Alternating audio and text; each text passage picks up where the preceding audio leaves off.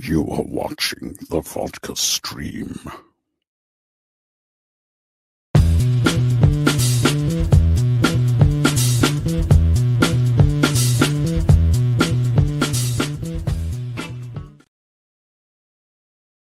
Should probably click on the thing that puts me on your screen. What's happening, everybody? It's Friday. Welcome to the Vodka stream. How's everybody doing tonight? Yes, how's it going? Yeah, we made it. We made it. We made it. We made it. How's everybody doing? It's Friday. Thank God. We're in it now. We're in Christmas season. But as my shirt says, it's not Christmas until you see Hans Gruber fall from Nakatomi Tower. Just saying. It's a good shirt. It's a good shirt. I'm going to wear this shirt every day in December. Just saying. I'll wash it once a week. It's fine. So hopefully you guys are doing great. Thank you for joining. Thank you for joining right now. Hopefully you guys are doing good. What's going on, Sith? We got Nate right here. Yeah, we'll be talking about all that tonight too. You know, we'll be talking about the new trailers that showed up yesterday at CCXP. Yeah, I just didn't do any reactions because you know me and reactions. I'm like, whatever. Hey, Mama Film Junkie is here. Mama Film Junkie, how's it going? And everybody who she is currently with right now, the Film Junkie family. That's right. What's going on, Mr. Fear Jason? Good to see you. Okay, let's see who else we got here. Ahoy, hoy. Mr. Jason McKenzie, always good to see you. We got Tet right here. Went back to Tet, huh? Yeah, let's party, people. Yes, a lot to be discussed tonight. All that. We'll see who shows up. Talk about the stuff of the week and everything like that. So, yeah, finally gonna watch live. There you go. Tomorrow off. Well, that's good. It's good to have Saturdays off. Always good to have Saturdays off. James Noel. Yeah, good to see you. Hey, we got Jordan right here. I think he might be showing up because, a new Metallica song came out. So we, me and Jordan are Metallica heads, and anytime anything Metallica comes out, gotta talk to him. So, what's going on, Tyler? You got Patrick. How's it going? Indy 5. Yeah. I'll give my thoughts in a little bit here. We'll talk about that, but kind of go through those and everything. So, what's going on, Carrie? I know. Holy crap! It's December. What the hell? Insane. No, not on Fridays. Fridays, the studio is dimly lit. It's got to get that vibe. You got to get that loungy type vibe that's happening. So, that's what you got to do. Yeah, it's not the Film Junkie lives where I have the green screen and the background going right there. So, anyways, all right. People are filing in slowly. So we'll see what happens. But before we get fully started tonight, I do want to dedicate tonight's stream to my cousin Chris. He passed away Wednesday morning, and it was a shock. It was not a text message you want to receive in the morning when you wake up. And yeah, far too young. He was only a couple of years older than me. So want to dedicate the stream tonight to him. I got some family in town, which my mom is currently with right now. They're in town with everything that's happening. So hopefully they're having a good time. But, to my cousin Chris, may rest in peace for sure. So he will be missed. I'll miss talking to that guy. Having dinners with him at my mom's and stuff like that. We would always talk about, movies, sports, comic books. He had some gems too. He had some gems of comic books. I think one times we were talking about some Spawn comic books that he had. I think he had Spawn issue 1, to be honest. But yeah, he was. It was always fun to talk to him. He was thick-headed like me, so we had great conversations. So he's going to be greatly missed, and yeah, may he rest in peace. So again, cheers to my cousin Chris. So okay. Yeah, thank you guys. Appreciate that. Yeah, no problem. Yeah, it was. I appreciate it, guys. Really appreciate it. Yeah, thank you, Nate. Thank you, Jason. Thank you, Tim. Yeah, appreciate it. Yeah. All right, we got JD. Thank you, sir. Appreciate that. Yeah. Thank you. Appreciate it, guys. Appreciate it. Rhea, thank you. Of course, do what she says. Smash that like thumbs up. You know, I accept. I accept. I accept. Don't worry. Yeah, it was tough. It was tough. It definitely was tough. Like when we heard he went to the hospital and then didn't make it. So might be talking about some things that I know. My cousin Andy, he's probably going to be doing maybe some things when it comes to in his name. So I'll probably when that happens, I'll definitely be talk donations and whatever to a good cause. So when that stuff comes about, I'll let you guys know. So for sure. And I'll have links provided and everything like that. So thank you, Rhea. Appreciate that. And there's Mama Film Junkie. Hope everybody's doing good over there. Yeah. Yeah. Thank you, Shane. Appreciate it. All right. And then ZOMG Ruler. Thank you. Appreciate that. All right. Yeah. Would help to talk about Rebel. Yeah, we'll talk about Rebel Moon. We'll definitely do that. But let's get some of the friendlies in here. Let's do that. Let me start inviting the nope, don't want to use that link. Yeah, I gotta refresh the page. Refresh the page right there. So okay. Invite. I need a new laptop. Dear Santa, I need a new laptop. I've had this laptop for 4 years. 5? 4, I think. So yeah. Anyways, let's see. Who am I sending this to? Okay. Doing that. You get a link. Let's see. Well, I'll send him a link just in case. I didn't hear back from him. All right. And then we got that. Just sending out the links. I need a producer too. Dear Santa, give me a producer so a producer can do all this and I can just talk nonsense as this stuff's happening. So that's what I need too. I need like something like that. Where's the other? Let's see. Ugh. I can never find. Ugh, man, where's that? I always have trouble finding because my DMs are a mess. They're really a mess. People hit me up trying to. Geez, where is? See, and I can never find a certain one that has the group, the normal guys that show up. For some reason, I can just never freaking find it. I don't know why. Where is it? Jesus. Okay, hold on. Scanning. Geez, how many people have I? No, there's no way. Why can't I freaking my brain is not contemplating. It's not computing. What the hell? Did I remove it? That's weird. I have no idea. That doesn't even make sense. Okay, maybe I did on accident. Did I leave that friggin' Oh man, that's interesting. Sorry guys, I'm having a moment here. I don't know what happened.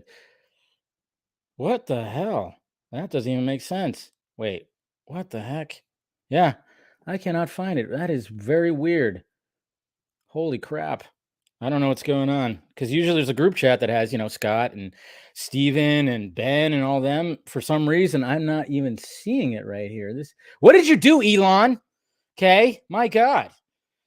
I mean, you released the Twitter files tonight, of course, but did you mess up my DMs here? Because I cannot find.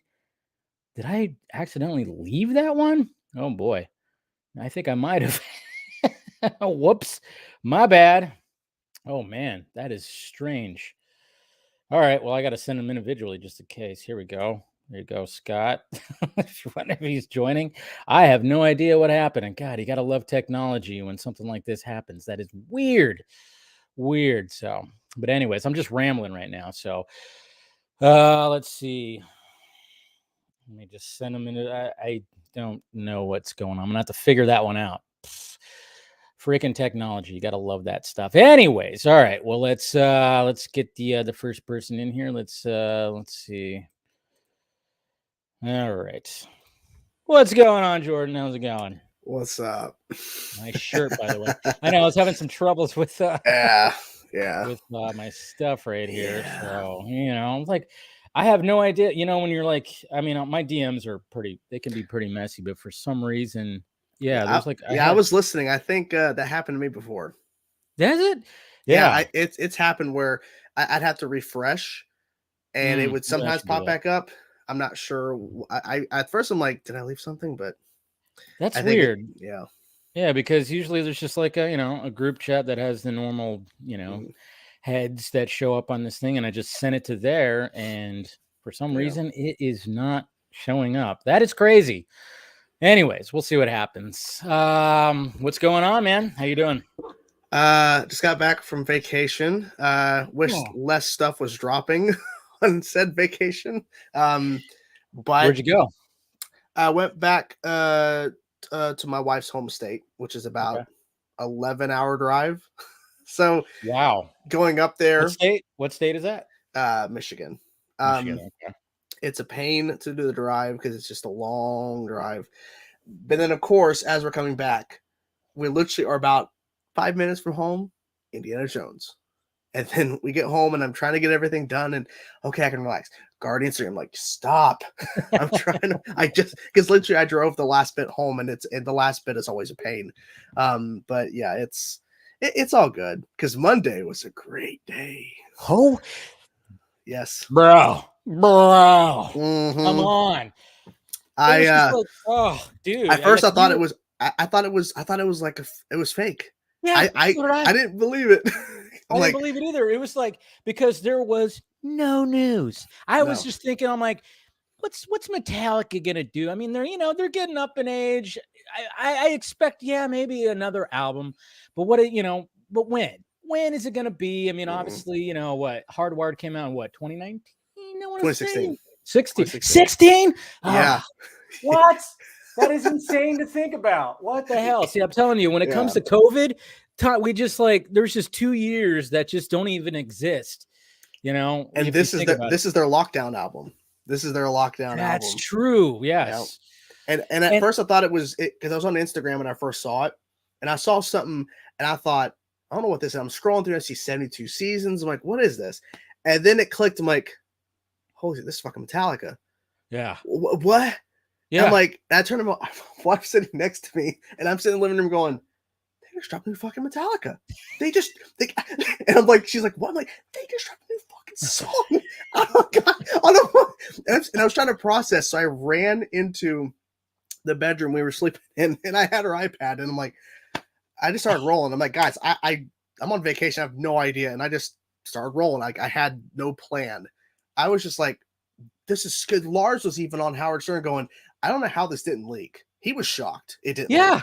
Nothing leaked. Nothing. I didn't hear anything. There was nothing. Yeah. Wake up Monday morning, and all of a sudden I'm going like, oh, why is Metallica trending? So I clicked it, and then boom, all of a sudden I see this yellow, cover, that really cool cover, by the way, where it shows like somebody doing this, and then like the shadow is like the M. I was like, oh, and then I went, what?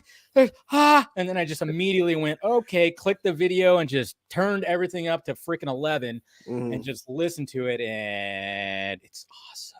It's so great. Oh my God. Like, Jesus Christ. Like, it's funny too, because, I love watching reactions, watching yours, watching others. I saw like a guy, a guitar player dude that was like breaking it down.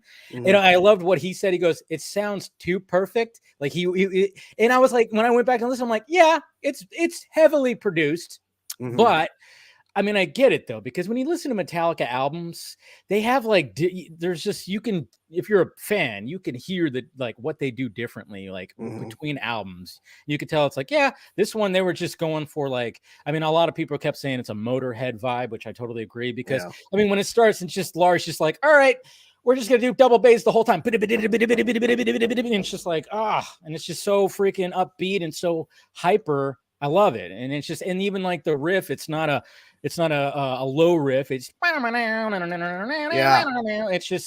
it's so freaking catchy. It's Kill 'Em All. Yes, and that's it makes sense. It makes sense because 72 seasons is the first 18 years of your life. Yes, and they're talking about how you're formed, how you become what your parents or what society around you wants you to become. And literally, what they did with Lux Eterna was this: they basically they're giving you Kill 'Em All. They're giving you their influences, Motorhead and Diamond Head. And they're playing a riff that literally sounds like it comes off their first album. And that makes sense 100%. because they were so young when that album was made that it makes sense that they're throwing it back. Plus, to the overproducing, I would rather it sound like this and Hardwired versus Death Magnetic, which is like so wall-to-wall sounding that it's just like the production of it is just so much because they kept trying to make everything too loud. But this is a better balance. And people saying, Lars can't play that. You clearly haven't seen a live show recently because they've been slowing it down and he's gotten a lot better. The whole Lars thing. I mean, I get it. I get it because it's like he's not the best drummer. But for some reason, I play drums, okay? Mm-hmm. And the reason why I play drums is because of Dave Grohl and Lars Ulrich, okay? That's why they beat the shit out of the drums. They're not technical drummers by no means. They just beat the shit out of it. And that's how I play. If you get me on a drum set, I'm not going to be like, I'm going to be beating them like trash cans. And that's how I do it. That's how I do it right there. Yeah. And before we continue, we're going to bring in Scott. Hi, Scott. Hello. I caught you right when you're looking at your microphone. Haha. Yeah, well, I'm just, how's my volume? That's a question I have. Okay. Because for some reason, my cord, the USB cable, got wrapped around my chair leg. So literally when I sat down, I ripped the cord out of my mic. So I was sitting here while you guys are talking Metallica going, come on, fucking get back in the microphone. And I was upstairs because I have finally started watching Mythic Quest on Apple TV Plus. And when I got the link, I was like, oh, okay, going downstairs.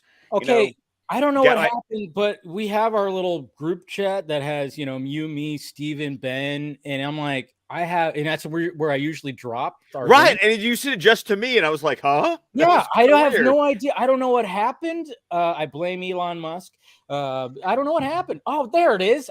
I refreshed, and just like Jordan said, popped right back in there. There it is right there. Did you turn it on and turn it off? I'm just. Did you reboot the computer, dude? Dave? I don't know. I don't know if my brain just wasn't processing it, but and then I go ahead and drop the link to the YouTube in there instead of the StreamYard link. You're having a night. You're having a night. I'm having a night. It's fine. Excuse me while as I drink out of what Heather now refers to as my grown-up sippy cup. Sorry. Nice. Anyways, Jordan. I want to mention something. Okay. So I just want to mention it in the comments. I'm not going to say who, but someone is claiming that Jason Momoa is out as Aquaman. This is from a YouTube channel. Nope. Don't even listen to that. Come on. Okay. Why would they do that before? I'm only mentioning because I think it's ridiculous too. I don't believe it. I just feel like, huh? No. Okay. But also, how many people are actually going to like legit freak out over it? And I just saw some comments, people saying, well, clearly it's because of this. It's like, okay.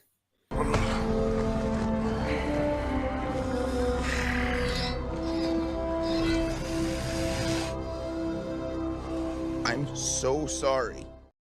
That's what's going to happen right there. Have you noticed that StreamYard is now like the fade outs? They have a fade now. What the hell? Yeah, I noticed that. Yeah, that's nice. I thought it was a mess up or something. It's weird. No, they have like a nice little fade when it comes to the drops. I like that. I mean, that's pretty cool. Hey, look at us. Look at us. Huh? Who would have thought? Not me. Oh, I love that. Oh, that's great. Nice. It's great. See, little tweaks like that, StreamYard. You're getting better. You still have limited stuff, and I wish you had more things. But hey, they're getting there at least. There's nothing wrong with that. But anyways, Scott, you're gonna have to endure some more Metallica talk. Yes. Because, that's fine. I mean, with the AirPods, I was actually able to go to the bathroom while you guys were talking. It's like, oh, y'all are so cute. Well, it's our band, man. I mean, like, that's how I found this guy. Yeah. I get it. I understand. It's fine. Speaking of Metallica, it's fine. I got my tickets. You got your next ticket. year. I'm not sure if they went on sale for me yet. Maybe I did. They did. They went on sale all over the place. Yeah, Ticketmaster. I mean, literally, you could have got your tickets earlier before they actually officially went on. In a week. It's been a week. Yeah, and I kept hitting, and they kept saying, call this number to verify with your bank. So I had to call, and literally with Ticketmaster, you have like a certain time to hold on to the tickets for they're lost. So literally the guy just kept slowly getting through it. I'm like, come on. And literally 10 seconds left. He's like, okay, so if you run the charge in the next 60 minutes, you should have an issue. And I click it, and thankfully I got them, the ones that I had selected. So did you get the 2 nights? Mm-hmm. 2 nights, me and my wife, both nights. Because if anybody's wondering, they're doing like this pretty cool thing where they're playing in cities 2 nights, 2 completely different playlists. And I love the tweet, by the way. They go, that means you only get to hear Enter Sandman once, because let's face it, any Metallica fan goes, I don't know, when Enter Sandman comes on, we kind of no, fast forward, no. Well, because we know it's either be the ending of the show, or it's like, okay, of course they have to play it. They have to play it. And you also get different openers each night too. Yes, you get different opening bands both nights as well. So 2 different playlists, and then 2 different. That's gonna. And they, I mean, it was funny too, because I was talking, when I brought it up today, I was talking to my cousins, and my cousin Andy even said like, well, yeah, they have plenty to do that. It's like, I mean, this is 40 years of music that plus they can just, the new music they're going to play. They're going to have a whole new freaking 12 songs that are coming out that I can't wait to listen to. And I was like, I gotta wait till March. Shit, god damn it. Yeah, well, it's probably going to be January. We'll get the second song. I'm hoping, and then March the third one, and then April, of course, to release, because that's what happened. I think they had like a month and a half, 2 months in between each new song from Hardwired, and of course we had 3 before the album came out. So, and that'll be the 40th anniversary of Kill 'Em All, right? That came out in '83. Yeah, and I think that's the whole. I think that is the whole plan. That's why they're going to be able to promote 40 years of Kill 'Em All, and that means that probably the shows through in 2023, which luckily my show is 2023, that they'll probably have one of those nights not dedicated to playing the whole album, but probably playing like specific songs because to celebrate the 40. Because that's what they did with Black Album. They celebrated the anniversary of Black Album plus the Blacklist covers album. So I feel like they're probably going to do the same thing. They're celebrating the release of the new album and the new tour, plus celebrating 40 years of the first album from the band. So it was probably all planned out this way. It's very smart. I hate we had to wait this long for the next one, but still, it makes sense. I know. So wait. But yeah, going back to the song, it's great. I almost want to pull it up right now. Lux Eterna. I know it's pretty good. I mean, I know, Scott, you're not really a Metallica fan, right? No, and I'm not, and it's not a thing like, oh, I don't like Metallica. Yeah. I just didn't like. I haven't like if you could play a Metallica song for me, and I'd be like, "Is that Metallica?" Like I don't know Metallica when I hear it. That's just it's my character flaw, and I understand that. Yeah. There are other bands. I won't hold it against you. I appreciate it. I'm too, there are other bands I have that I can listen to and I go, that's that. I'm proud of Declan this morning, by the way, music wise. So he made a song request on the going to carpool this morning. He what? Sorry, he made a song request. What was the song request? Johnny Be Good. Nice. Back to the Future. Is that why? Yes. All right. Give him a high five for me, man. Love that. I mean, like, obviously, it's got to be from there. Oh, it was really funny. Then this afternoon, he was riding with Heather, and Run Run Rudolph started playing on the radio, and he goes, "That sounds like Johnny Be Good." And Heather went, "Well, there's a reason for that." Same dude. Yeah. But when she told me that, I was like, I'm so proud of my 6-year-old. Yeah. Hey, Chuck, it's your cousin Marvin Berry. Yeah. You know that new sound you're looking for? Well, listen to this. It's just so good. No, but yeah, I mean, like, yeah, it's just, again, it was great that, waking up Monday and you're like, it's Monday and blah, blah, blah. And then all of a sudden it was just, and I immediately DM'd Jordan. I was like, of course, dude. And then I text my friends who are also Metallica fans too. I was like, and it was like, what? And it was just one of those things. And of course you play that song on a loop and it's just, these guys, what's great about it, it's like, these guys are pushing 60 for fuck's sake. That's probably why people are like, oh, it's overproduced. Like, they can still play their instruments, guys. They can say that they can't is ridiculous, or that they need help. I mean, yeah, sure. maybe Lars, because Lars doesn't, like, nowadays, he doesn't play an entire song unless they're practicing in the studio. He doesn't sit there and record the entire song. He does parts. Well, he's the drummer, and it's the most. I mean, that's the thing. It's like when it comes to being the drummer. I mean, my God, you're using your entire body to play these songs. I mean, and then there'll be times too when I'm like, if you're watching live, you're watching like, you're listening to, I don't know, Battery or something like that. And you're going, oh yeah, he's not doing the double bass right here because it's so fast. And it's like, they wrote this when he was like 22. Okay. And high on coke. Probably on coke and fucking vodka. Yeah. So, I mean, for the most part, let's play a little bit of it here. Let's give Scott a little bit of Metallica right here, in his ears. But I mean, this is, it was just like, oh my God, what's it going to sound like? And it's just very energetic and thrashy as hell. And it's a good video too, by the way. Oh yeah, it's awesome. Great video. Like, it's just like, all right, let's get in a room. Let's have some crazy visuals and lighting and have the cameras rotating around. But yeah, listen to that. It's just, that double bass.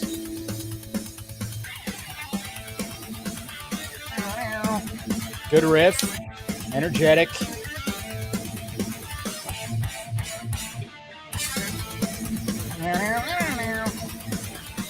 I had this riff in my head for like 2 straight days.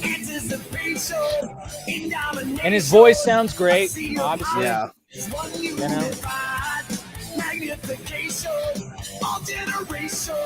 right. Rash. I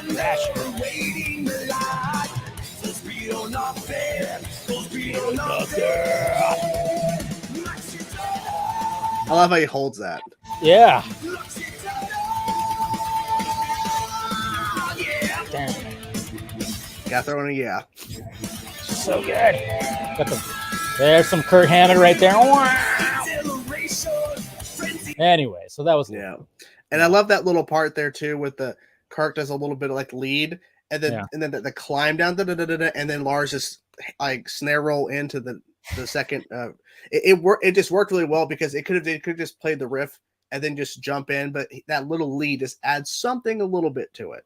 It does add something. Well, you know what? It's funny too because one of my really good friends, he's a big metalhead, and he'll show me shit from like Sweden and stuff like that. And sometimes, we'll just be having a night of drinking. We'll be up till like 2:00 in the morning. He's like, "Hey, you should listen to this. Listen to this." We'll go back and forth. I usually bring up old shit. He'll bring up new shit and be like, "Listen to this band from Sweden." It's just like, it's just like it's crazy. Like I can't even. I'm like, Jesus Christ, what's happening right here? But I always like I told him, I'm like, when it comes to Lars, he loves that snare drum. He loves the snare drum. Like when it comes to that, it's a lot of he does, of course he does fills, again, going back to the whole Lars thing where like people give and I see it. I've seen videos where people go like, "You're fucking Lars." I'm like, yeah, but it worked. And they're like, it's Metallica. Like everybody knows who Metallica is. And I don't care what anybody says. Like whatever you say about his drumming, it still works with the band and the riffs and everything like that. It just gels. Even James has said that. I remember when he was on Rogan, he even talked about it. He's like, yeah, Lars, he's my brother. He's my brother. I love him. I hate him. I do all this. And when we just get together, it just gels. We just make this music, and it just seems it's been working for almost 40 years. And it's just, they just like Lars is somebody actually, I remember said it was a while ago. It was like, sometimes when you have like some of these bands that have like technical drummers, it's like, the drummer's name, but that's about it. Maybe you don't, you have some certain drummers that maybe you don't know who they're, but like Lars was very much with James, the face of Metallica. Like when you think of Metallica, Lars is the guy. He's a voice, probably more than James. He definitely talks more than James for sure. Like if you get him in an interview, Lars is doing all the talking. He's like I forgot exactly what this person said, but he was like, it was beautifully said. I'll have to remember it later, but it's just like, yeah, like sometimes you have like the drummer that's quiet and it's like doing all this stuff, but then you have, when you think about Metallica, you think about Lars, and then you think about James. It's just he's a face, businessman, knew all that stuff. So no matter what, you don't have Metallica without Lars, regardless how No. you feel about it, his drumming or anything like that. I mean, literally, we had like people loved to Spit Out the Bone, which is the end of Hardwired, and people love my that favorite it's song on that album. yeah, the people like it's a throwback, of course, to like Battery, Damage Inc., Dyer's Eve. Like it's just it very fast song. It sounded Slayer-esque. Yeah, and then it came out that Rob was asked about the bass, the middle section, his little bass part, and he said that Lars put it together, and people were like, yeah, don't forget he's the guy who composes the music with James. Like it's not just like, yeah, when you see the behind the scenes, Lars and James are constantly just going back and forth. They're looking at each other, and then all of a sudden Lars will be like, yeah, maybe like take that, do that, loop it again, and flap like that. I'm doing my best Lars impression. And he'll just like, he'll be talking, and like James will just be sitting there and just kind of listening to him and just like, doing like different things like with his guitar, but it's mainly them just going back and forth. And Lars is actually breaking it down. I don't understand what the shit he's saying, but he'll just be like saying, do that, and then bring it back, do one of these. And it's just like, what? And then all the other guys just kind of go, oh, okay. And then that's why, like, when you listen to a Metallica song, it could have like 17 riffs and you're going, what the fuck? Or like, there's another riff in here. I mean, this song right here is just pretty, straight in your face, but some Metallica songs you're going, we've already had 7 riffs. We have another one, it's crazy. Yeah. I mean, it's like a thing to where if you look at the credits for all their albums, there's a reason why James and Lars gets most credits for everything, because they literally write pretty much all of it. I mean, they wrote, even though it's a very simple song, Hardwired, they wrote that song in like a week because they needed a song. So they were just there. Kurt came in, did a solo. Rob came in, did a couple takes, got it done. But literally it was them writing like, we need an opener. So they wrote an opener. It was that simple. That's what's funny about that is like, they're like, hey, we don't have an opening song yet. All right. What do we think? And then all of a sudden they just went, all right, well, how about this? And then it was just like, there you go. They wrote it quickly. They had all these other songs that were a little bit more intricate, a little more, crazier, but then it was just like, man, that. So yeah. And I'll say this. I've been saying this for a while. This album better have an instrumental. That's all I'm saying. I know. You did say that to me. I want it. I want an instrumental so bad. That's all I want. I know. I feel you because and they won't put instrumental in the title like a sub thing because they've never done that. So I'm hoping we'll get a surprise and go, oh, it's an instrumental. Oh shit. I really want one so bad. Yeah. Scott, and like what, 4 Metallica albums they did that? Or 5? 4? How many you had? Kill 'Em All, Anesthesia Pulling Teeth. That's true. That is an Cthulhu. Yeah. And then Master of Puppets, of course, Orion, Dyer's Eve, Live Us to Die. Technically, even though it had a poem, it's fine because it's a poem. Still an instrumental. I still count that as an instrumental. Yeah, and then we had to wait to all the way to Death Magnetic for another one. So that's right. I'm hoping Suicide. I'm hoping they go, okay, let's have 5. Let's do 5 at least in our career, please. I mean, just do another. I mean, yeah, like Scott. Sometimes they from 5 of their albums, they just do. Let's just instrumental.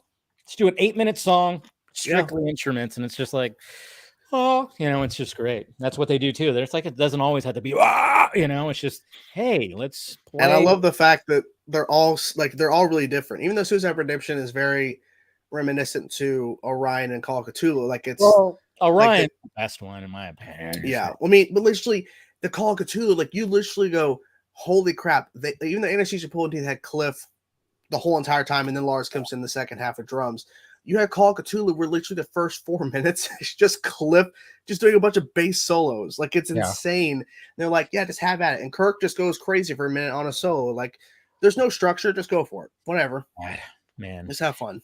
Yeah, Cliff Burton was just something else. And for anybody who doesn't know, he sadly passed away in 1986, right? Yep. It was sadly, bus accident. Ooh, terrible.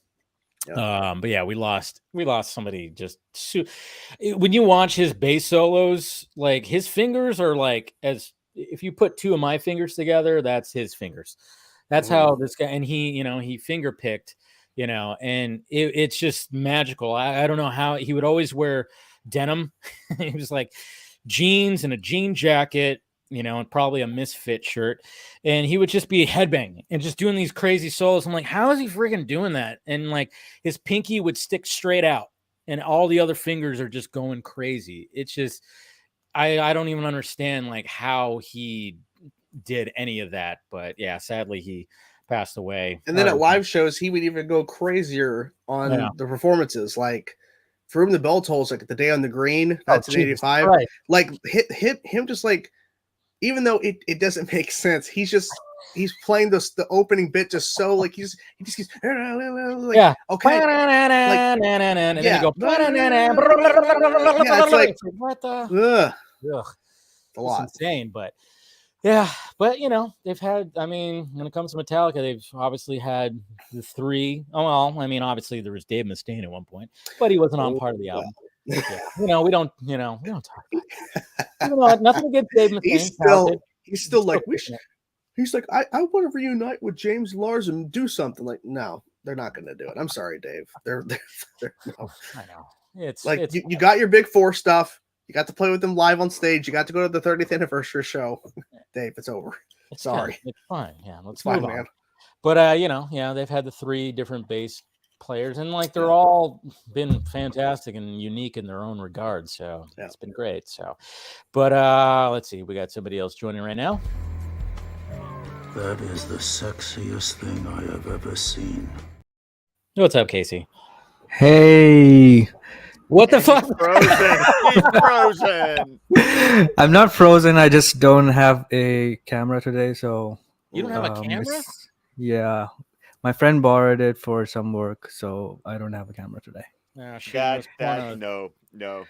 You don't borrow things. That's not how that goes. If there's a porno, I'll show it to you, Dave. Don't worry. Please. Oh man. But yeah, well, thank you for joining. You could have chosen a face where you don't look like you're so concerned.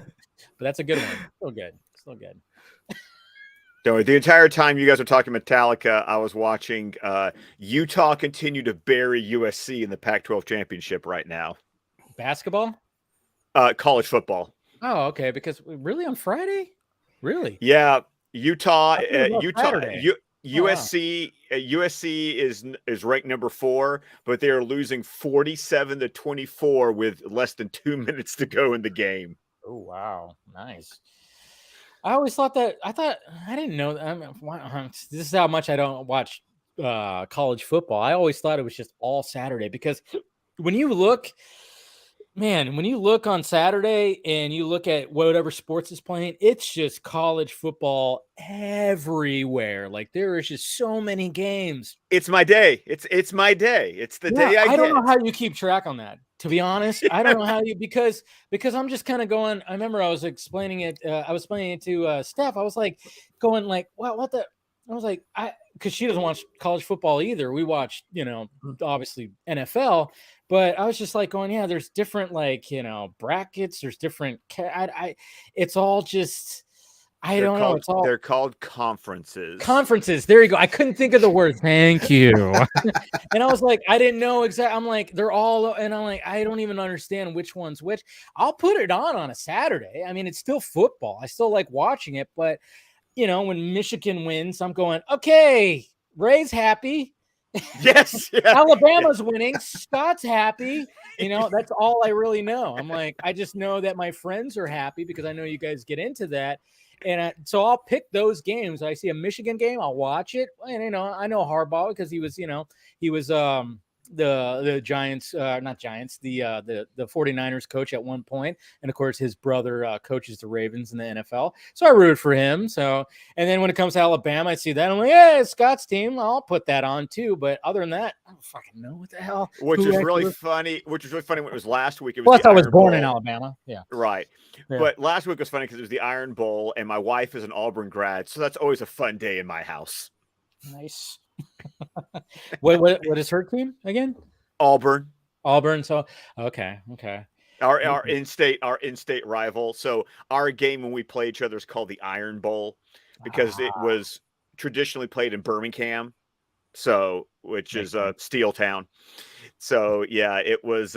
So when Daddy's winning and the boys are like roll tide and Mommy's just glaring at all of us. See, I remember too, like when I was a kid, my dad was in the Army. He's an Army vet. And then my grandpa, may he rest in peace, he was a Navy vet. Oh, the Army-Navy game. Yes, the Army-Navy game was always a big thing because when we were living in Alabama, and this was before cell phones, kids, they would, anytime there was like a play, touchdown, phone was ringing on either side. They were like, my dad would be close to the phone, Army scores a touchdown, you picking up and just, kind of that thing. It was always like, it was fun. Yeah, the Army-Navy game was always big in my house. Yeah. Well, I'm just, this is when it comes to rankings and, who's going to get into the playoff, the fact that the number 4 team is getting their ass handed to them is just, I'm enjoying it just because chaos is going to ensue, because this weekend is all the conference championship games. So, and usually you're looking at the conference champions to who's going to end up in the Final Four, because right now that's what the college football playoff is based off of, is number 1 will play number 4, number 2 will play number 3, and then the 2 winners play each other for the national championship. Okay, so some intense. See, that's the thing, though. It's like when it comes to college, I mean, obviously these players are only there for like a very limited time. So that's got to be, I guess, exciting a little bit, because, when it's the NFL, it's the NFL. You're like, you're going to have, unless they get traded, you're going to have somebody, your quarterback, your star quarterback. I mean, obviously, when it comes to college, you're going to have your star quarterback for maybe 2 to 3 years, maybe 4. Very rarely 4, because you very rarely get a freshman quarterback. And even if you get a freshman quarterback, if they're that hot, they're not going to stay the full 4 years. They're going to get drafted. Yeah. And so, you're looking at usually 2 years, maybe 3. Yeah. Yeah. You can't. Yeah. I mean, obviously you want to see these guys progress, and you want to be like, oh, hopefully he makes it into, I mean, obviously that's like a hard thing to do, but I mean, it's incredible. But that, like, those are the NFL games I care about. I don't even care what the team is. It's like, oh, you got Derrick Henry. Oh, you've got Amari Cooper. It's like I follow my players. Yeah, no, it's always cool. But yeah. So I think that's like, I mean, I don't know. I watch it and I'm like, cool, it's football and whatever. But yeah, it's just. But I don't know. Like I just don't know. Well, and think about that, and then just inverse it, and that's how I feel about NFL. You go. See, that's what's weird. It's like, I mean, obviously Ray, but sadly his team is the Lions. Yeah. Which, not too great. Let's face it. Even though, like, man, I always feel sorry for the Lions, because they always barely lose. That's what it is. It'll be a high scoring game and they barely lose. And I'm like, yeah. And I should DM Ray more. I'm like, but I just know I'd be salt on a wound right there if he does that. But anyways, that's enough college football talk. But hey, I had to throw something in because we have to have all the Metallica talk. Yeah, I know. KC, are you a Metallica fan? I just gotta ask. I don't know if I've. No, I'm not. I didn't think so. I know, dude. I know, Jordan. I gotta go to bed. I'm gonna go, guys. Get the fuck out! I can't stay on for too long. But, I know. I figured, but I was like, dude, hey, you want to come on for a bit? We got to talk about. I mean, I wasn't even thinking about it, and you messaged me like an hour before I had my show on my channel, and I'm thinking, I wasn't even thinking. You're like, hey, you want to come on talk about? Like, okay. I can't say no, and I turned my wife. I'm like, can I go? She's like, dude, like whatever. I'm like, okay, because I was like. I wasn't even thinking about Metallica. We have to talk about this. I also, Jordan, I think it's cute that for a situation like this, you have to ask your wife's permission. Where every time I do this, it's because everyone's been in bed for like 2 hours. Like, I can do whatever I want. The thing is, not to get into too specifics, our house is so small that literally, no matter where I go in the house, she can hear me. Yeah, and I'm not. And I noticed you're in a different spot now. I'm in my bedroom. Ah, the bed's right here, but see, she's not feeling well. She's been sick for a week, and I'm not feeling too great either. But I offered to go in here to kind of get out of her way because she has to come in here all the time when I do stuff. So I'm like, I'll come in here. so she can hear me out there. So it's a thing. Like I just can't go anywhere. Like the house is so small. So we're looking to move next year. So we're gonna get a bigger place, and I'll be out of her hair, like actually out of her way. That was the beauty of when I finally moved down into the basement. Yeah. I bet. Oh yeah, I like bet. the goal is to get my own room and to get away from her so that she can do whatever the hell she wants, and I'm not in her way. We need to clip that out. The goal is to get away from her and get my own room. Out of context. Yes. Out of context. We all say get away from horrible.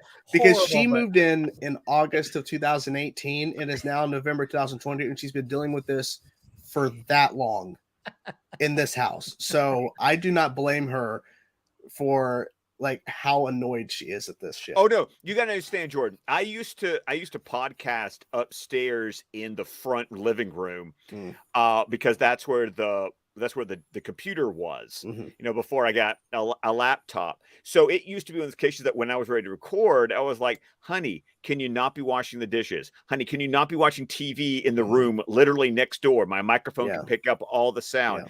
And my God, I cannot tell you how many times I have to get on the phone with Tim and be like, Tim, we can't record right now, or we can't record tonight if I want to stay married. I can't tell you how many times we've had the I want to save my marriage conversation. Yeah, because we got home after an 11-hour drive back from our vacation, and they dropped Indiana Jones. So I was in here, and I was on her iPad. Trailer.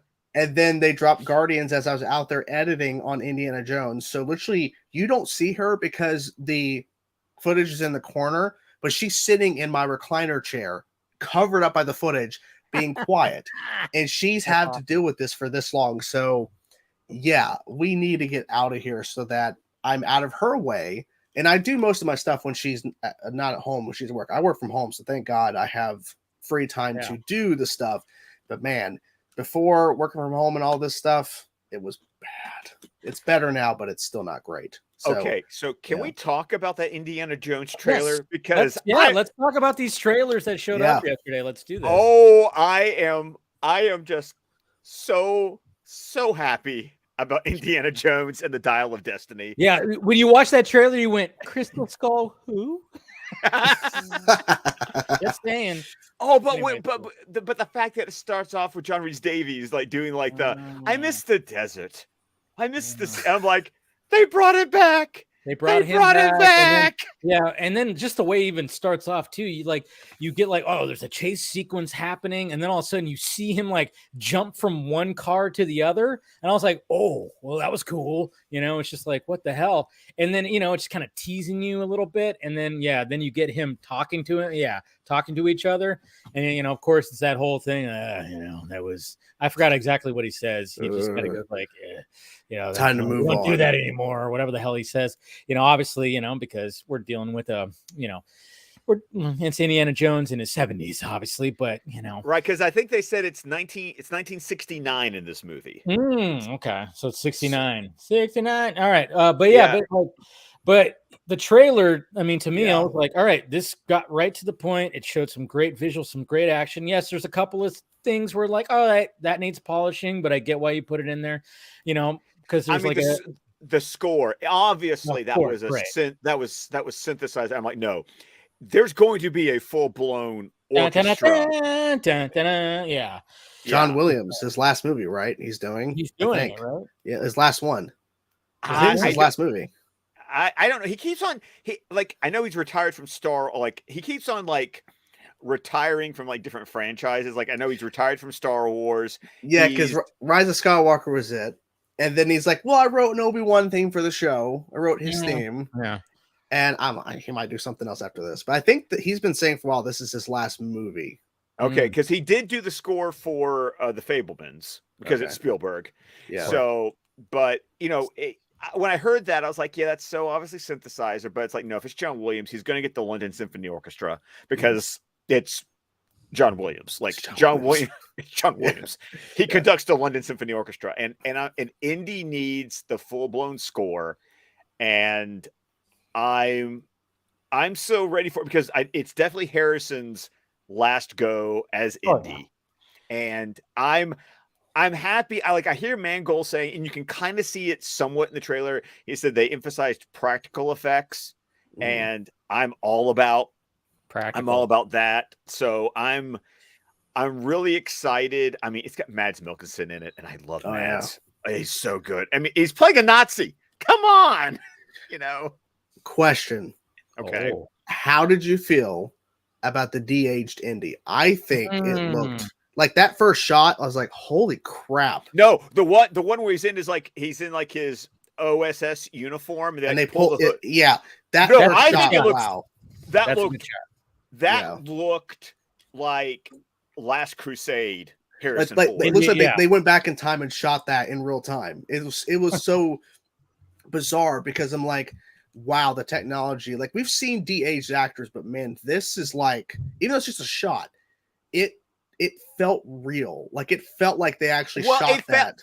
Well, it feels like to me when we talk about de-aging, it feels like with the first time we saw Michael Douglas and Ant-Man, and he looks amazing. I mean, that's like if we're talking about de-aging, that was the best de-aging ever looked was Michael Douglas. In my opinion. And they didn't show that in the marketing. Like that was a surprise for audiences who saw that. We're like, holy crap, they did that. And then over time, we've seen it slowly evolve, and now we've gotten to the point now where they do deep faking. They literally deep faked Luke Skywalker in Book of Boba Fett. True, but I mean, do we think that maybe is it an actor that they put the face on, or is it actually Harrison Ford? It might be Harrison. I know for they hired a guy. Because obviously, when it came to Luke Skywalker, that was a whole different actor. They put his face on. They hired a guy who did deep faking to, I guess, he improved the face of Luke at the end of Mandalorian season 2, and they hired this guy at Lucasfilm. So I wouldn't be surprised if he worked on this. They used the same thing, because that's what I saw some people talking about that, like, and I saw some kind of debate. It's like it's not technically de-aging; it's a deep fake because it's somebody else and they put their face on it. And I'm like, well, I mean, okay, let's not get so technical here, guys. I mean, come on, it's still a de-aged Indiana Jones. That it's kind of like, and it's always the mouth and the eyes that are always going to be like the issue if you don't do it well. I remember it got really close with the young version of Sean Young in Blade Runner 2049. Oh yeah, that's right. Yeah, it's still, the mouth was still a little and they make a point that deepfake isn't like an end all be all fix it. Like literally, that was a really good one. Well, they also said too that was also good. They also said that some of that was actually makeup help as well. Yeah. No, and I think the best stuff. It's like, or if you want to go in the reverse, think about what Chris Evans looks like at the end of Endgame. Yeah, aging him up because he's got the wig, and then they have the dots on his face, and they did that. I think it's mostly deep fake with some help of CG to help it make it more. You need to have seamless. you need to have a good blend, to be honest. Yes. I think what the biggest issue you have is when you actually have the actor, and we saw this with what was the Scorsese De Niro where he de-aged him too, Irishman. A lot of people were like, okay, but you could still see the older man movements, and that's what kind of takes you out of it. It's like when you have De Niro still doing that, and he's supposed to be playing like a 30-something-year-old, but he's moving around as his age. You kind of go, yeah, I could see that. Canny Valley kicks in. Yeah, you start to same thing happened with Sam Jackson in Captain Marvel, which you good on the face, and not to mention, I mean, let's face it, Sam Jackson has he aged since he became popular? He just looks the same when we first saw him in freaking Pulp Fiction. So, but except now he's bald. But so they did do that. But at the same time, you kind of he's still moving like as he is in his 60s or whatever. So you have that little bit. So that's why it's like. When it came to, obviously, when it came to de-aging Mark Hamill and having Luke Skywalker in The Mandalorian, and they improved on it, obviously they had to get a new actor that looked relatively like him. That also helps too, because you're putting the dots on the face. You probably can only, you're only adjusting it just not as much. So then everything looks a little bit more flawless, which I think that helps too. So they probably got Harrison Ford to do some of the minimal stuff like sitting down, and then whenever Indy's jumping around in the de-aging, it's obviously another actor, but they probably used it as a reference point. That's why they brought Mark Hamill in, even though it's clearly Mark Hamill might have been some of those shots with Book of Boba Fett with Grogu, but you could tell it was mostly the other actor. But they brought him in as a reference point. So that's probably what I mean. Yeah. And one thing they might have done, because I know that Ridley Scott did this for the final cut of Blade Runner, was one of the shots that he fixed in Blade Runner was when Deckard is doing some investigating. He goes into, I think it's like the replicant animal shop, and it's always been one of those glaring issues where they did ADR on the lines, but they recorded him saying something else, so the lips never matched what he was saying. So what Ridley Scott did for the final cut is he got Harrison Ford's son to come in, and they filmed his mouth and digitally put his mouth on 1982 Harrison Ford, so that now in the final cut his lips matched the dialogue. That's crazy. Jeez. How are you feeling about it, Casey? If you're there. I haven't seen any indie movie yet. Oh my god. Okay. Another I know. Yeah, Scott, I know. Oh no, this is freaking all of it. You dick. Uh-oh. He's gonna start. There it is. Look at right there. Okay. 4 movies, plus there was the Young Indiana Jones Chronicles, which was a Sunday night TV show. Really enjoyed that one. Sean Patrick Flannery played like 20-something Indy Jones. But you don't need to watch. That's like an alternative. Like if you need something more indie.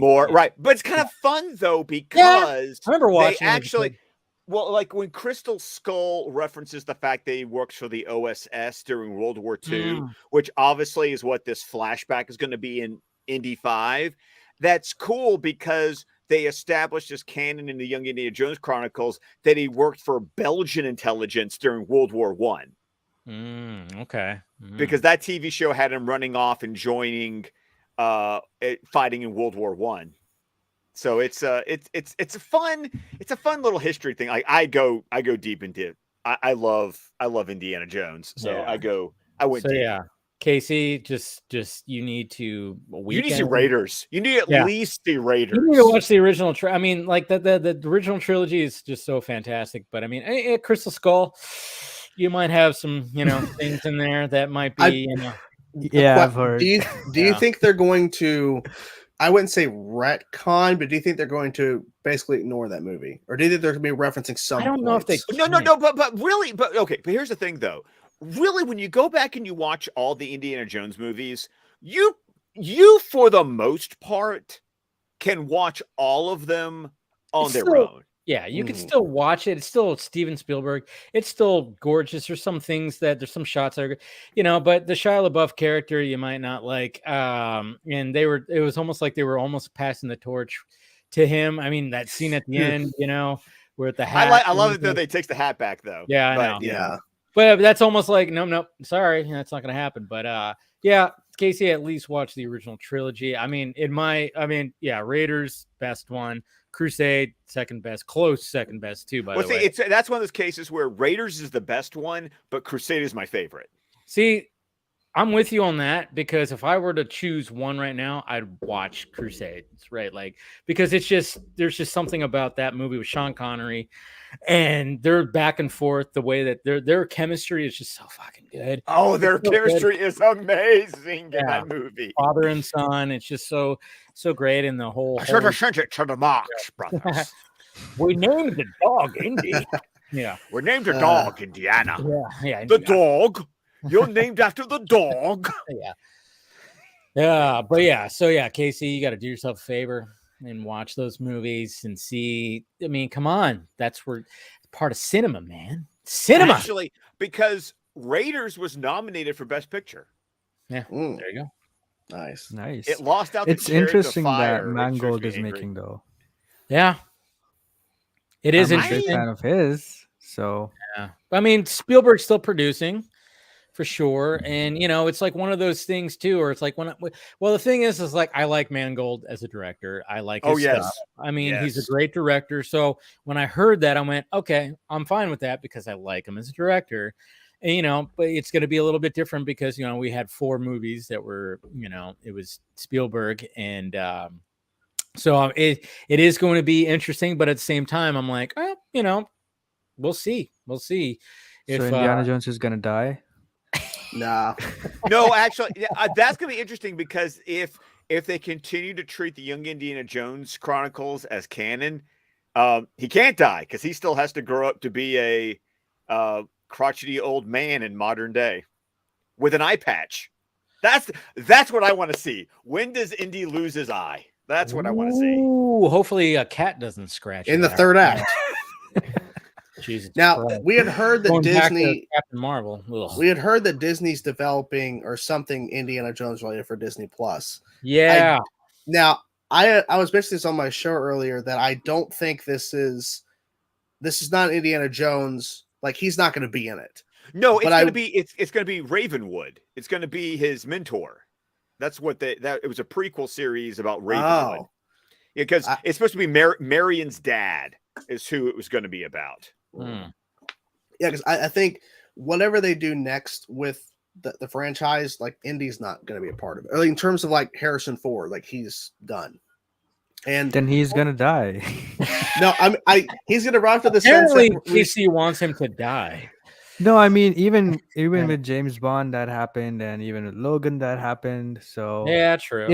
If Mango wants to deliver that emotional, ending to him, I feel like he would. Cry my fucking eyes out. Harrison Ford would still want that. Yeah, Harrison Ford wanted Han Solo to die. Does he want Indy to exactly die? That's the question. Because he's like, I'll come back and do your Force Awakens, but I want to die. And so he wanted to die in Return of the Jedi. Okay, we're gonna take bets that Short Round shows up in this. Oh, I don't. Do we think that? No, I don't. No, but I want you don't it. think that they could squeeze something in there, or like? I don't know. I wish, especially. Oh my God! Key's speech at the Gotham Awards. Oh yeah, I played that on Film Junkee Live on Wednesday. Cheers. And I was like, yeah, I played the whole thing because you posted it, Scott, and you said hug him. I kept saying yes, I want to hug him. Oh, but man. his story, because as a child actor and being in some gigantic movies, and then just kind of going walk away, and then being behind the scenes doing some stunt work and everything like that, and then coming back in a movie like Everything Everywhere All at Once, and everybody just going, oh my God. I mean, I remember I didn't even know that it was him until you told me, Scott. I was like, what? And then you were like, you didn't know? I know, you gave me shit. But yes, I gave you shit. Yeah, I always give you shit. It's what I do, which is fine. I like it. I like it when you give me shit.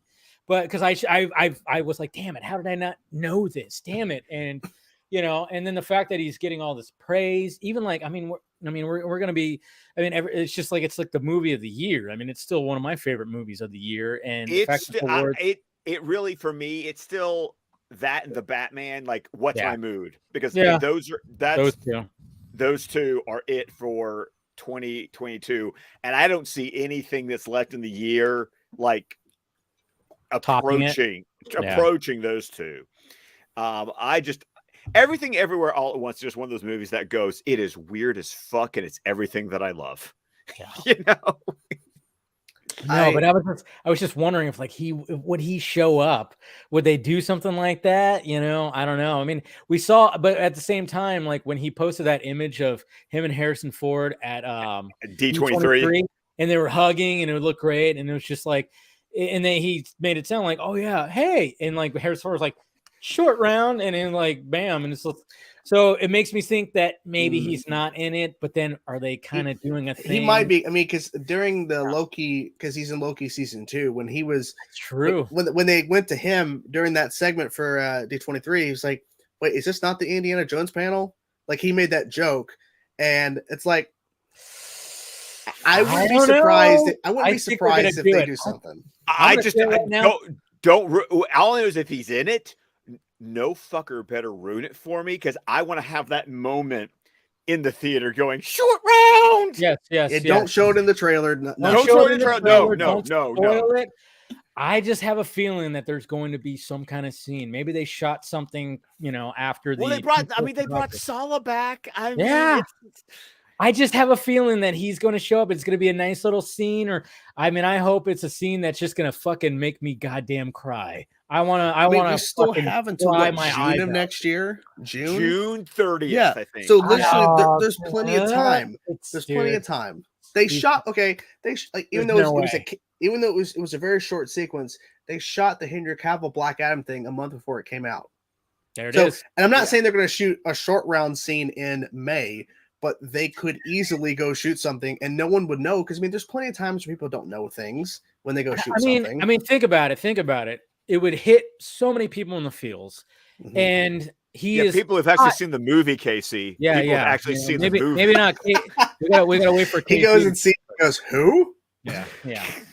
Well, who's this guy? No, but it would hit people in the feels, and the fact that he's back and he's hot right now when it comes to obviously, like you said, he's showing up in Loki season 2 and everything. And it's like, it would just be, how do you not have something like that?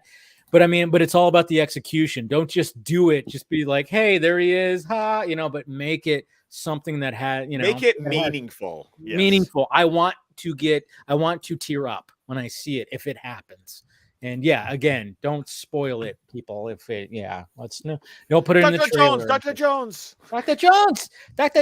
Oh God, so good. And then it was funny too, because obviously, we're in 2022, so he even defended. He's like, guys, it's not racist. Like, because obviously people are like, oh yeah, the stereotypes and all this stuff like that. He's like, come on, like seriously, it's just the time and everything like that. Relax and everything. I love the fact that even though he just came back, he wasn't being like, yes, it was politically incorrect. I can't believe, I was like this generic, stereotype. But no, he defended that movie. And, let's face it, Temple of Doom is it's a weird one. It's a weird one. It's a weird one. It's a weird one. Didn't they come up with a PG-13 rating because of it? Yes, because it's the movie that famously they gave it a PG rating. They wanted to give it an R. Yes. And after that movie came out, they were like, obviously, we need something in between. Yes. We need something in the middle. Yeah, it gets graphic. It does. Like when you watch it, you go, Kalima.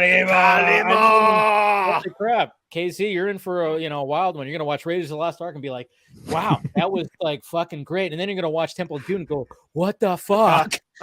what is happening here? Like with certain things, but it works. It's still great. You've also got to remember that both Steven Spielberg and George Lucas were going through divorces at the time. So did you not know that? I didn't know that. That's why it's so freaking dark. Both Spielberg and Lucas were going through divorces. Okay, it explains the heart part. Okay. And yeah, they were both in very dark places in their lives, and it just translated into Temple of Doom. Yes, did not know that. Wow, there you go. Wow, it's hilarious. That makes total sense now. But the fact of the matter is, it's still enjoyable. Like, it's still a good film to watch. It's, the ending scene with the fucking bridge. Oh, the bridge. The bridge. I love that scene. We're not going to spoil it for you, Casey. Don't worry. But yeah, there's a bridge scene at the end that is just Indiana Jones goes, you want to see balls? I got balls. Let's do this. And it's pretty great. It's pretty freaking fantastic. But so no, yeah. I'm very happy with what I saw. Yeah, in the trailer. And who is it? Phoebe Walk. Is it Phoebe Walk? What's her name? Waller. Walker. Yeah, I can't remember her name from Fleabag is the one Fleabag, that you did. Phoebe Waller-Bridge. Thank you. Yes, yeah. I know that she co-wrote the screenplay. I believe, and then she's in it. And that seems like those two are gonna have some really fun chemistry in the movie. It's funny because I didn't watch Fleabag, but I've seen clips, and it seems like something that I want to watch because she breaks the fourth wall, Oh, she's yes. constantly like talking, and she's very likable. Like she's very like. Anytime I've watched things, I mean, obviously it's a highly sexual show and everything like that, which is why I'm like, why am I not watching it? But you know, but it's just saying like when she breaks the fourth wall and stuff like that, I'm like, okay, she seems very likable. Dave, you need to watch Fleabag. Yeah, it's only two seasons, and they're British seasons, so they're like 6 episodes. Like yeah, 5. they're short. Yeah, they're short. I need to watch it. And Andrew Scott's in it too. So, Oh, do you know who? I do know who he is. He was Thank you. Moriarty in. He was Sherlock. Moriarty in Sherlock. Yes.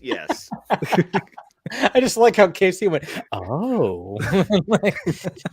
He got excited there for a little bit. Well, and Showtime is going to be doing a new Town to Mr. Ripley TV show, and Andrew Scott's playing Ripley. Wow. God, that movie. I only watched it once. I need to watch it again.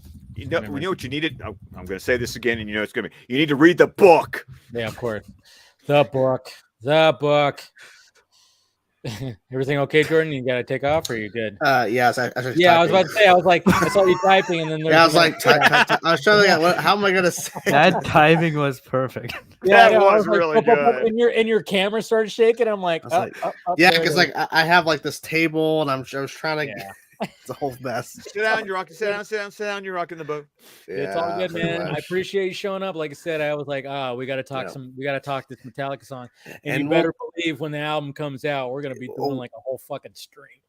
Yes, and when the second song drops, again, third song, yes, we'll be doing a whole thing about that. But subscribe to him, Chainsaw Reacts, guys. Yes. Please do so. Please. I need your support. Yes. Cheers, man. Thank you for joining. No problem. Bye, everybody. See ya. All right. Thank you, Jordan. Yeah. So, okay. So then what do we think about the Guardians trailer? Ooh. Well, I think it's going to be heavy. Anybody else get pretty heavy vibes? Yes. Some of the shots? Yes, I did. Yeah. I was like, I'm very cautiously optimistic because I really enjoyed the first one. So did I. I despise the second one. I don't despise it, but I have my reservations about it. It ranks of the MCU movies I've seen. It ranks at the bottom with Iron Man 3 and Ragnarok. Wow. You're not an Iron Man 3 fan. I'm not an Iron Man 3 fan. Oh, see, I like it because I like Shane Black. And then, but then the holiday special came, and I was like, okay, that was good. That was good. So I saw this trailer, and because it is going to be the last Guardians movie, it's like I'm thinking this might. I have hopes. I have hopes for this movie. You're gonna cry. I'm expecting I'm expecting to cry. I really am actually. Oh yeah, not all of them are going to make it out of this one. For sure. No. We could see that in the trailer. I mean, there's a shot of Peter like going no, like kind of thing. There's a Mantis also like crying. There's a shot of Drax. It looks like he almost has like a fucking hole in his chest, and I'm like, what the? And then there's oh man, that's the thing. Is like anytime they have these goddamn cuddly, not cuddly, but these goddamn furry creatures, and I love Rocket. And when he's like sitting there and there's like a shot of him up close and he's like, we're gonna fly one more time, and it was just like, don't kill Rocket. And then you saw him as a little baby Rocket before he got all the whatever cybernetics and the implants. We're gonna see baby Rocket. I'm like, oh god, what are you doing? James Gunn was like, you know what, if this is gonna be my last one, I'm gonna rip your guys' fucking hearts out, your guts out, all this stuff. This is how I'm gonna mic drop this. He's like, yeah, you didn't like, he probably saw the reception of Guardians 2, because people didn't take to it as much as the first Guardians, obviously, because it was fresh and new. And then, and then of course, we need some good Guardian stuff after, when they showed up in that Saturday Night Live sketch that was called Thor: Love and Thunder, which they were the best part of that movie. I'm just saying. Yeah, that movie that I still have not seen. Yeah, you don't need to. You don't need to. You don't need to, Scott. Don't ever watch it. don't just pass.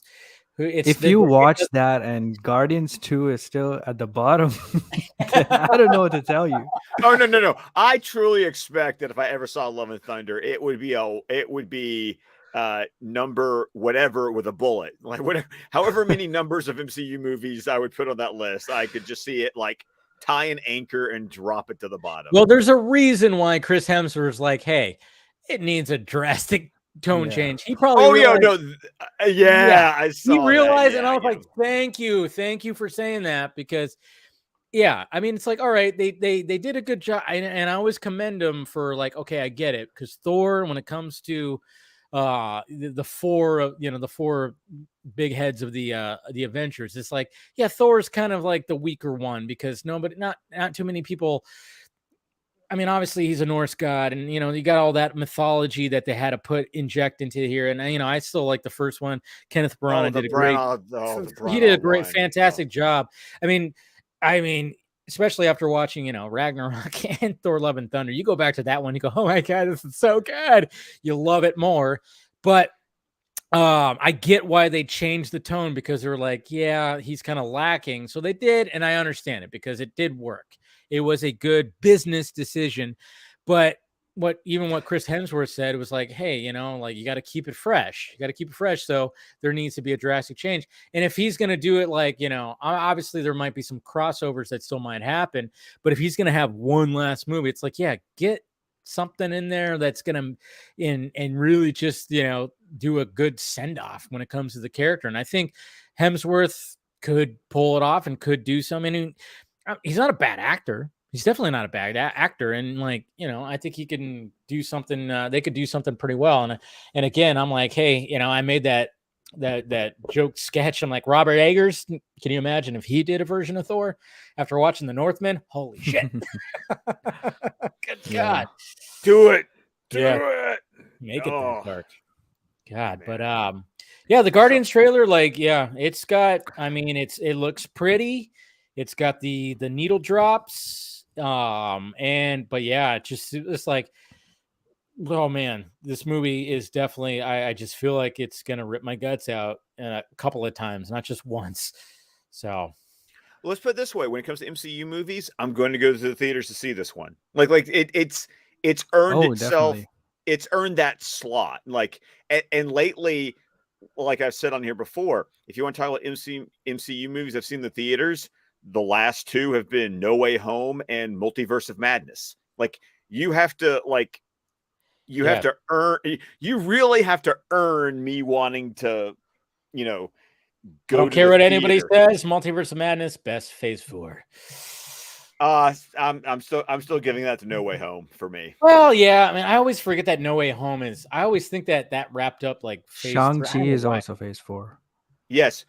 Phase 4. Phase 4 started with Black Widow. On Phase 4. Yeah, that's right. Phase 4 started with Black Widow. Well, I always forget Black Widow. Yeah. Because it was horrible. Because it's technically like the lost episode of Phase 3. I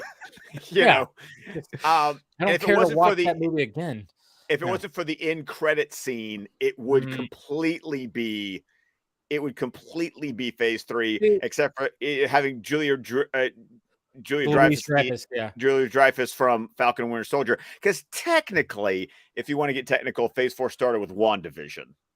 But theatrically, theatrically, Black Widow was the first Phase 4 project. No, but I mean, like, I always forget. I don't know why I always think that No Way Home is like wrapping up Phase 3. But yeah, you're right. That is my favorite. But Multiverse of Madness, I mean, it's just you watch my first reaction. Yeah, you watch my first reaction. I'm just like, it had Raimi-isms all over. It was Raimi all over the place. And like I said, I maybe have problems with the script itself, but what saved the movie for me was the fact that it looks like a Raimi movie. Yeah. Oh, dude, I mean, the fight between the two Doctor Stranges, and they are fighting with music notes. I love that. Oh, fucking good. I love that scene where it's just like, and he's just like, and he's just throwing the notes. I'm like, come on. And I remember people like shitting on that, like, what is that? Oh yeah, I said people shit. I'm like, you're talking about that's like my Are you favorite part of the kidding movie. me? This is I about was- wizards fighting, and they're using musical notes to throw as weapons. Come on, that's fantastic. The last time I saw that was probably in a Looney Tunes fucking episode where they did something like that. My God. I was so Yeah. glad to see that it was Kevin Feige's idea and not Danny Elfman's. Yeah. Mm-hmm. Always good.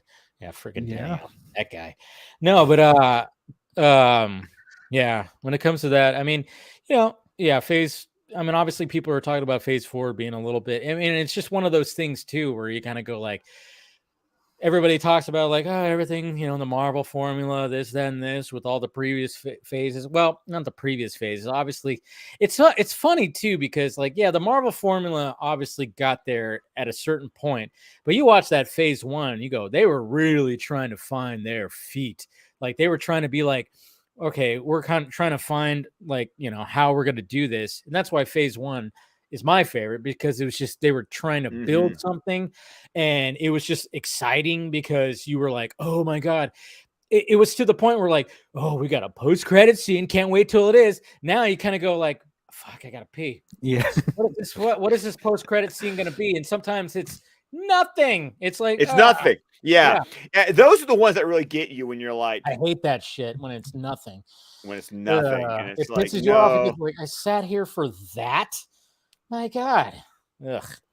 I still remember the days, sitting there for Samuel L. Jackson. I want to talk to you about the Avengers Initiative, or the end of Iron Man 2, where I'm like, that's Thor's hammer.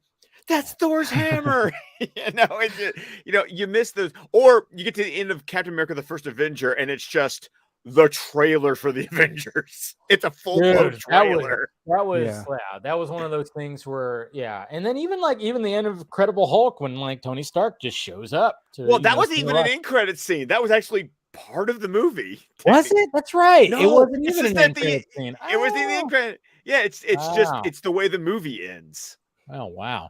All right, we got somebody else joining in right now. Old Ben. Hey, old Ben. What's going on? The first time I saw Fighting with Notes, it was in Kung Fu Hustle. Yeah. Okay. Yes. You're right. I was like, I know I've seen it before, and I'm pretty sure it's been in Looney Tunes cartoons as well. Yeah. But yeah, I was trying to remember. I was like, there was a live action version where I've seen something like that. Hustle. You were absolutely Kung Fu Hustle, fucking classic. I still need to see that movie. I've seen Shaolin I need Soccer. to see that movie too. Yeah, you guys haven't seen it. With you, Casey. You guys should watch it together. I've seen Shaolin Soccer, but I've always wanted to see that one. That's a classic. How could you call yourself a cinephile if you haven't seen that movie? He hasn't seen Indiana Jones. Because I can, Ben. I don't know. Are you gonna recast me? He hasn't watched any of the Indiana Jones, right? I'm not gonna recast you, Casey. This is I'm just waiting for Ben to just go, bitch, please. No, I haven't said that here, right? No, I haven't. Yeah, you have. I know you haven't. I think I have. No, I have. You have. Yeah, I think you have. But I know, right? Casey will get a lot of those, with all the stuff. No, we're just talking about the Guardians trailer.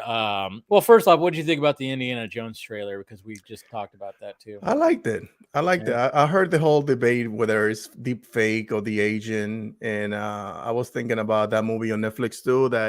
That was one of the things that took me out of it. That you could tell, they were the age, but they will still move like old people. Even their voices were raspy like old people. Yeah, because like old people have a specific note how they speak, and then you get a little growly sometimes. Your S's start going like that a little bit too. So that's the thing. Is like when they're doing something like that, it's like, okay, we get it. You want to have the actual actor do that. You put dots on his face, but then it's like, but then it could take away from it, because then all of a sudden everybody's, and maybe they've realized that now, like, especially when it came to The Irishman, where like that scene where De Niro's character, he's kicking the guy. That's the one that always gets me. He's kicking the guy, and it's just like he's supposed to be 30 but he looks like he's in his 60s. He's all rickety his weight on it. And then I'm like going, same thing that happened in Captain Marvel. It's like, okay, I get it, that's Sam Jackson, But if you look at him, even when he was in Pulp Fiction or even anything earlier, it's like he moved a little bit different. I mean, he always had that good that strut, that Sam Jackson strut, which is always going to be there. But sometimes he even though he's de-aged and had the hair, but he was still moving like the Sam Jackson of present day. And I'm like, just don't know. Let's just cast somebody who looks younger like we did in the old days. Nah, they won't. But overall, I think the trailer was good. One thing that came to mind was James Cameron saying nobody can film my movies or direct my movies. And like, man, shut the fuck up. Because I was looking at this and I was like, yo, Mangold is doing a bang up job because like his entire thing feels like it was ripped out of the 80s. Yes. Okay. He has that nostalgia feeling, but with a modern look. If that makes any sense. Oh no, absolutely. Because like Ford versus Ferrari was like had fantastic. That's a very good example. Yeah, I love that movie. I love that's an awesome movie. God, I don't know anything about the movie. I cried at the end. I was like, oh my god. I know. Well, it was funny because I actually watched the doc about all that, so I knew. Yeah, I didn't know anything about it already because there was a doc. I think Adam Carolla made a doc that was on Netflix. Yeah, he did make that. I watched it after the fact. But it was basically about all that. So I watched that beforehand, and I listened to his podcast, so I already knew the story of all that. So yeah, it was still sad, and it was still so fucking well done and everything like that. Yeah. But yeah, when it comes to Cameron, going back to Cameron. I think Cameron is just when it comes to him, like, and I know a lot of people, I see people like either praise him or go, this fucking guy. Yeah. It's just, I think he's doing it because, he understands what he needs to do. So he's trying to be controversial, I guess, to maybe add to like, well, oh yeah, this guy says he can. Well, I'm going to go see his movie then and I'm going to shit on it.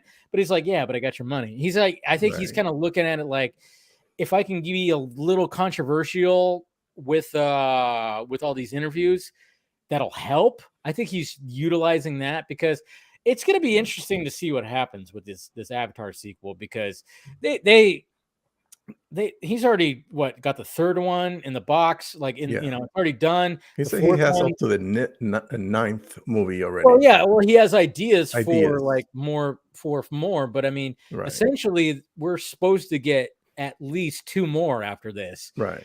So if this movie were to frickin' just full on flop, it's like, well, what do you do? Do you continue or not? But I don't think it's going to full on flop, but it's like, is it going to make $1 billion? Is it going to still be able to do that? Is there something that's going to bring people? I think he's just maybe adding to the business side is like, well, if I act, if I say certain things, like, oh yeah, there was one time I told that, to be honest, when I fuck off for the runtime and blah blah blah. When I heard him saying all those things about 9 movies, all I could think, what I was thinking is that he's trying to appeal to the Marvel fan base because they have this trajectory of 20,000 movies, so that he feels like, okay, maybe I need to sell them on that idea that this is a connected movies and back to back, and it's gonna be different characters. So you're gonna invest in these movies, and it's gonna pay off eventually. I think that's what I gather from all that, from all those. I got 10 movies lined up, but he's an arrogant prick. I think he. No, I still enjoy a lot of his movies. He's an arrogant prick, but he's an arrogant prick. It's like the two are mutually exclusive. Let's be honest. I'm still waiting on like my 4K release of True Lies. Like, why do I still have to have like a freaking DVD of True Lies? How many times has he changed cinema? I mean, like, that is true. I mean, you watch the Terminator, the first one.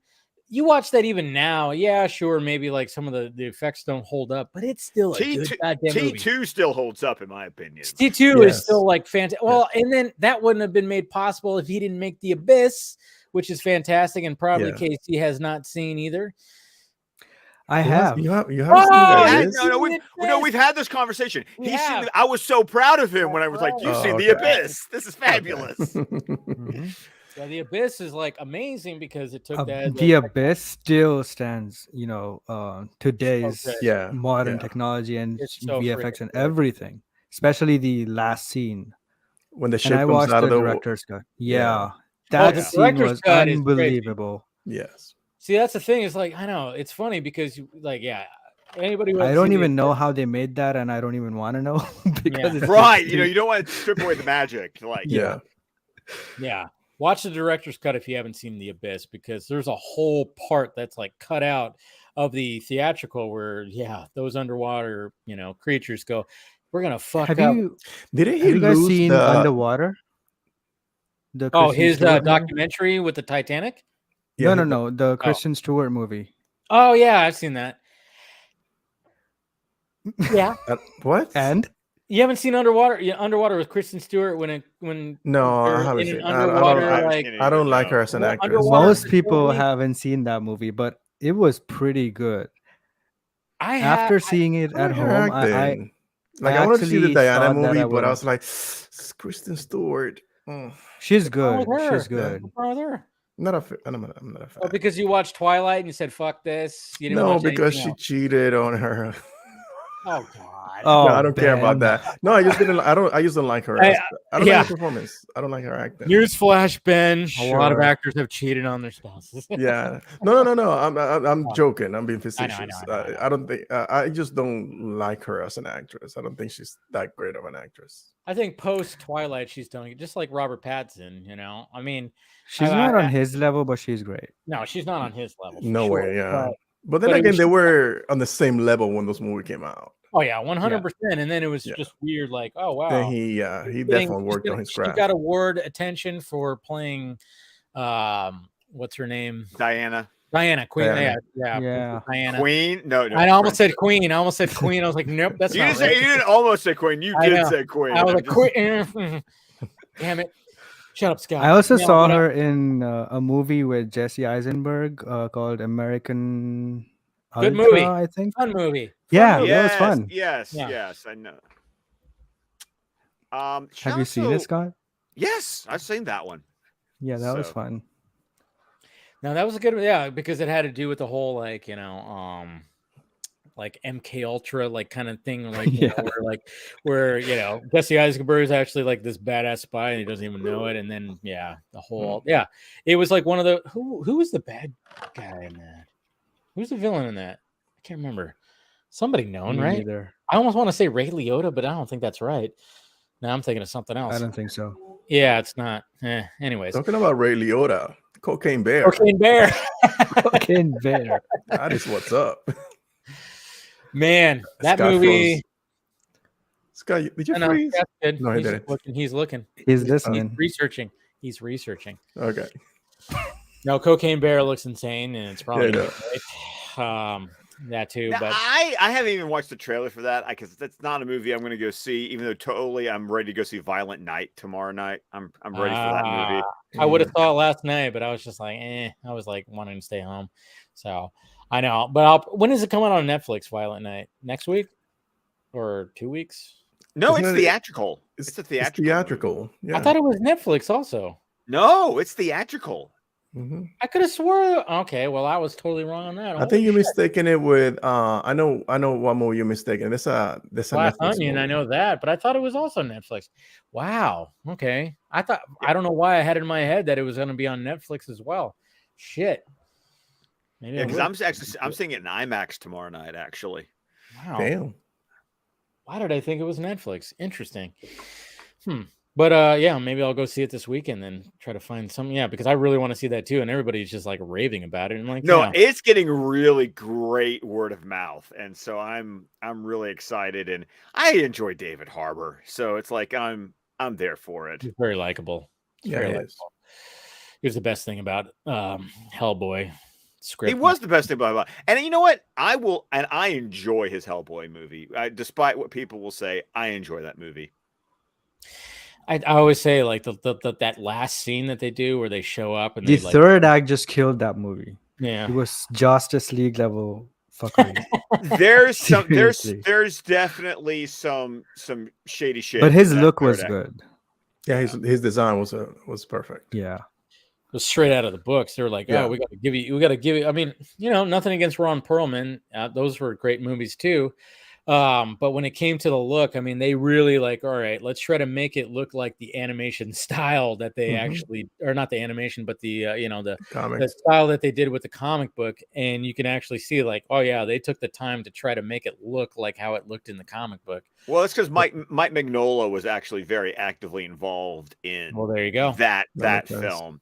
So, and that's also why story-wise and mythology-wise, like the David Harbour one just hits more like the comic. And that's one of those things, like the Del Toro movies are just better made movies, and I'll admit that. But the David Harbour one is like, oh, but this one feels like the books. It feels like a comic booky movie. Yeah. Yeah. So what do you think about the Guardians trailer, Ben? I loved it. Yeah. I'm like, when it comes comes because you tweet at your buddy James Gunn every day. I get it. Yeah, I tweet. Yeah, he just doesn't give a fuck about it. No, I really liked it. I thought it was, but then again, it's like the first trailer. First trailers, they usually don't give you a lot to go with. It was a teaser trailer, I think, right? It was a teaser trailer because, like, I don't know what's going on. There's like a couple of pieces that people are trying to piece together regarding Rocket Raccoon, that he might be dying in this movie. I think it's Drax, but I think multiple people are dying. I don't think he's gonna kill off everybody. I don't think so. Not everyone. I think he's gonna maybe three. Three? Well, damn, man. Drax and Rocket are definitely going. You think so? No, I don't think. Yeah, because like Batista is definitely off, and Rocket, I think, to finish off his story in this movie, I feel like that ending is a must. Yeah, I think that because when I watched the trailer, this one scene where you see a hand grabbing that little baby raccoon. I think that's the end of the movie. I think he does die, and I think there's something. Yeah, and also another reason why and him die. So I think that's at the end of the movie. Try to kind of cycle things through, because I remember the same thing happened with Groot at the end of Guardians, the first Guardian. Yep. So they tease a new Groot, and I think that's what's going to happen here too. Another reason why I think that Rocket is also dying is because James Gunn has said that this character is his favorite, and he kind of resonates with Rocket the most. And so this is James Gunn's last movie. Ooh, so look at you all deep in shit. I'm taking my ball and I'm going home. Yeah, exactly. Why would he? Look, if it were me, I would kill off the whole team. Like, I don't trust anybody else. It's my team, So yeah, I feel like he would do the same. Maybe he will just, leave Peter, Quill, and one Mantis, maybe. I think Peter alive, but and Mantis and Gamora are safe. Well, and then a lot of people are like, that shot of all them walking. You see Gamora. A lot of people are thinking they're pulling an Infinity War trailer shot with the Hulk in there, which wasn't, obviously they did it specifically for the trailer. Some people are, and same thing with the No Way Home, when it was just like, oh, look at, one Spider-Man going up against 3 villains. That doesn't seem odd at all. It's like one of those things where maybe they're. So you think Gamora is there too? No, that she's not there, because she actually is in the shot. And they're like, no, maybe she's not, because I don't know. Who knows? One thing that is good about this movie is that apparently James Gunn filmed multiple alternate scenes of death, character deaths. Yeah. So nobody knows exactly what will end up in the final movie. How expensive? We get a Cheers. It's like a Cheers situation, though. Yeah. That's a good example. Because not only did they shoot 2 endings, they also brought in 2 right. Not only did they shoot 2 endings, they also brought in 2 completely different live studio audiences. Wow, I didn't know that. That's an expensive thing to do, because to shoot an entire scene, and then you say, "Well, we're not gonna use it. We're just gonna use this as a decoy." Like, damn, that's an expensive thing to do.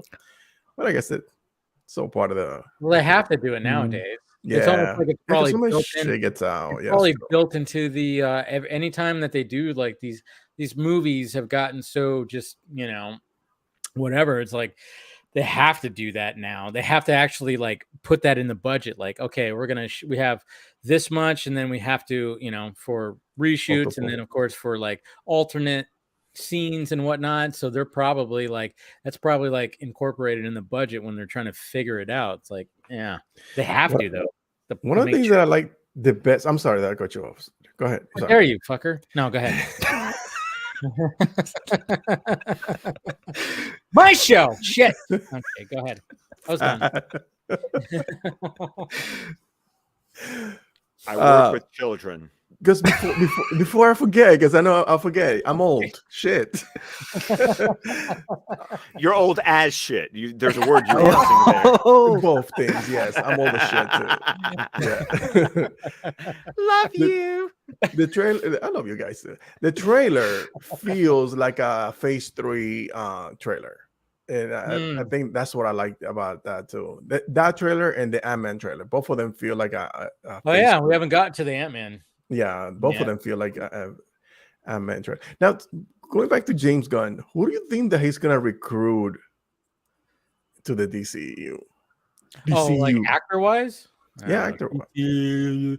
Well, I mean, everybody, fuck. I mean, we already have like some of the people from the Guardians cast that are already part of the Suicide Squad. Mantis, the girl who plays Mantis, she was in the Suicide Squad. Who did she play? Yes, I forgot who she played. She was some dancer in a bar. In the bar, yeah. But I mean, not a main character. That was like actually a character. Yeah, I remember seeing. Okay, but obviously there's going to be some people. I mean, obviously his brother played. Yeah, he's going to take him everywhere. Calendar Man, and which was one of Weasel. was one of my trivia questions for Travis's thing. I was like, hey, which characters? Yeah, of course he's going to have some of those people come over, obviously. I mean, he's one of those directors where it's like, you build a friendship with these actors. So, I mean, Zach's done it, obviously. Yeah. Tarantino does it.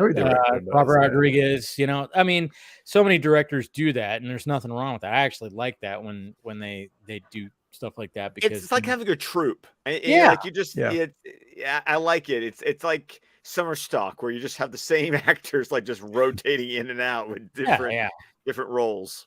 So there'll definitely be some of those guys showing up. So I don't know which ones and who they're gonna play, but yeah, I mean I know people are like, I've even had people sending like, because there's been talk about Booster Gold.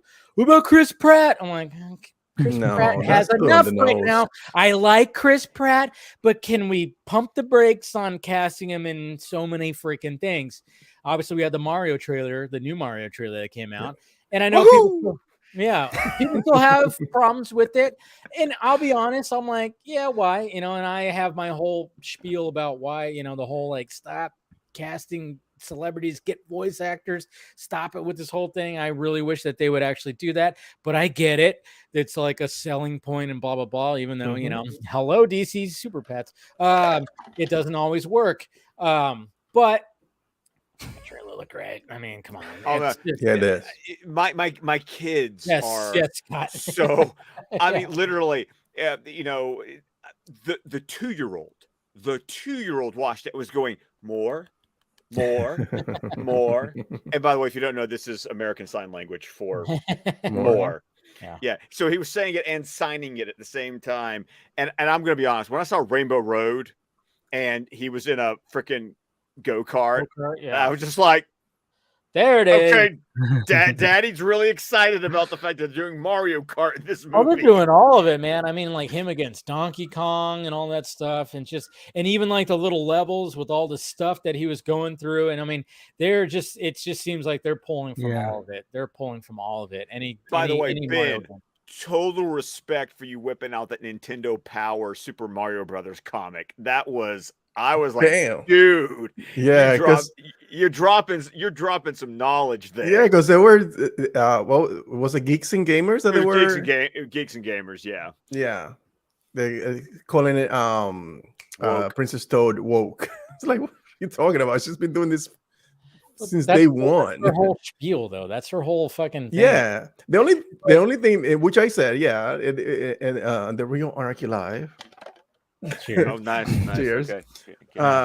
Which I said she always did this. She just did it with a dress. That's the only difference. They also claim how dare they have the Rainbow Road? That's like the the LGBTQ. No, that's fucking Mario Kart. That's Mario Kart. I mean, I know. I'm just saying. It's like, I know. You point that out too, or I mean, just it's that's what I hate about that side of the whole thing is like you have to point out everything is, and I'm so sick of that fucking word woke. Yeah. Everything's all woke. I know. And I'm sorry, all the little toadstools. It's like, but what are we gonna do? We're adorable. I know that was That's so cute. I will be honest that I'm tired of people complaining about, specifically everyone complaining about Chris Pratt's voice. It's like, I don't care. I'm over it. I'm going to enjoy that movie, and my kids are over. Like, this is going to be one of those movies that my kids are going to be bugging me about, but it's not going to be bugging because I'm going to be like, I want to go see it too. I want to go see it too. Oh, we got somebody else joining right now. Throw a knife at Steven. Hey, Steven. Okay, do we have our mic set up correctly? Oh, Testing. Ooh, Yay! It all sounds great still. Yeah, he fixed it about a month ago, and it was great. We're like, hey, no, I love how New York. Unique. The arsonist has oddly shaped feet. That's Anchorman, right? Yes. Okay. Good. Yeah. Right. Right. Yes. So, Steven, I was seeing your tweet exchange with Dice. So you've never seen the Sylvester Stallone Judge Dredd movie? No, not the. Oh, you're not the law. I'm the law. I'm the law. Yeah. Yeah, I've only seen the Carl Urban one, So which you is don't know what the awesome. 3 seashells are. Yeah, I know. No, that's not Dredd. That's Demolition Man. Demolition Man. Yes. Which I haven't seen that either. No, I've seen Demolition. You haven't seen that either? No, I've seen Demolition Man. Demolition Man is just that is awesome. Dredd. Demolition Man is like one of the first movies I remember watching with my dad. Oh, so good. Demolition Man, Total Recall, Predator. Oh, yes. Total Recall. Yes. Demolition Man, like, sort of, they kind of predicted some things. Yeah, yeah, they did. I mean, like the seashells. Yeah.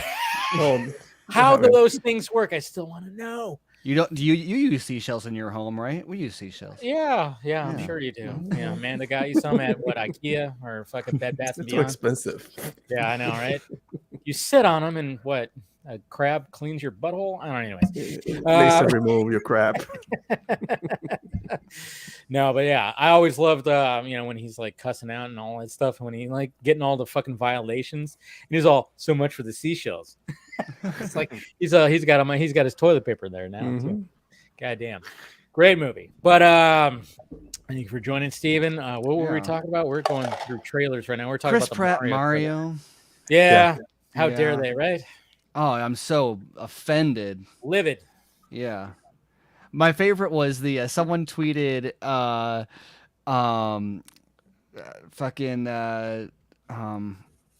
Jared Leto from Gucci from House of Gucci. Oh, yeah, from House of Gucci. Thank you for can't remember the name, can't remember the movie. Yeah, Leto from House of Gucci. But I gave my heart. And they're like, this is what everyone wants Mario to be. I'm gonna be honest. My favorite part is on that Mario Kart sequence where he goes, how the trailer ends when he goes, woohoo! Yeah. Look, that's straight out of playing. That's straight out of the game. Yeah. Yes. Well, as with most like properties like this, it's the same thing as like with Han Solo, when everyone remembers, and now I'm sure everyone's gonna be like, no, he would have been so much better, but like all that guy, shoot, I know who you're talking about. Who looked like a young the guy that did the impersonation of Harrison Ford. Yeah. Oh, where everyone was like Anthony Gruber. No, in Gruber. Anthony in Gruber. Gruber. In Gruber, no, yeah. In Gruber. Hans Gruber. Yes. And he did like kind of cowboy. He did a good Harrison Ford impersonation of the like the cantina scene where he first meets him. It's like, I'm Han Solo, Captain of the Millennium Falcon. But like, people can't. I don't know, they're so incapable of extending that path. Like, you don't want to see an entire movie of someone doing a Harrison Ford impersonation. Like, that gets, people have no idea how quickly that gets old. Like, okay, sure, that's great for an impersonation clip on Twitter, or like for a 30-second scene. But like, I don't know. I'm probably wrong about this, because the way everyone freaks out over CGI Luke in Mando and Boba Fett, I'm sure, doing a deep fake Han Solo impersonation for all of Solo, everyone would have been like, "Oh, it's cinema. It's my childhood come to life." And so maybe I'm just like the odd he did one this out, thing just like him in Star Wars. Yeah. He said, "I care about just one person, me," just like Han said it. like that's oh man, that would have been so bad. Well, but like, I think it's just one of those things, because like Chris Pratt gets cast in a lot of things, and a lot of people are like, "What the hell," And nowadays, everything's always, there's always an issue with every little thing nowadays. Yeah, and it's just like one of those things where it's like, I mean, I'm like and I've ranted about it. The fact that it's like, why do you always have to like cast these superstar actors who don't really need it? Let's get some, just let the movie drive itself. Because like back in, when we were kids, did we know who these voice actors were? We didn't know anything when we watched Land Before Time or fucking Fantasia. I mean, anything animated. It was like not until Robin Williams Robin Williams. And I think he even said that he didn't want his name on the poster or anything like that, because he didn't want to take away the fact that, oh, it's Robin Williams. He's like, no, I just wanted to be part of this. And now it's just like a common thing. You get a movie like this, you're going to see in the trailer that boom, boom, boom, boom, boom. And you're going to recognize at least like, 5 out of the 7 names. There might be one where you're like, who the fuck's that guy? And then you look him up. Oh yeah, he was in that episode of Friends at one time. Yeah. So I don't know. Anybody else? Go ahead, Steven. You were saying something? No, it's weird, because Pratt's cool. I mean, he's a funny guy. I don't really care about him one way or another in this role. It's not like I'm like, oh, he's my dream casting for Mario. It's just that it was Leto. We get it. The backlash against it is just it's one of those things where like you feel like people were angry about it before the announcement was even made. Yeah. Which obviously that's not the case, because how is that even possible? But like, they had barely even finished saying Chris Pratt. Like it might have been like, let's say it had been Chris Pine, there already would have been a million tweets like, how dare it be Chris Pratt? Oh, never mind. Like that would be even more interesting, because but I mean, but it's that level of like people like I don't know. It's just people are so ready to like, how dare they? It's like I don't even know what they want. Like people. Like, let's say they cast a voice actor who just did a perfect impersonation of Mario from the video game.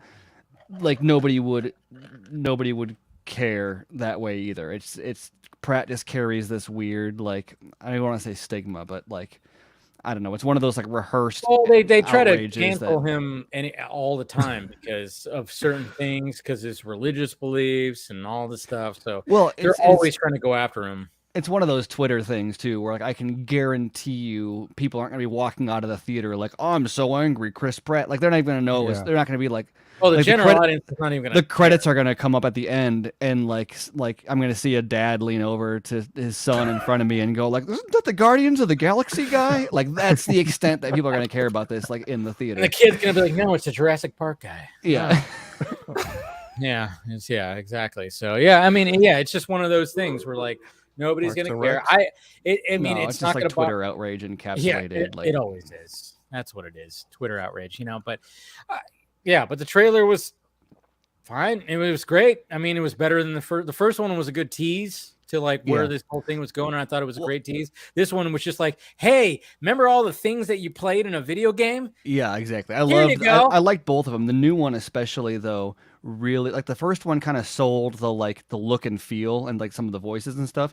The second one to the point where like I don't want to be that guy, so I'm not using this as a criticism, but the more I watched it go on, the more I'm like, oh man, all of these things I'd love to see a movie. Like I would love to see a Super Mario Bros movie and then a Super Smash Bros movie, and maybe they can still do that. It's not like Rainbow Road means they can't do a Mario Kart focused movie.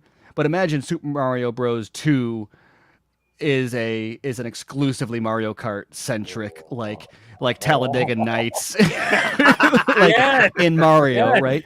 And then like Super Smash Bros. Is like Enter the Dragon, like some sort of a tournament kung fu movie setup, and like that's just like the whole Mortal Kombat or whatever, where it's like that's the whole movie sequel? is that. So like No, that would be cool. I was talking about this with Pud 333 and Sam Parker. I know. First, they have to do a Legends of Zelda movie so we get Link, and then we need to get Link. Then we need to bring in Link, Pikachu, Sonic, and Mario into the Super Smash Brothers because it's going to be the massive crossover. Yeah, I know. Which they already established both of those. So I know. I think Zelda's got to be the next one that they're going to be doing, right? But I'm going to be honest with you. I have been waiting for a Zelda movie forever because I loved the Zelda games. And this stuff that they're doing with animation now, though, that's the question for me with Zelda is now like, are you like, man, do an animated Zelda like this, or like do you want? Because I've always thought live action for Zelda, but you see this, like, you know what? Like Ocarina of Time, imagine in this like animation style or something similar to it, like that might be. I don't know. Zelda. It's always been live action has been the dream, but see, for me, it's always been I wanted 2D anime. Like I wanted like traditional Japanese anime style, especially for me because I never played Ocarina of Time.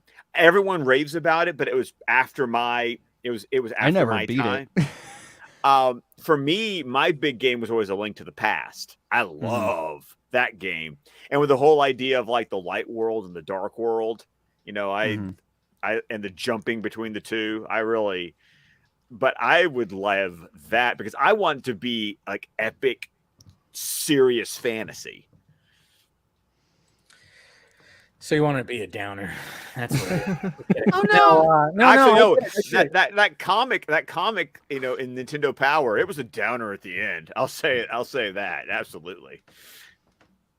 Yeah. I mean, like, it's funny because I was never into Zelda much. I mean, I played the first one. I loved that. I actually played Link, the second one, first on Nintendo before I played the first one, just because I liked the fact that it was the side scroller. Yeah, and it was it was different. I liked those games better as opposed to like the above what are they called, the dungeon crawlers. And that it was just way different, and I liked it better, but I just never could. My brother was into Zelda like crazy.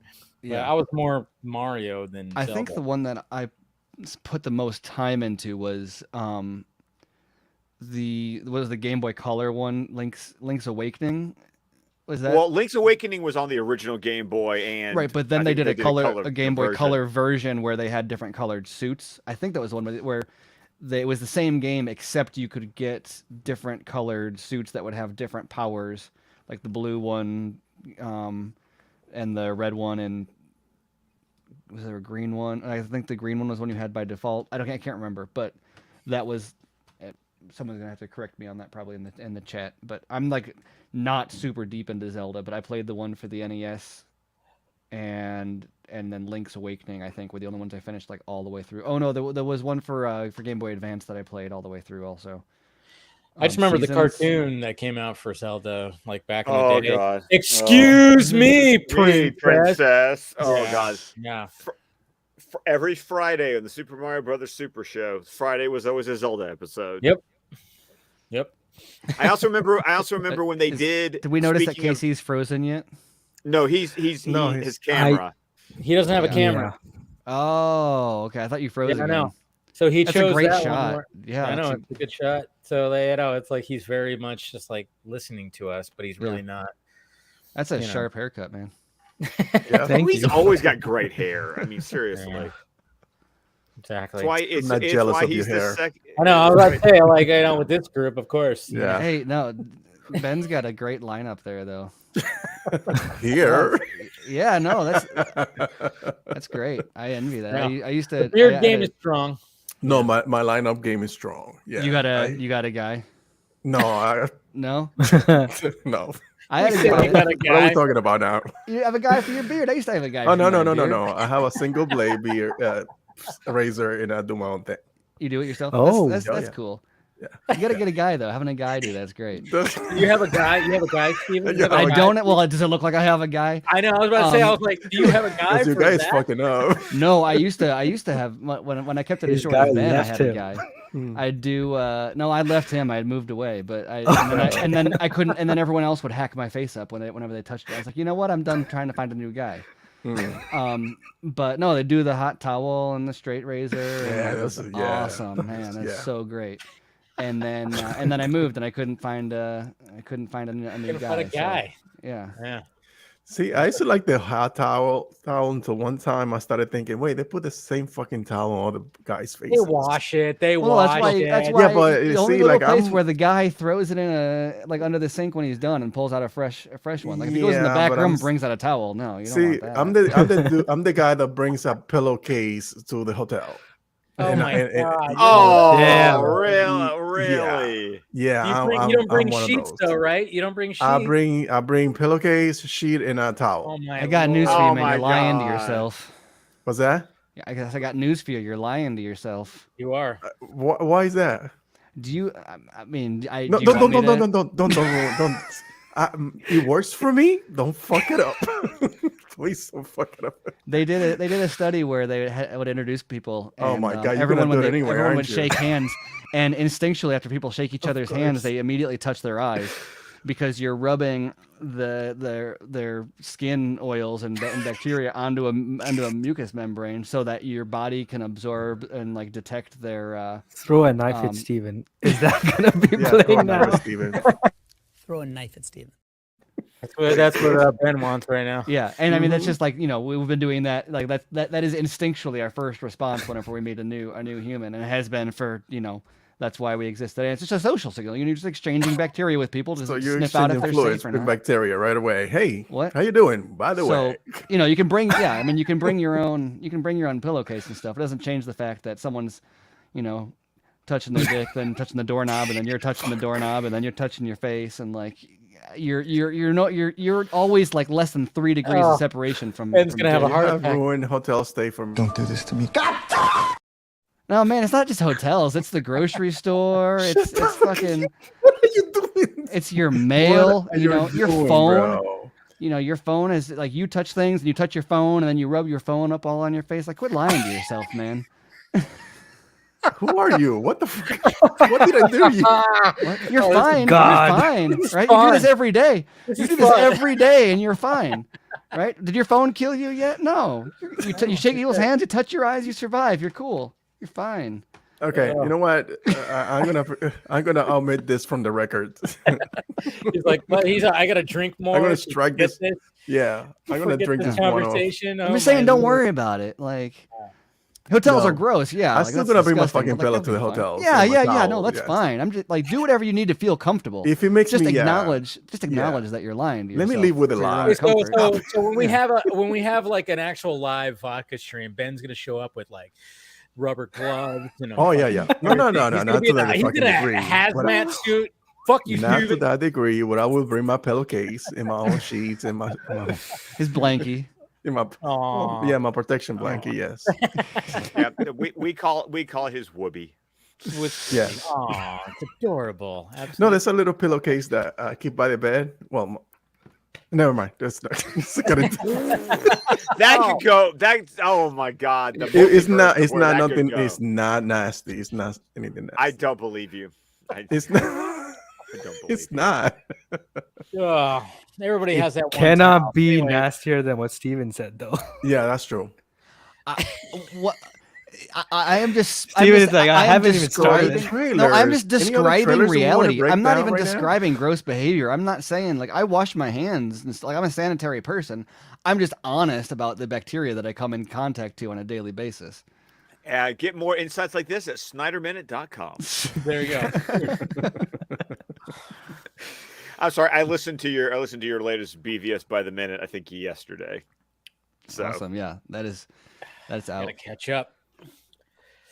Yeah. So we were talking about the Mario trailer. What other? Okay, Yeah. so we had the Guardians. Guardians. Well, Well, since Steven just showed up, like, how did you feel about the Indiana Jones 5 trailer?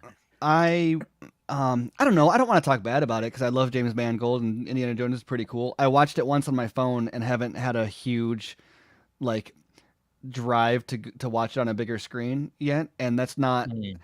I don't think that like I am way less into trailers than I used to be anyway. I try to be pretty trailer light. So I don't mean for that to be a condemnation on it so much as it's not like there's some stuff I watch and I'm like, you got to pay him $3.99 for the pro. Yeah. But I don't know. I just it wasn't huge for me. I'm not super excited about it just because I wasn't a huge fan of the last one. Harrison Ford. I don't think anybody really. I'm starting to feel bad for, even if he's into the movie, I'm starting to feel bad for them, like bringing him out in front of everything. I'm kind of over de-aging technology. Like there's just not a lot in there that's like pushing my buttons, but I don't know. It's James Mangold, and I don't want to bet against James Mangold. It's just there's nothing about it that I've heard or seen yet that makes me be like, oh, I'm so excited for this. But that's not really. That's just me. I'm sure that I have full confidence that it'll come out and I'll be excited about it. There's nothing. I was the same with Top Gun, where I was really not super stoked about it, but it looked okay, and then I saw it and it was fucking amazing. You know what? Amazing. Yes. I had the same reaction. That's a good comparison to be. Yeah, that is a very good comparison because I was the exact same way about the trailers for Top Gun. I was like, this fucking movie from the 80s, who gives a shit about this? And then I was like, oh, this movie's fucking great. That's I'm with me. I was all in like the whole fucking time. I was like, bring it on. I was indifferent. There's an article in Vox good about that shit. Yeah. I saw it today. I don't know if it went up today or not, but about basically just saying stop watching trailers. And the whole kind of point of the article was, I think it was about The Fabelmans specifically, which I haven't seen trailers for or seen the movie itself. But the premise was they were seeing all these negative reviews for the movie, but they had seen it already before any trailers were even out. And they were like that the trailers sold it as this like, see Steven Spielberg discover himself as a filmmaker.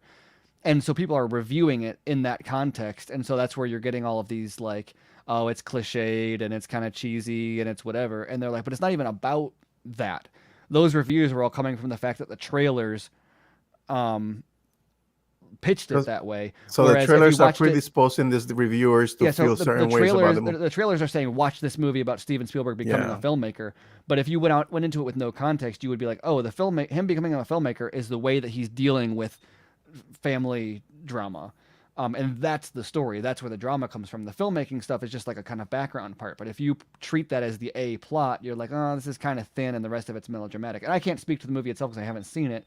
But I feel like that's really, really common in these movies, especially stuff that's like good, because they have to sell the audience. Like even Top Gun was like that to an extent, where you're watching the trailers and it's like, trying to sell you on, the movie itself really delivered on a lot of this stuff, but like there's this how do you get people? Look at Tom Cruise's eyes are bulging out of his head as they launch. And it's like and and it goes back to you want to look at any comic book movie, whatever. BVS was huge with that. Who will win and revealing Doomsday and all that stuff. And it's like and like going through it minute by minute on BVS by the minute. It's all about you, Dave. It's all about Dave. Mr. Dave. But I'm watching and you see stuff like Gal Gadot comes in and you're like, man, how cool would this be if you didn't know she was Wonder Woman already? Gesundheit. And trying to hit my mic button and I was like, yep, there it is. Yeah. Yep. Anyways, sorry. But the Doomsday. That's different. Nice. That was a choice. Yeah, that was interesting. You had 4x3 all this time. Yeah. Casey's like, I can look so much better. Let's see. Yeah, look at that. There you go. That's not so bad. It's not so bad. Yeah. It's interesting. I kind of like cutting off the blank. I've got some black bars on the side of mine. I didn't know StreamYard had it where you could do it like this. Should we keep it? I like it. I like Let's keep it. Let's try it. We're a bunch of squares, right? Yes. But as Huey Lewis taught me, it's hip to be square. Yeah, true. It feels more intimate. That was the most hip thing you've ever said, Scott. Hey, okay. Also, the most square thing simultaneously. Don't worry, we've already had a Back to the Future conversation earlier tonight. Yeah. The power of love. Yeah, it wasn't that. Well, we just got to go back in time. Johnny Be Good. Yeah. Yeah, it was a Johnny Be Good reference. Apparently, his kid was like, "Hey, let's listen to Johnny Be Good," because he watched Back to the Future. Scott's a good father. Nice. That's what it is. Teaching the kids right. But yeah, this is interesting. So yeah, Casey's like, damn it, and I don't have my camera. I just feel closer to you, Dave. I know, right? It feels, it feels. I'm scratching your back right now. There you go. I gotta go this way. There it is. Yeah, there we go. Run my head. Oh, okay, hold on. There you are. Oh, good boy. Oh, good boy. No, I didn't. It was a good night, guys. Good talking to you guys. Is this what a slow news week does to the Vodka stream? Like, kind of does. I mean, yeah, it was pretty slow. But I mean, what's the next trailer? Ant-Man, that Legacy trailer. What did you guys think about that? I was watching it and it was like first. I didn't know what it. I knew it was an Ant-Man trailer. I didn't realize it was a Legacy trailer, and so it was a while into it where I was like, "Wow, they're really like." I think it was like 3/4 of the way into it, and it was still doing like end game stuff. And I was like, "Wow, they're really." This is the third Ant-Man movie, and at this point, they're like, "Guys, please be interested in Ant-Man." Yeah, look at how important we made him. Did you notice the trailer? Like they used very little from the sequel, Ant-Man and the Wasp. There was a lot of Captain America. Avengers. A lot of Avengers. Well, because he saved the whole thing was like, oh, you know all these characters you love? Well, Ant-Man saved them. Yeah. Okay, so this is a trailer I haven't seen. So I haven't seen this trailer. It's not even really a trailer. It's just like it just goes through like all the end game stuff and it basically it breaks it down to where like you see Scott, Lang get out of prison. Scott, and Scott everywhere. No, it's just basically like everything everywhere all at once. There you go. But it's just showing like a legacy of him, and it really emphasizes the fact that that he helped create the time travel stuff with, of course, the quantum realm and everything like that. So, and I was just watching, I'm like, man, they are showing a lot from the first Ant-Man. They're showing Civil War, him talking to, of course, a lot of Endgame. I mean, like the climax of the trailer was Steve Rogers saying Avengers Assemble. I was like, that line didn't even need to be in there. Yeah. For an Ant-Man trailer. They had no business being in there. It was just in there because like they were trying to position how important because the editor liked it. So it was because you can't edit together but it does show a little bit more new footage, but it's nothing like if you watch the original trailer, I guess that came out, teaser or whatever that came out. I think it was the same, right? It was the same clip from the there wasn't that much new footage. No, there was nothing. That was the funny part though, because at the end, Kang, what is it that he says? He basically says something along the lines of like, it like contextualizes. Yeah, but he contextualizes his importance in the MCU. So I thought it was really funny for them to be like, the whole trailer to focus so much on like, especially focusing on Captain America. And kind of his impact and like Ant-Man's impact on Civil War and Endgame, and then he goes up against Kang. It's like, you're out of your league, and I was like, that's kind of what I got from the rest of this. Is like they're very much like bringing in the Legacy trailer. They're focusing on these other characters more than Ant-Man, which I think maybe that I don't know if that makes it better or worse, but it's really funny for the Kang to come in at the end and be like, oh yeah, there's a reason that they focus so much on other characters in this trailer. Which is weird, it felt like this is Ringo. I played for the Beatles too. It feels like that. Like I'm part of the Avengers too, guys. Yeah. It didn't. I don't know. I don't think I watched any Ant-Man movie in movie theaters. I don't think this is gonna be the first. Really? The first one was fine. I enjoyed the first. It was better. I really liked the first one. It was not what it could have been. I didn't say I didn't enjoy it. I said I didn't see it in movie theaters. No, that's what you said, Ben. Don't. No, you said you hated it. You hated it. You hate Paul Rudd. No, so I love Paul I know. Rudd. Everybody loves Paul Rudd. Yeah. That's the thing. That's what I love. That's the thing. Yeah, the first one was great, but the second one, they just were like, it was like they were trying to do too much with the Wasp, and they were making Scott Lang look like a dum-dum. And I'm like, come on, guys, you don't need to. you don't need to like dumb him down to make her look better. I mean, I get it. We're like how everything. Not is only now. that, but the story itself was just not as good. Not good. No, it No. wasn't. Like, do It you even wasn't. really remember what the story was? No. No, I mean it was like the most It was forgettable Yellow villain in the Jack MCU. jacket, right? Ghost- Yep. Oh no, it was a Ghost- ghost. No, Yellow That Jacket. was- No, Yellow Jacket the was first the one. one. First one. Ghost. The second one was it was Ghost. Ghost in the Yes, second correct. one. Yeah, Yeah. remember Lawrence Fishburne was in the sequel. Yeah. People Oh, I might be forgot like, about "What the that. fuck?" This is one of those weird things with the MCU. Like if this was the DCEU, people wouldn't, or the DCU, people like would never forgive you. this because the like I think that hey guys, who plays Ant-Man? Paul Rudd. I think Paul Rudd is great as Scott Lang, but hey guys, what's the original Ant-Man's name? Hank Pym. Pym. Hank Pym. Thank you. I'm not that drunk. It's just been a long day. Played by Michael Douglas. But like, look at what they like. They took like Hank Pym is so. If you look at the stories that he has with like the origin of the Avengers and Ultron and all of that, and you take all of that out and then you replace it with Scott Lang, and like Scott Lang is cool also like for different reasons, but it's like I don't know. This is one of those things where like I said, if it was the DCU, people would be so mad about look at all these comics stories they wasted and can't do now, and it's like it's weird because they did the same thing with Iron Man too. Every character gets this treatment in the shared universe, but like I feel like Ant-Man especially, where it's like the also ran. It's like they know nobody knows Ant-Man comics or cares about Ant-Man comics, so they're just kind of doing whatever they want with it. But all of the cool stuff about Ant-Man is just never gonna happen on screen because they already did. He's never going to be as important to the Avengers. He's not going to be behind the creation of Ultron. I guess he discovered time travel, but then also Tony Stark figured it out overnight in his house after He made it better. Yeah.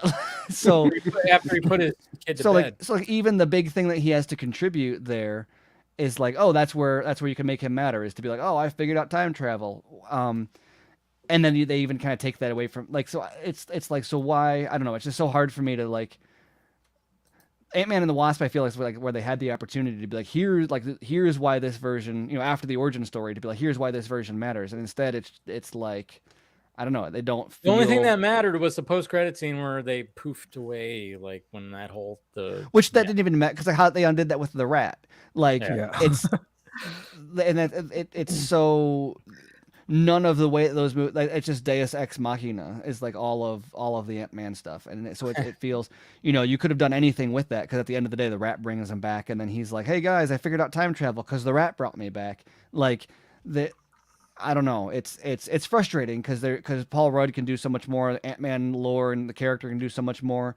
And it just feels like an MC, like even it's a plot. The quantum realm is a plot device for Endgame time travel, and now the quantum realm again is a plot device for what's going to end up being an Avengers, like for Kang and all that. And it's like, so where in this do I care about Scott Lang and like the Ant-Man stuff outside of how it services the multiverse, and it's, I don't know. And I'm not a huge Ant-Man fan, but like I loved the Avengers animated series, and Hank Pym was a big deal in that. The animated series was pretty good. It was amazing. And they went through all the Ultron stuff in that, and his dynamic with like Tony Stark, like the fact that you're never going to get like the Tony Stark, and obviously you're not going to get a lot of that now because Tony Stark is like gone, but you don't get the Hank Pym Tony Stark headbutting is like just never a thing in the MCU. Like there's all this stuff that like that's the nature of a shared universe, and it is what it is. That's the same thing with like BVS. Oh, you did the Death and Return of Superman and Dark Knight Returns and all of that stuff all rolled into BVS. Like that's just how this happens. But we got 40 movies in the MCU, and that's the most you can do with Ant-Man. Just feels a little bit. The first movie also had some really cool scenes, like the bathtub scene and all that, the party scene. It was essentially Honey, I Shrunk the Kids. Yeah, that was the other thing too. Especially I still love the fight with Thomas, like on the Thomas the Train set. Exactly, especially That the was train great. scene. It was so good. And a lot of that shrinking stuff they did, which was a lot of, I don't know how much they took from what from what Edgar Wright had kind of worked on ahead of time.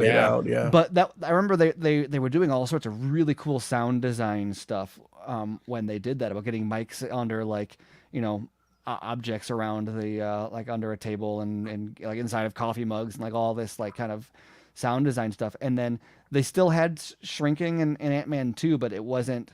You didn't get that, It was just that so small bad. perspective as much, which was really the cool thing about the first one was that not just the fact that he shrunk, and there was cool action that they incorporated with that, but when you were actually with him and he's going down into the carpet and in the tub and in the drain and like that's all really cool. And that, how does that have anything to do with what he's doing now? You replace it with any other power and it's still, he can doesn't have to be also shrinking.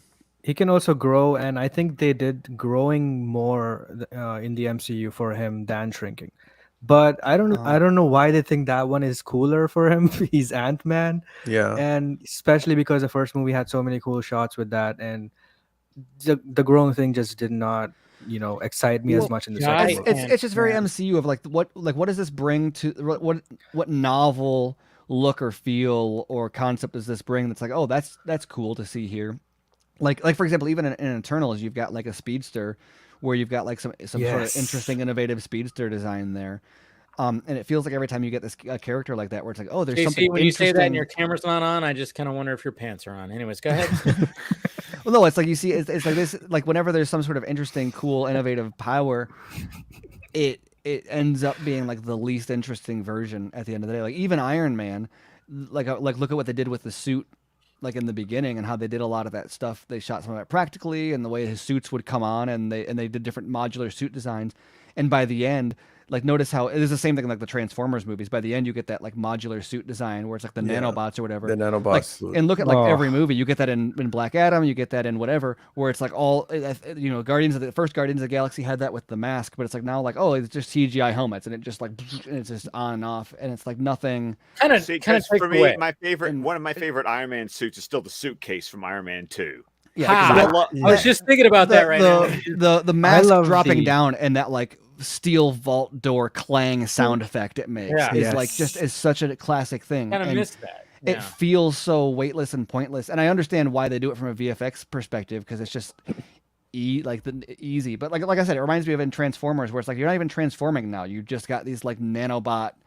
Like what was it? Was it Age of Extinction where they brought that in, where it was just like the like swarm of digital whatever that would like take the form of a I have no Transformer. idea It's because like I never watched that one. I was glad they went back to being more with Bumblebee because Bumblebee it went back to because the Bay movies like the transformations got less and less. Like in the first ones, you could see the stuff happening mechanically, and as the movies went on, you're like, I don't know where these like parts are moving into. This is not a logical. It's just like a jumble of motion, and then it comes out the other end. Like, good segue to that. Rise of the Beasts. Yeah. How are we feeling about that? I'll start by saying what I like is when I saw Prime and Bumblebee's design, it's still coming off of Bumblebee, where we've got that more G1 design. So that gives me hope. I mean, it looks like Jazz is back because he's the Porsche again. So it's like, because I mean, they killed Jazz in the first movie and that made me sad. I like Jazz. And that Porsche is gorgeous looking. So I like the idea of, I'll go into this. I never watched Beast Wars. Like that was after my time as a Transformers fan. I need to go back and watch Beast Wars. So I don't have that connection. So I'm just looking at this movie going, keep it, a little less Bay. It's somewhere between what Bumblebee was and maybe the Bay movies. Oh boy, Casey wants to say some things. I think. Yeah. Go ahead, Casey. Go. Look at his picture. He's like he's just ready. Yeah, he's livid. He's giving you the stink eye. How can you say less Bay when he was the one making the moves work? Like I just also because go ahead. I saw the trailer and look, I'm not a big Transformers fan. I just sounds like you are, though. And there's the problem right there. Okay, there we go. Okay. But I liked all the, I liked the all Bay movies except the last one. That felt a little bit too. Yeah. Which one is the last one? Was that the last night? One? I don't even remember. Last night was the last one. The one where they did whatever they did with Unicron. The Dinobots. Yeah. No, Dinobots was Age of Extinction. Is it? That was 4. Oh yeah, Age you're of right. You're right. I can't fucking. That's right. God It's damn all it. a big blur. The last night was the one where the Civil War thing was trending, so Who the hell everyone was had the to star fight in each that other. movie? What? Who's the star in the last night? I'm totally drawing a blank. Who was like the It's main Wahlberg actor? again. Was it Wahlberg? Wahlberg. It was yeah. Wahlberg Yeah, again. yeah, Wahlberg. Holy crap! That movie was the tried to Bumblebee watch versus that movie Octopus movie. like 7 times, and I think I've made it all the way through like 5 times. And then every time I'm like, I haven't seen this, have I? And then I get all the way through it again, and I'm like, no, I think I saw that. But I Wahlberg can't. was in 2 of them, right? Or 1? Yeah, he was in 2 of them. He was in 2, started. okay. He started in Age of Extinction, which I never finished, and I never even watched last I night. think we found a tree. Age of Extinction, I don't actually think is that bad. I need to finish the it last because one? they brought the 4th one. Yeah, the Because 4th one is fine. Because they brought in Galvatron, and they actually brought Frank Welker back as the voice. And they take out T.J. Miller like so unmercifully. It's amazing. Like they just like fucking. But also him. Bumblebee was remember really last good. night, to be honest. TJ Miller was in that movie? I don't even know. Huh? Who? TJ Miller. In Extinction? Yeah. Was he? He was in there. Yeah, he was in Oh, it. And shit. he was Katie Yeager's like shop helper who was like, Oh yes. and then he's like running across it the once. field and just gets like obliterated like out of nowhere. Nowhere. Yeah, I remember. It like turns into stone or something, and then That was the gets time the crumbled, like- controversy was going on, right? I don't know if that was out yet, but I remember rewatching it after the controversy was out. I and- think and that's it was why just so they killed him gory. off. No, the controversy happened during what's the name of that TV show? Silicon Valley. Silicon Valley. Yeah. Yeah. Which he So was it he was was funny after. in that too. It's funny because it's a type of controversy that like what happened? He called a bomb threat into a train when he was on a different train, like going like it was some really like one of those things where you're like, dude, at least like I don't know. Like do like drunk driving and like I don't know, do something stupid that's like, all right, man, you messed up, but it was like embarrassing stupid. Like I can't even look at you anymore. Like, yeah, he's an interesting character. I don't know. I don't know. I'm but, not saying that I would be like I don't know. I forget what I said about it. I'm not like drunk driving is better than calling in bomb threats. Like let's not equivocate. Somebody mark that 228. No, but I mean the trailer was just kind of like I mean, see, I'm one of those people. Like a lot of people are like, "Oh my god, Bumblebee was so great," and I walked out of Bumblebee going, "Heh." Bumblebee was great. Oh god, It wasn't. Especially for a Bayless movie, it was great. Bayless. It was okay. It was okay. A-list movie. It was kind of a safe movie, but it was like that yeah. cliche of like, oh, the alien comes down and the young kid. A lot of finds the scenes I alien. felt like it was just copying Man of Steel. It was copying especially E.T. opening, especially copying opening E.T., with that yes. Krypton E.T. scene type. Yes.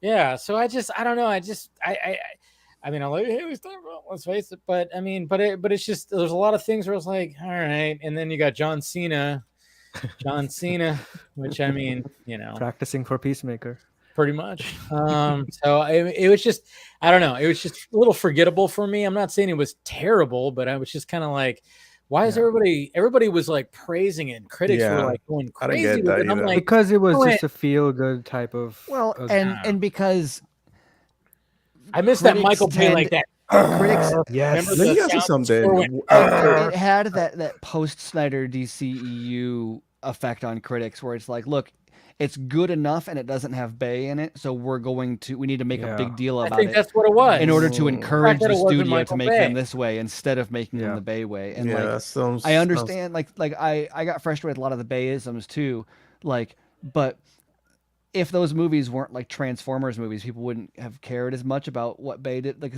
Like Bay's sense of like his action sensibilities and his cinematography is like, it's not very few people do it like him, and so you lose all of that with Bumblebee. But like the Transformers stuff is cooler in Bumblebee, so like there's a lot of improvements there. But like you lose so much of like the music and the action and the like the iconography.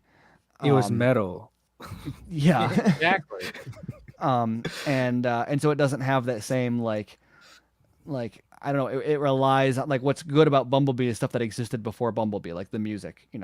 It just took stuff that you already liked and incorporated it into the movie. And like if you're gonna and so that was like I don't know. There's good part. I don't have anything like bad to say about it. It's just like Dave said. It's just kind of like it's fine. Yeah, it's fine. Yeah, it was fine. But I pretty wasn't safe going reboot. gaga goo goo like everybody else was, and I was like, okay, it's fine. Yeah.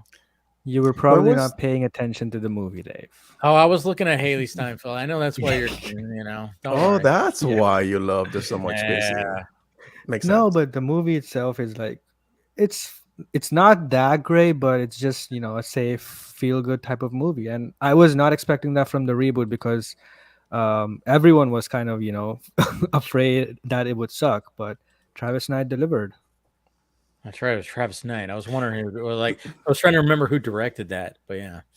The going back to the Transformers movies, right after because that's when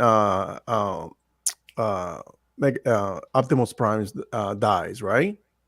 And that, they changed the designs after that movie, correct? On the What are you Transformers? saying? Like, I mean, the last night, they had a specific design, all the Transformers, and then the movie came out, and then Optimus Prime died, and then they didn't reboot, but they continued the cartoons. But when they came back, they had some of them had some changes in the design. I think he's talking about the Jeevan. You're talking about the cartoon commercial when they. Isn't there like two different versions, like a Jeevan reboot or something for the Transformers That's a cartoons? Scott question. Yeah, Scott's like even. I think I stumped Scott on this one.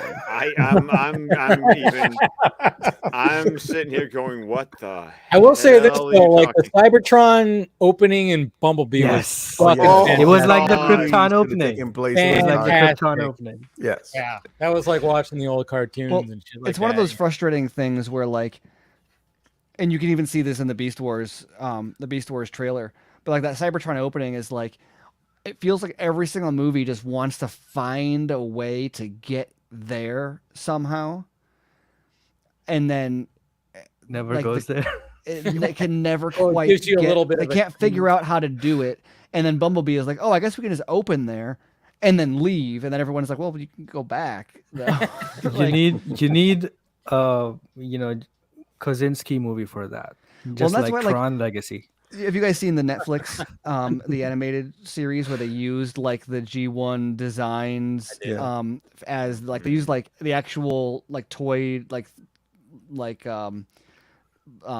CAD file designs or whatever it is for like the animation, and it was cool. I mean, it was like not the greatest thing ever, but it's very much like, why can't they just do that for a movie? I think that they feel like they need to get the humans in there. They're not confident enough to do it. Same as Godzilla things. God, stop it with the humans. It's But not why I'm going to see these movies. It's kind of weird with Transformers because they can talk. For Godzilla, at least you can, make the argument that they don't talk, so you probably need humans. But for Transformers, they all talk. So well, you can in the have, Godzilla movie, they do make where like I know people complain about the humans in the Gareth Edwards. Edwards. See, it's not easy. I have that same struggle too. The Gareth Edwards Godzilla, but like I think that is still like the best movie of that whole franchise, even though people don't love the narrative like the characters in that. The way it handles Godzilla is better despite the lack of character development. And then the focus on like I liked the King of the Monsters, but it's like the more that they focus on the humans, I don't know, like they lose that balance. Like maybe that first one could have been better written or acted or whatever, but the impact of Godzilla on the world felt so much more pertinent in that one because of that slow reveal and the way it focused on the humans primarily. God, the way that the way that he kept revealing, and like I remember being in the movie, tail whipping through the smoke, and then so much things where they were like going, "Hey, imagine like you are on the ground and you're seeing this." It was like the BVS Bruce Wayne thing. Yeah. Yeah, but I mean, it's just, and even finally when you get to that the final battle, and then goddamn, even when you oh yeah, remember the fire that he breathes? Well, we're gonna do this one thing where you see his tail and it goes, and then you see the light just go up his tail through the spikes, and then he just goes. And you're just like, oh my god, yes. The color in that movie is so good. It's almost muted, and then he shines. The Halo jump scene in that the movie. Halo jump. Yeah. That was in the trailers and the posters and everything. But there is that. Because once again, because the way they use the smoke, and the thunder and the lightning, and the lightning reveals. Oh man, yeah, that is perfect. Yeah, it is really too bad that whatever they were gonna they lost that, and it feels like they just moved further and further away with that every single installment. Now it's they couldn't have done that for the sequels though, because now the world has seen Godzilla and you need to bring in more monsters. Yeah, it's not that they need to do the exact same thing, but the approach is still relevant though. It feels like they were they were trying to intentionally move away from that. As opposed because to people complained. I think they failed to keep the same tone. It's like Batman. Batman is just gonna be in the shadows anywhere, every movie that he does. So you cannot, just because everybody is aware there's a Batman, he's just not gonna be in the open. Yeah. So I think they did a lot with it because that's the same thing that people I don't think fully appreciate about Rogue One, is that obviously Gilroy had a big hand in that too. So I don't know. Rogue One is hard because we all hate studio intervention and reshoots and all of that, but I think Gilroy has done some awesome stuff for Star Wars. But with Rogue One, what Edwards did in that was awesome with the scale. The way there are very few times in Star Wars where that replicate some of the moments in Rogue One, like when they're on the beach and you've got the walkers, or the Death Star coming over the horizon. There's moments that his sense of scale that he used with Godzilla, that he kind of employed a lot in Rogue One, the Star Destroyer coming over the city. You don't have so many huge sweeping moments that really capture the scale in that way. And it's very clear that was Edwards' contribution to Rogue One too, because that's what he does. That's why he, in his movie Monsters, he did that, and Godzilla, he did that, and Rogue One, he does people that. have not. Yeah, Monsters, great fucking movie. Yeah, well, he did that all in his bedroom, yes, on his personal computer. He barely had a fucking budget, pretty much, for that, right? Yeah. How much was the budget for that? It was very low. I remember watching that movie and being very impressed. I'm like, all right. And when I found out he was doing Godzilla, $500,000. $500,000. Yeah. If you guys haven't seen that movie, do yourself a favor. Watch that movie. It's a small movie, but it was what's the name? Pretty damn fantastic. Monsters. It's amazing because it's so smart the way that he shot it and did the VFX, that it gets the sense of scale and it gets these huge monsters in there, but in such a way that, like in Godzilla, where it's hidden in smoke or it's whatever, and like you would normally get in a horror movie where you're kind of hiding the villain, but it's with a sense of scale, and so it's kind of unbelievable that for $500,000, it's absolutely insane that it costs that much. But it's not exactly the same because it's a different vibe. But Mattson Tomlinson did Mother Android. Have you guys seen that? I haven't seen that one. I haven't seen it. It's on my watch list. That was on my list. Yeah. That reminds me of Monsters, that same way you watch it and you're like, this is smart. You watch it and then there's stuff where you notice where you think after the fact, you're like, wow, that was it's sci-fi where there are story decisions that are made and the way stuff is presented on a screen, where it might it doesn't ever feel cheap, but it's very obviously hiding when I say obvious, I don't mean obvious failing to hide it, but it's hiding a small budget really, really, really, really smart. And you can catch it sometimes when you notice, but shallow depth of field and drone shots and low tech costumes and stuff, hiding the monsters and all that kind of stuff. It's really it gives this sci-fi world and kind of story this grand sense without. I have no idea what the budget was, but it's very clearly done on a shoestring. And smart filmmaking can give a sense of scale, even if you don't have the dollars. But Anyway, but it reminds me of that because it's very similar to what Gareth good Edwards movie. did with it's a good movie.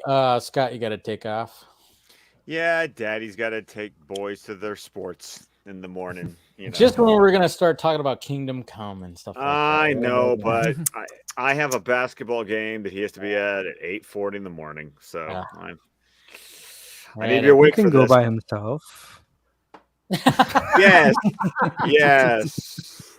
The 6-year-old can go across town by himself, right? Just get him an Uber; it'll be fine.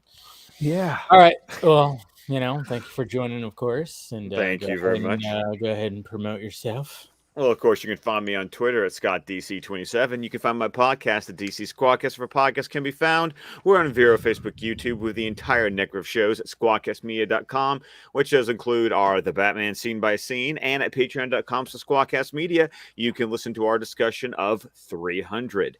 And then, of course, every Sunday night at 9 o'clock Central, join us here at the Film Junkie channel, where we are going through every episode of Batman the Animated Series. This Sunday night will be House and Garden. There it is. All right. Thank you, Scott. Thank you. Thanks, Scott. Bye. I'm curious what it's going to look like now. It went back. It went back. It went back. Yeah, but it still fills, fills more of the screen still. It does. Yeah. So we're good. All right. What's I guess we can start jumping into the whole, Kingdom Come. I was like trying to what am I going to title this Vodka stream? And I was like, it's a Kingdom Come, because that's always a phrase like, hey, it's got blown to Kingdom Come. And essentially the DCU is now going to be, there's a new world that's going to be doing all this stuff. Are you okay, Ben? The baby woke up. That was funny. You were like, what the hell? I was like, no, I hear her crying. Oh, okay. And that's her room right there. She cries? Yeah. No, I think she has a bad dream. I'll be right back, guys. Okay. No problem. But obviously James Gunn doing it. It's funny because there's so many meanings that him posting that, right? And that's the thing, is that was one of the things that, even like when I did on Film Junkie Live, when I was talking about it, I'm like, it could just be him just planning. And it's a good shot of him, of planning. But then, you kind of type in, what does Kingdom Come mean, when you actually look at the meaning of it? And it means new world, or just, and then of course the phrase of blown to Kingdom Come and blah, blah, blah. There's so many meanings that it could take place. And then, look at that shot, but are we going to get an actual movie of Kingdom Come? Glorious. I don't know. It would be my dream come true. Anybody who's for this to be the 10-year plan. But it would have to be something. I don't know. It's just so weird, because it's is that going to be at year 10? Is that possible with the current roster and the storyline we have? I think that if they want to, I don't think you can, for example, I don't think Affleck will make it 10 years. No. I don't think he's going to be invested in this for 10 years. Cavill can probably do that, but he's not too old now, but he'll be old then. And there's so many different issues they've got with they don't need to reboot, but they kind of need to they don't there's a lot of kind of continuity stuff they've sort of got to figure out. And I think there's a version of this story they can do that it's not going to be straight up Kingdom Come, but I think that makes a lot more sense than Crisis on Infinite Earths, for example.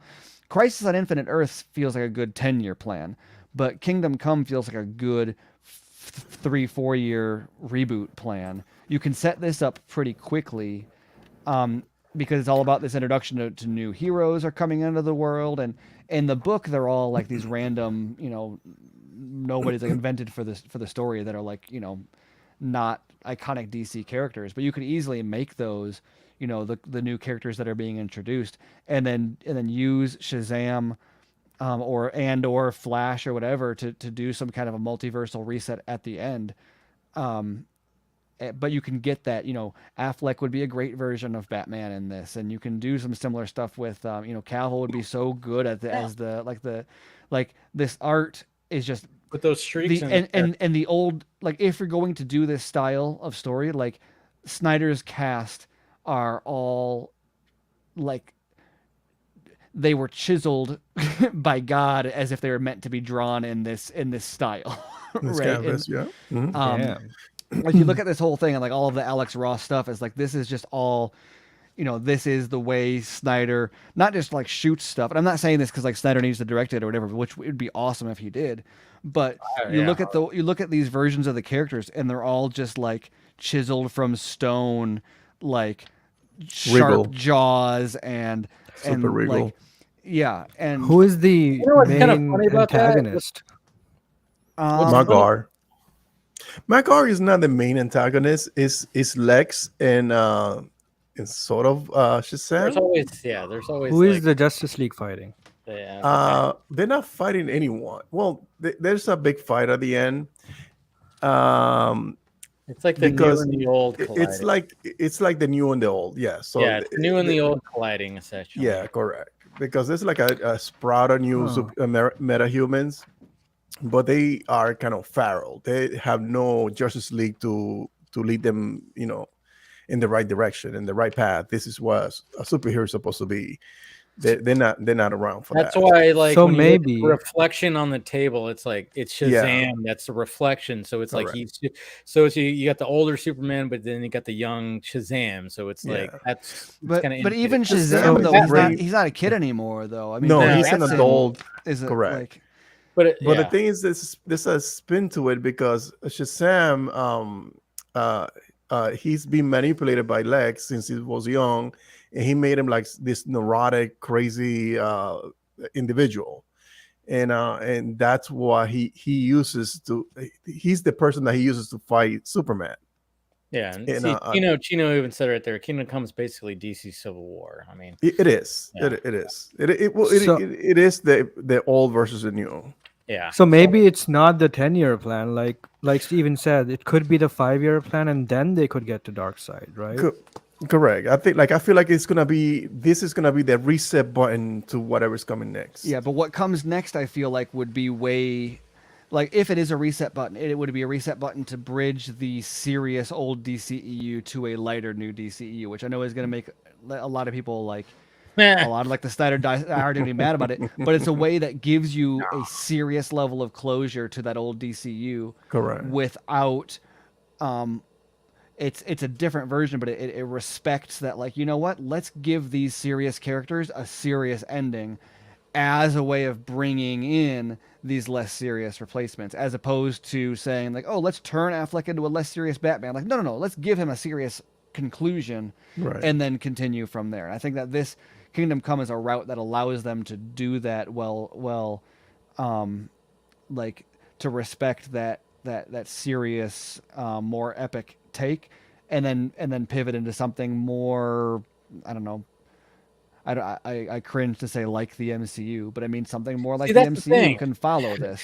And I don't like the after plan, but in terms of if that's gonna happen, if I can't stop them from getting there, this is the way that I would like them to do that, because at least it gives me something that I'm like, okay, that gives me closure on something that I enjoyed in a way that I enjoyed it, and then I can be detached from the rest of it, instead of being like, oh, look what they did to Cavill, and look what they did to Affleck.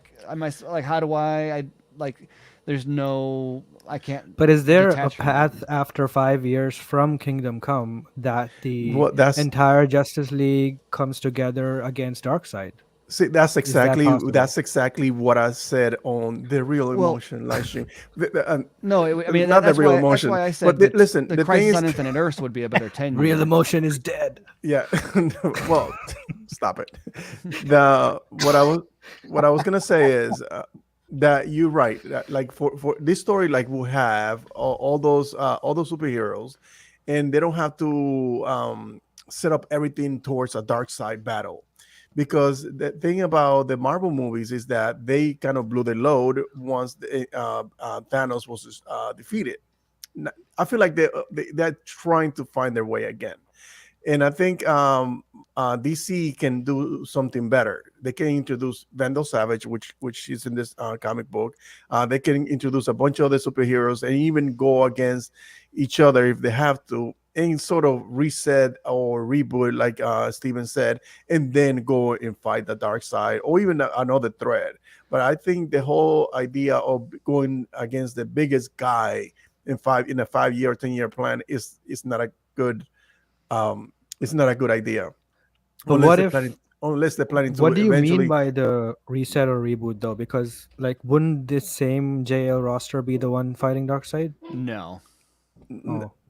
Correct. That's what I'm saying. If Like, they went this route, if they did Kingdom Come in like 5 years or so, then they would be they would bring in a bunch of new characters and then maybe do some multiverse stuff to recast some, like maybe bring a different version of Batman in or something like that. Right. And then in 10 years you would do a Crisis on Infinite Earths. There you go. And then maybe after that then is when you get into like the dark side stuff. But I don't, because that's what happened with the New 52, right? This came right before the New 52, and then that's where they came, like, which makes sense what you said, that they would introduce a lighter tone DCU or DCU. Yeah. See, I've always thought like what if they just did the movies based on these stories and not had really any connectivity? But I know that's Oh yeah, if they were to do a Watchmen-esque it's one of those that deserves a, like Snyder always says he wants to do Dark Knight Returns as its own standalone thing. This is one of those that deserves, if they could do a Crisis on Infinite Earths and be like, you know what, we're casting an entirely new Justice League. This is disconnected from everything This is just an Elseworlds. This is a DC Black Label, whatever, Kingdom Come. That would be absolutely fantastic. You bring in But then I was always thinking like, well, maybe they could still use the actors, but then I think that would probably confuse. But then at the same time, I'm as if it's not already confusing. Yeah, it is. See, that's the thing. It's like I remember I even said that a while ago, where I was like, what if they just like took some of this, just the same actors, but they did the stories from the books. Here's the conceit of Kingdom Come though that makes it, you could almost do that, because the opening to this here is you've got all of this like I don't know, it's like a disembodied voice like speaking into like the heavens, and you've got like there's like a narrator character, and you've got all this stuff going on that if you wanted to like do a really similar adaptation, you just set it up as a, you actually have a narrator, do it like a Ghost of Christmas Past kind of situation, narrated by James Gunn. Yeah, because that's very much what this is. There's a character in this that is like, who is it? It's Dream. It's Dream. It's actually Dream from it is Sandman. Man, it's been a while since I read it. Oh shit. Yeah, and Sandman. So they're going through the whole thing, and so a lot of this is like they're observing these characters, and it's very much like a Christmas Carol kind of setup where there's someone going through and they're watching all of these characters interact and they're having conversations about them. Yeah. Go on, dude. I'm like, no, you know it way better than I do. I'm looking at it here, but I haven't read it in forever. Go on, yeah. Well, William's saying it's Dead Man, not Dream. They could do Dream. That would be cool. No, Dead Man appears there in the Dead Man makes an appearance. I think who he talks to. He talks to I don't even shit. Now I'm fucking drawing a blank. But Deadman does show up, but it is Dream, and he's talking to the Spectre. The Spectre shows up because the Spectre's like the hand of God in DC, and he's there just to pass judgment. But he's using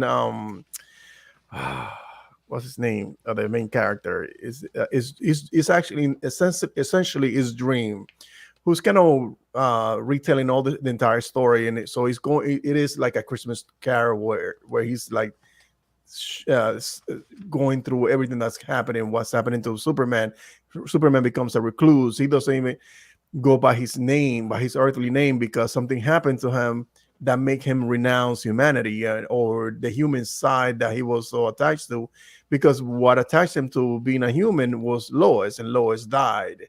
So there's a lot of religious undertone in this writing too. Who puts all of this religious is undertones in these superhero movies? Zach, Anybody? yes. So anybody? Zach would have been all of this perfect is for being this. written on the Bible, so it has to. It is. I know. Yeah, I mean, Like well, I mean, the Christianity. opening pages are literally like references to It's Revelation. like God speaking and, into existence. Yeah. I mean, it's like, I mean, that's the thing is like when it comes to these, you can't adapt 100%. You can't. You just got to take elements of it. I mean, that's what Zach did with BBS. It was like, all right, well, Dark Knight Returns is my favorite comic book, so I'm going to take elements from that, and he did it, and he did it great. I mean, he pulled it off. I mean, that God damn, I still remember. You know, it's Sandman. It's not the same. It's the Wesley Dodds Sandman. So it's Wesley not Dodds, yeah, correct. Yeah, so it's not the It would be cool if it's not it's not Dream Sandman. You're right. Yeah. But now that you say that, it would be cool if he is. Yeah, Imagine he if does it's that. fucking Sandman. Well, I mean, especially with narration. Yeah. Oh, But that's like the kind of thing they could do with this, though. That's what I'm saying. Is like I think there's some major over like for example, you bring in the JSA. Like if you like stick with Snyder's Justice League and you make like the JSA be or like from Black Adam be the new characters coming in. So I think there's a lot of modification of it that you're going to do in that way. You know, bring in Booster Gold, bring in Blue Beetle, bring in those are all the new crop of heroes up against. I'm all cool with that, but the only thing that I've a hard time buying is Shazam. Like, how could he be the leader of especially this version of Shazam? He's not a leader of anything. No, he's controlled. He's been used. Yeah. He's a MacGuffin. It's like it's almost like a Dr. How can he do the serious scenes? Because he's you don't believe in Zachary Levi? Because Billy Batson is an adult. Billy Batson's an adult. Yeah. Because like remember that Billy Batson, the adult version that we see is him projecting. This is what he thinks he's gonna look like when he's an adult. Yes. Essentially, you know what I mean. So when you see in him this story, he is already grown up. Exactly.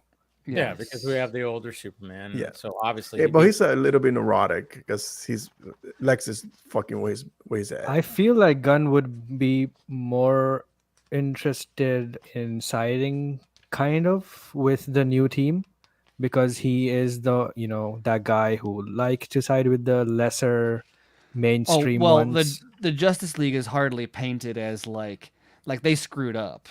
Yeah. Like they're not. They're hardly the new characters like don't know how to be heroes, but also like this is not a idealistic version of the Justice League either. Yeah. Like it would Green be Lantern is like fucked cool. off and like made a castle. It'd be better as a series, wouldn't it? Like it Wonder would be Woman's so like cool if Wonder Woman. It would be so cool if Gunn actually brings in Zach and they actually handle it like that, like the old. If there was a book, hard fact.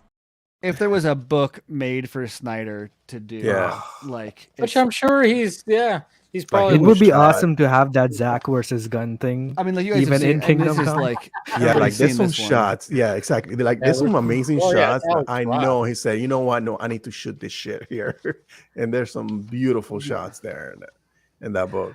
Steven, who directed that Life movie? Life. You mean the one called Life? Are you talking about the one with Ryan Reynolds and Jake Gyllenhaal? Sorry, The Tree of Life. The Tree of Life. Oh, was, Terrence Malick. That's the one with, he should do the JL dude. This Terrence Malick would do a fucking amazing job at this, but everybody would hate it. It would be so good. Terrence Malick, Kingdom Come. Holy shit! It would because the whole thing would be through the perspective of the Wesley Dodds. Like he would really stick to that. It wouldn't be POV like Superman and Batman. They'd all be background characters to this. Oh man, that would never fly. That would never fly. But it would be an amazing movie.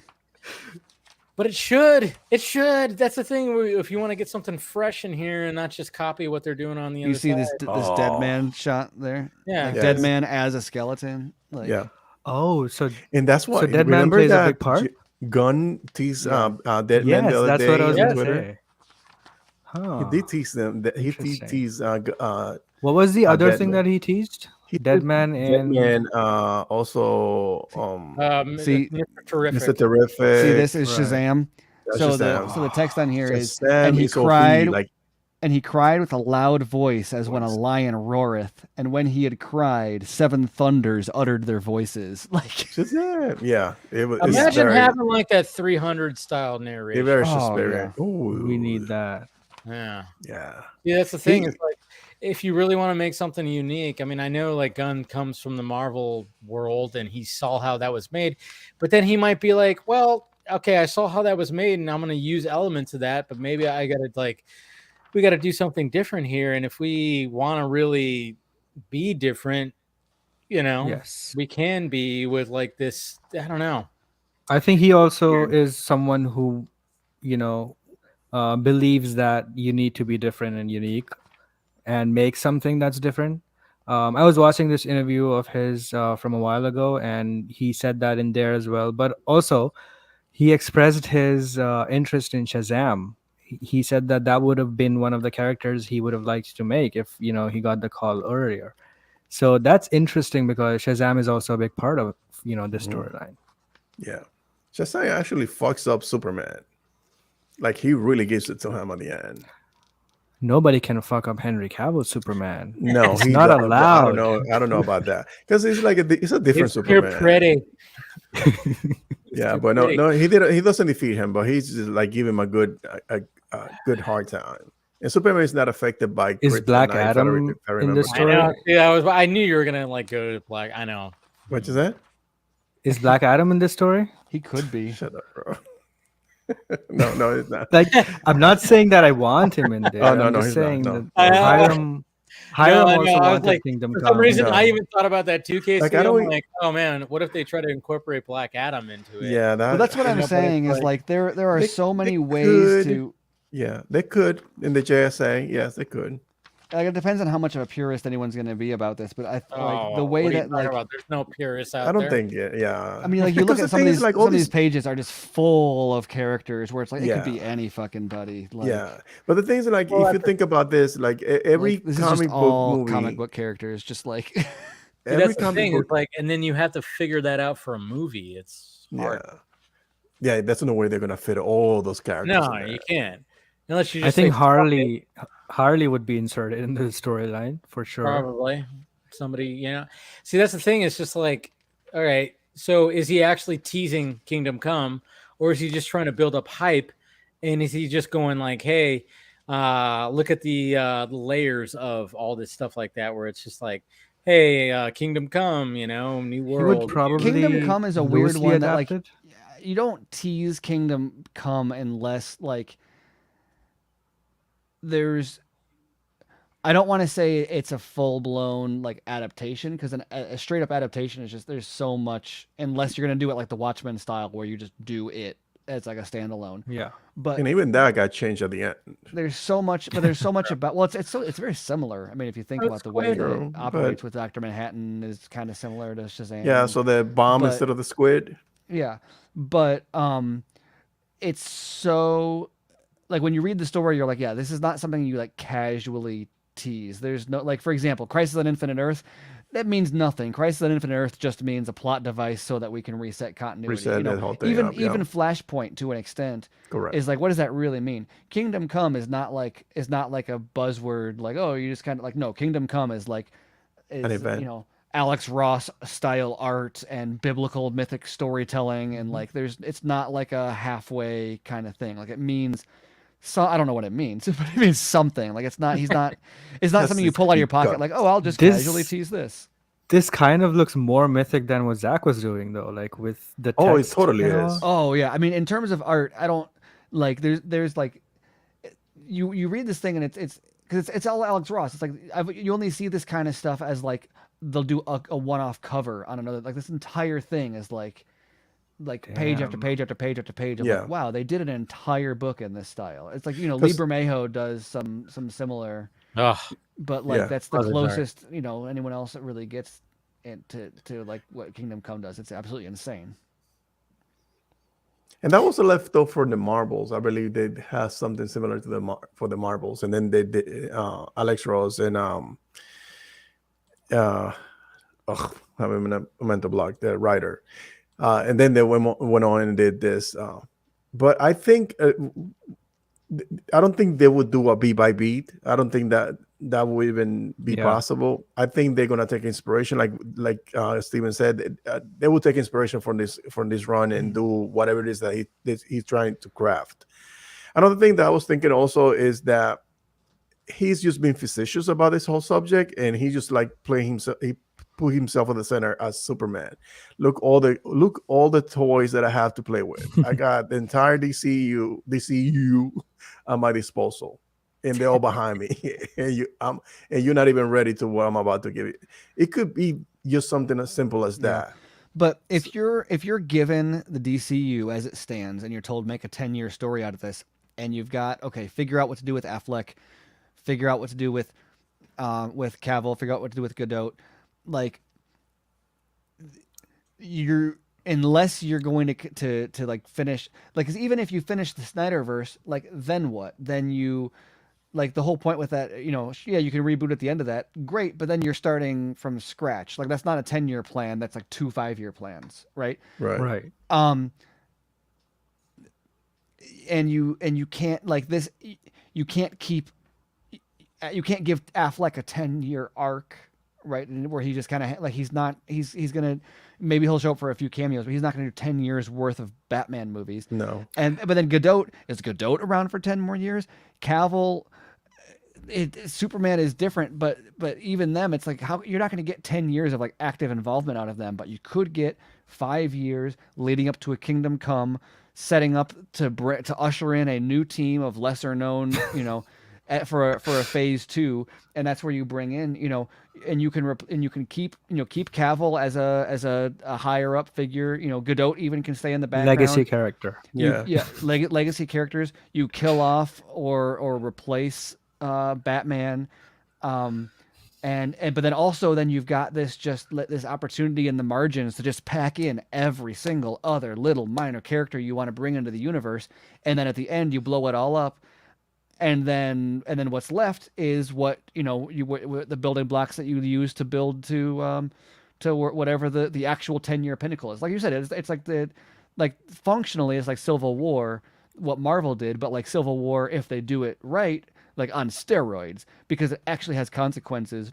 Yeah, you're actually replacing characters, you're actually shuffling the team around, you're killing people off, you're elevating people, you're really exploding the universe out. And like I said, it gives a sense of like, instead of converting the characters that we already have into the new DCU, it gives a respectable send off to like the Afflecks and the Godots and the Cavill. Yeah. Like, and it will what if they just it will give more importance to the characters instead of focusing on who's gonna be the next villain. Because I think that's another thing that is important, that you make the characters that you have in front of you important, because that way, because I don't. Sorry that I had to make this comparison all the time, but with Marvel, we always, because I'm a Marvel fan, we always look at who's gonna be the next baddie. You know what I mean? Like, I'm not thinking, oh, well, I cannot wait to see the next Adam Warlock. Yeah, I cannot wait to see Adam Warlock. You know what? I cannot wait to see Kang. I cannot wait to see what Kang is gonna do with on the next movie. I mean, so you see what I'm saying? Like, if you make the characters be about the characters, Superman, Batman, or whoever it is that they're going to introduce, or for them to take the place of those legacy players, then I think that will service this universe even better than relying on heavy on who's going to be the big baddie. I think that will be a big mistake. Well, and you look at any of the crossovers they're going to do. I mean, let's say they do Darkseid down the road. They've done the world building they need for that, right? He's out there and he can come whenever. Or you look at like Crisis on Infinite Earths. Like, you look at Crisis on Infinite Earths and you've got, that's like the Anti-Monitor is like Anti-Monitor in the you don't like, how do you set up the Anti-Monitor? Like the whole point is that the Anti-Monitor like comes out of fucking nowhere, right? Yeah. This is a good example of how they could like close off Lex's character. I mean, arguably it would be a bit of a repeat from what he did in BVS. Very reminiscent, because he's manipulating the government and all that shit. Yeah. But still, it would be a way to there's a lot of old DCEU stuff it could close out in a respectful Snyder-esque way. and in a way that I would appreciate to see them attempt if we're not going to get the, which I don't think we're going to get, like the, full on nightmare closure and all that. And Sadly. God damn, that was so unique. Yeah.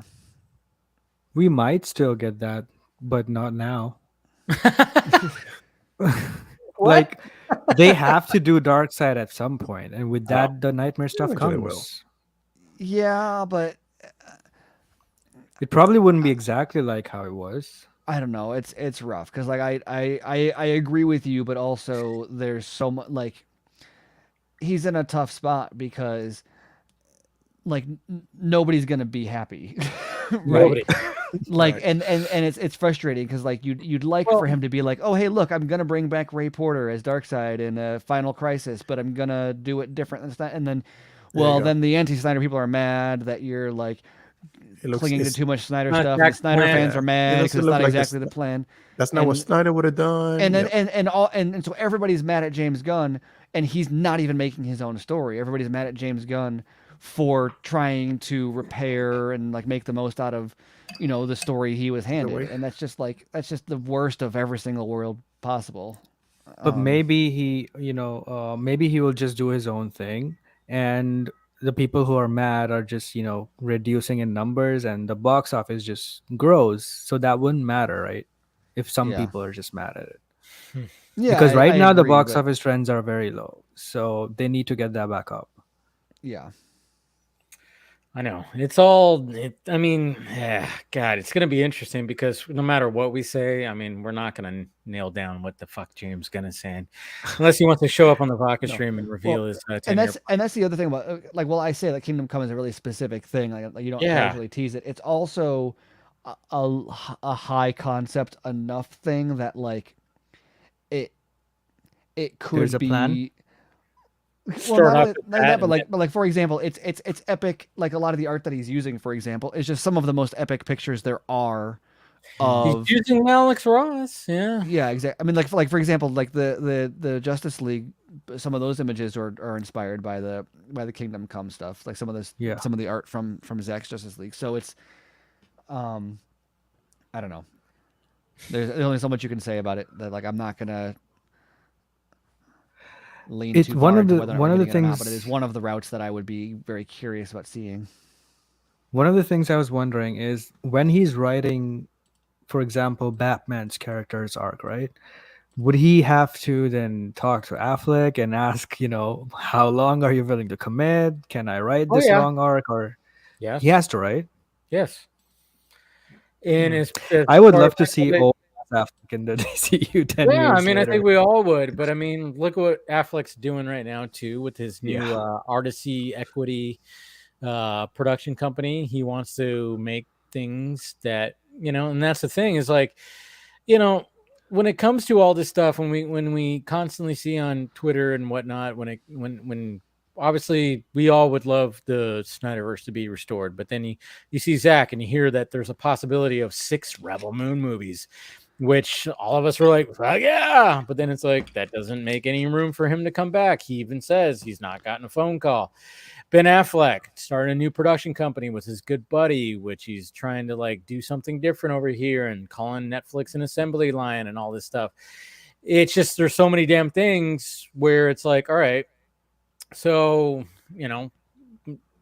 they could salvage some, they could salvage what they got. And it was funny too, because when Jordan showed up, at the beginning, he said he got sent something that Jason Momoa was being dropped as Aquaman. That was weird. I was like, where did that come from? It had to be from like Giant Robot or Kikase. Who knows? I mean, could have been them too. God knows. But but it's just like stuff's always going to be flying around. But I was like, wow, that's weird. Why would they even like announce that they would replace Jason Momoa when the movie's not going to be coming out for another year that he's in? That movie and the Flash movie both have to do well, like really well.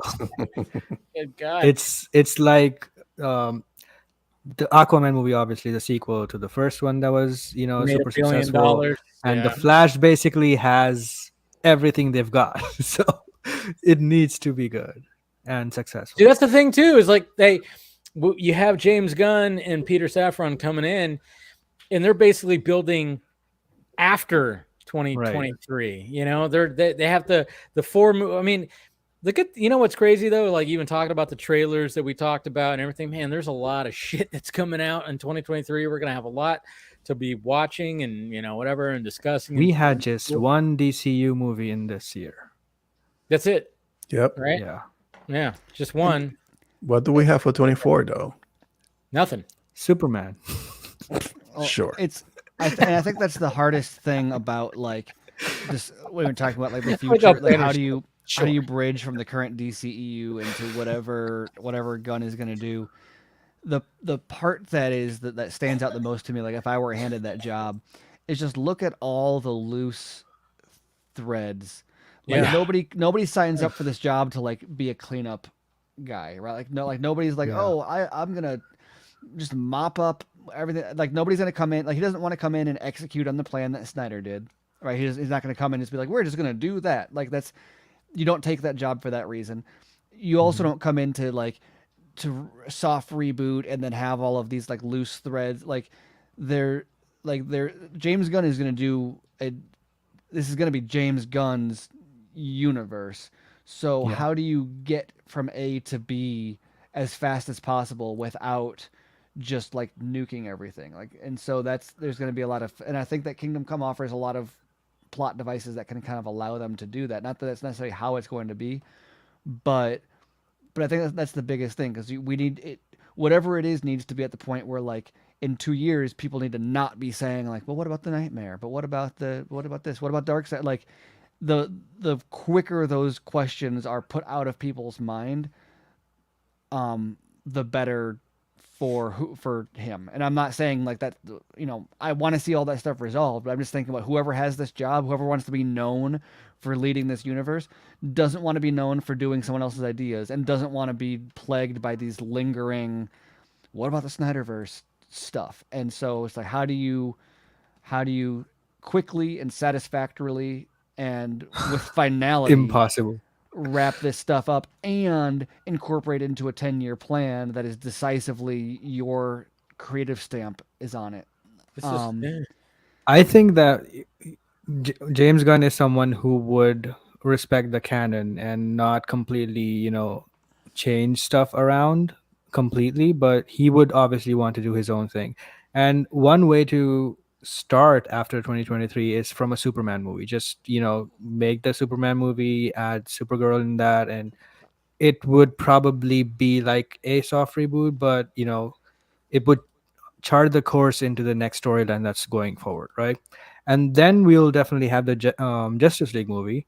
They can have a, you know, new story in that, and maybe as a post-credit scene, just have a small 2-minute Nightmare scene. You know, that could just, this Nightmare scene could keep on going for like 3 jail movies, you know, before any of the Darkseid stuff can happen. So they don't even need to do that. You know what's gonna happen? Elon Musk is gonna buy the whole fucking thing, and he's gonna do it the way he wants to do it. He's gonna release a bunch of files, the WB files, and see all the fucking crazy shit that happened behind the scenes. Bots. That was pretty crazy tonight too. That I don't mean to like, you know, change the subject, but I mean that was because I mean it was just it feels weirdly fitting. It does, because that guy came into a shitstorm of like, hey, you know, I bought Twitter and now I'm gonna like to clean it up and try to right the ship. And a lot of people, of course, are like going, hey, you can't do this. Look at it. You're doing a terrible job. And we see all the slam pieces. At one point, you know, Elon Musk was like the champion of everyone, essentially, because like, hey, you know, he's making the cars, he's doing all this, it's all great. And then all of a sudden he starts kind of going, hey, wait a minute. I wish I could do a good Elon Musk impression. Who does it? Kyle, what the hell's his name? Kyle Dunahan.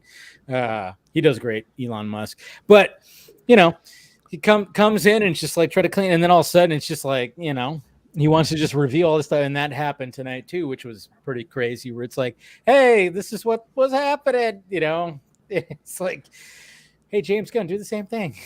One thing I remember just now about the, you know, James Gunn thing is that recently someone asked him, why can't you just why can't you just tell us which one is canon, right? ZSJL or JL? Which I think still is just a stupid question. But still, someone asked him, and some other person replied saying, "You'll know soon enough." And James Gunn liked his reply. Yeah, but So what does that even mean? But Yeah. that means that But that's the first.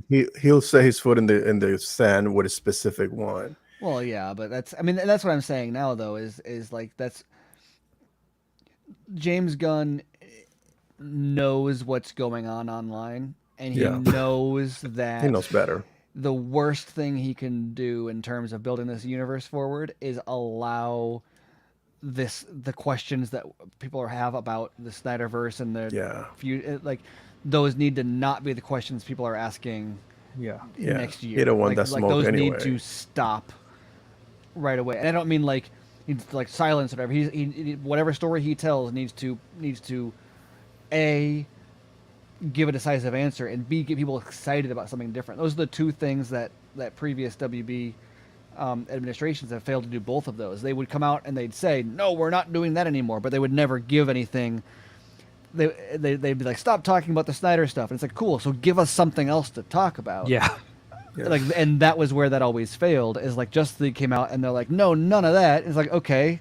So what? Like, oh, we've got a plan. It's like, okay, and then we never got it. And then Walter Hamada gets fired, and he was like, oh, I was gonna do Crisis on Infinite Earths, and it's like, no, like, and so Gunn knows that the trick is not a matter of coming out and saying Snyder is done. The trick is coming out and saying here's something else to be excited for. Yeah, not keep us in the dark about everything. Well, and unless the whole Ann Sarnoff thing, where it's like, after Zack Snyder's Justice League came out, she just goes, "Yeah, we have no intention to continue." Yeah, that was a bad.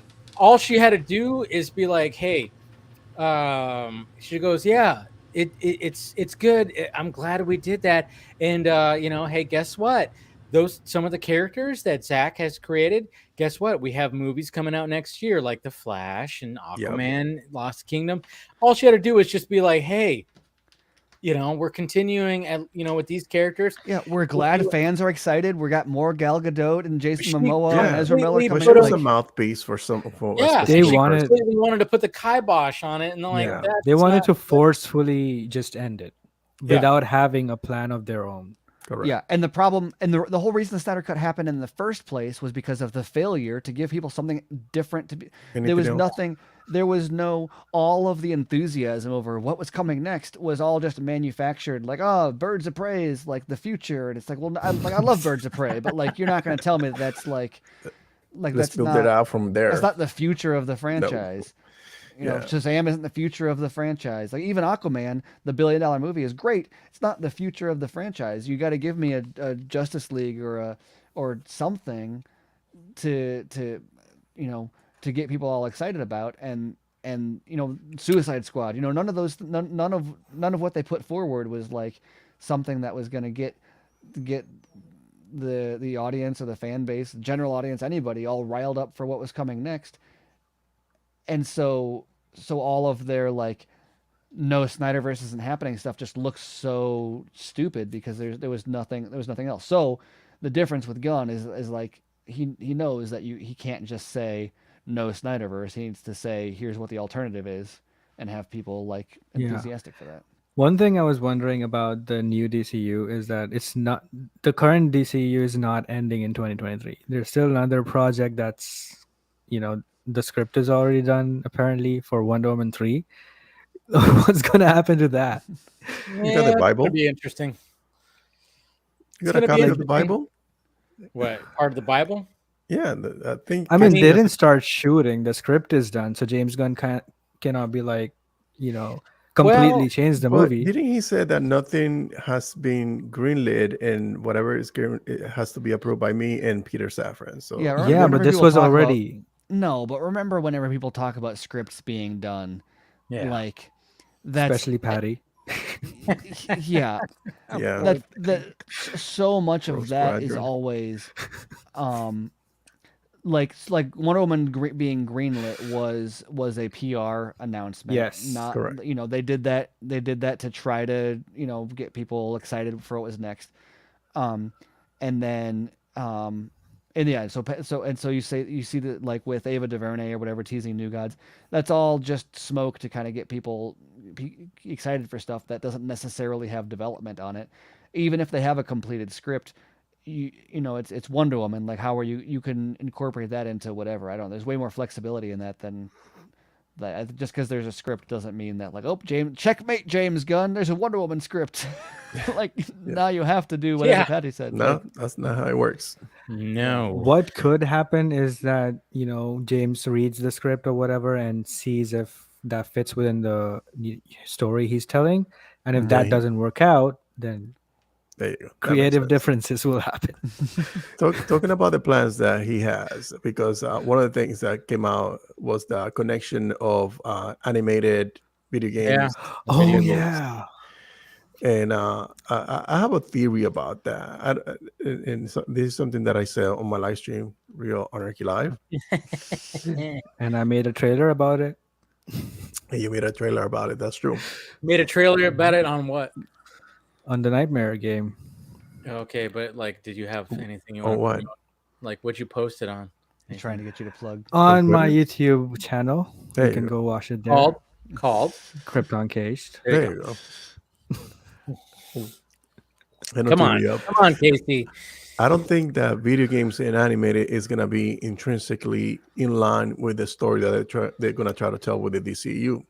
No, I think that they're just gonna use the same player. So if there's gonna be an animated series, whatever contract that they're gonna give to Henry or they're gonna give to Gal, it's gonna be, hey, you're gonna get this contract for exactly. There's also a Wonder Woman video game. The animated, you're gonna voice the video games also, and it's all so that way people understand that this is all part of the same universe. I think that's what he's. And you know what's funny is, like, that would be like a good little, you know, package of like part of the contract is the fact that, like, hey, guess what, you're gonna get this much money, we're gonna place you here, and then when it comes to the video game, you're gonna spend like 3 days in a booth saying lines, and you get $1 million just animation video game. Animation, you're going to be, you know, in a different booth for a couple of days too, and then you get, you know, I mean, it's just like, it's going to be like a package deal. It's like, hey, here it is, this is what it is, this is, you know. And that's why, like, when it came to the whole Henry Cavill, did he get his full-on contract, it's like, no, because I think James Gunn and Peter Safran still need to figure out where exactly he's going to be placed. Peter Safran's going to figure out what they're going to be offering him, and then James Gunn's figuring out where they're going to place him. That's why there hasn't been a full-on. I mean, there was a deal made, obviously, when it came to Black Adam and you know, and Flash, you know, and whatever cameos that he was going to end up doing, but they were like, but we have to figure out first. And he probably signed something where, like, hey, are you game, because we're gonna get you that deal. Maybe, you know, I mean, God knows, you know, Hollywood's a fucking weird place. Yeah, I think not only the voices, because I remember there was an Avengers game that came out one time, and none of the characters, of course, they use different designs, and they were ragging them. They were ragging on these characters really bad. Yes. So I think using the also being part of the package. Hey, we're gonna use your likeness for video games, also animated and etc. The Unreal Engine stuff is so good right now. When you go. And I can't see your mouth move. It's just weird. Yeah, I hear him coming over his voice. No, because it's just so different and unique, kind of. Exactly. You know, I know Star Wars is kind of also doing that, but it's not to this level. Yeah, exactly. Where your main jail members could have voices. You know, if somebody comes up with this stupid shit as a scoop, make sure they source me first. You heard it here first, guys. You heard Exclusivo. You heard it here first. I know. But seriously, like, they could totally do stuff that they don't want to do in the movies, but it's a cool concept. Yeah. Example, Nightmare, or a Ben Affleck project that they would probably never make a Ben Affleck solo movie now because of Pattinson. but he would be cameoing in these other projects, and they could totally do an animated movie. Imagine doing like animated shorts too. Remember when the Marvel Cinematic Universe were doing like little shorts with Agent with Coulson? Like they were doing things in between the movies. Imagine doing something like that with like animated shorts they could put on YouTube, HBO Max, anything like that, where they can actually like, hey, you know, here, like part of the package that you have to do is you got to come in for an hour and voice. Call J. Oliver. I was really into that when Star Wars first got purchased by Disney, and all the books and all the animation and everything was all in the same universe. And let me tell you, it gets so tedious so quickly. and part of the burnout with like the Last That's Jedi, not even true, right? What? They retconned a lot of stuff.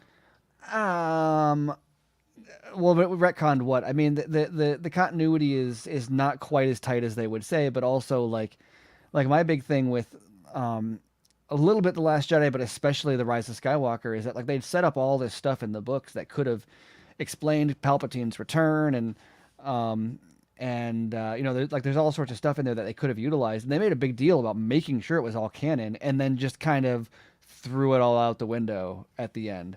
And then it got to the point where it was like so much work to keep up with all of the different changes to canon all across the board. And then it ultimately doesn't really matter all that much. Like reading the comic doesn't really improve the, you know, like you'll be watching, and that's part of why I liked Andor, is because like you watch, you know, something like Book of Boba Fett or The Mandalorian, and so many of the Easter eggs in that are like, oh, that comic that came out 3 months ago had this character in the background, and now they're in Mandalorian. And it's like that was all. It's like, okay, that's not doing it for me. And Andor came at the right time for me. It was really refreshing to be like, you know what, just.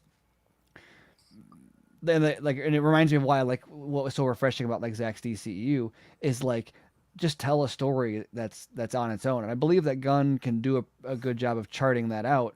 But the idea of an animated series, like I don't want a Superman, like I don't want a Cavill Superman animated movie, because the impact on canon is not what people think it's going to be.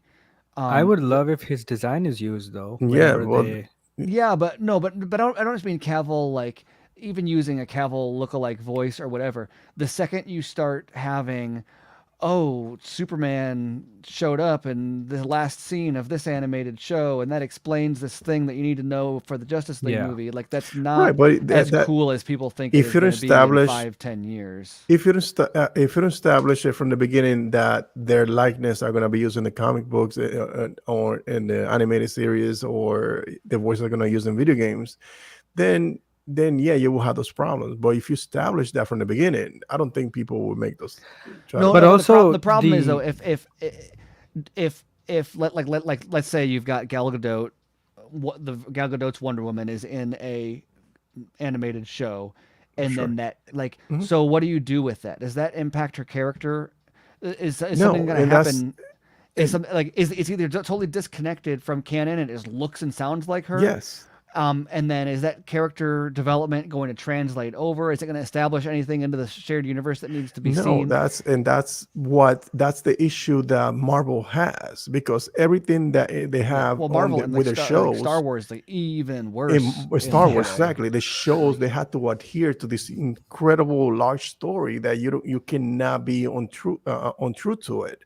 So if you say no, we're gonna use these characters, they're gonna have their own shows, animated video games, whatever it is, but they do not adhere to this larger story that we try to tell in cinemas, then people are gonna, okay, I'm just gonna watch it because I know they are part of the DCU, but they're not intrinsically part of the DCU storyline that's being told in cinemas. I feel like if they're connected, they won't be essential watching. They would just be, if you are a fan of the DCU, you will enjoy the animated movie more. Yeah, that's what I'm saying about if you got like for example, Agents of S.H.I.E.L.D. was like where that promise, it's the best. The first couple seasons of Agents of S.H.I.E.L.D. were the best execution of that concept I've seen. Right. It was all new characters. They had some really small characters that would show up. And then, like, if you see the Winter Soldier crossover, you have Agent Sitwell show up in the one and then in the other. Yeah. And there's a direct crossover. Literally, he's like kidnapped or he like disappears in the show, and then you watch the movie, and he shows up in the movie, and then you watch the show again the next week, and it picks up from where that left off. Right. That was all like really cool and really well But you done. didn't need to watch Agents of S.H.I.E.L.D. to understand Exactly. the rest of the But DCU, also, the MCU, Iron Man yeah. is not showing up in Agents of S.H.I.E.L.D. Right. You know, Right. and the problem is like and you know, and they had like Nick Fury showed up a little bit, and like that was cool. Yeah. But like the second you start having like, oh, Superman showed up at the end of, you know, or like Iron Man shows up at the end of that episode of Agents of S.H.I.E.L.D., creates there is a like so many people, Peacemaker did so many that, YouTube And they reactions did that with would love that. Peacemaker. Did you say that, Casey, just now? Yeah, but Yeah. Peacemaker is a good example though of like that was a You can do it like- in a limited. but like Superman type didn't of say thing. anything, right? Like, Yeah. that didn't have to, like that wasn't that's an example of like how Aquaman had a line, right? Flash had a line, but if you missed that and then you watch Aquaman, you're not gonna like he's not gonna be like Right. him Feel like interacting with Peacemaker is not Aquaman, going to be he relevant to fucks the fish. plot of Aquaman 2, right?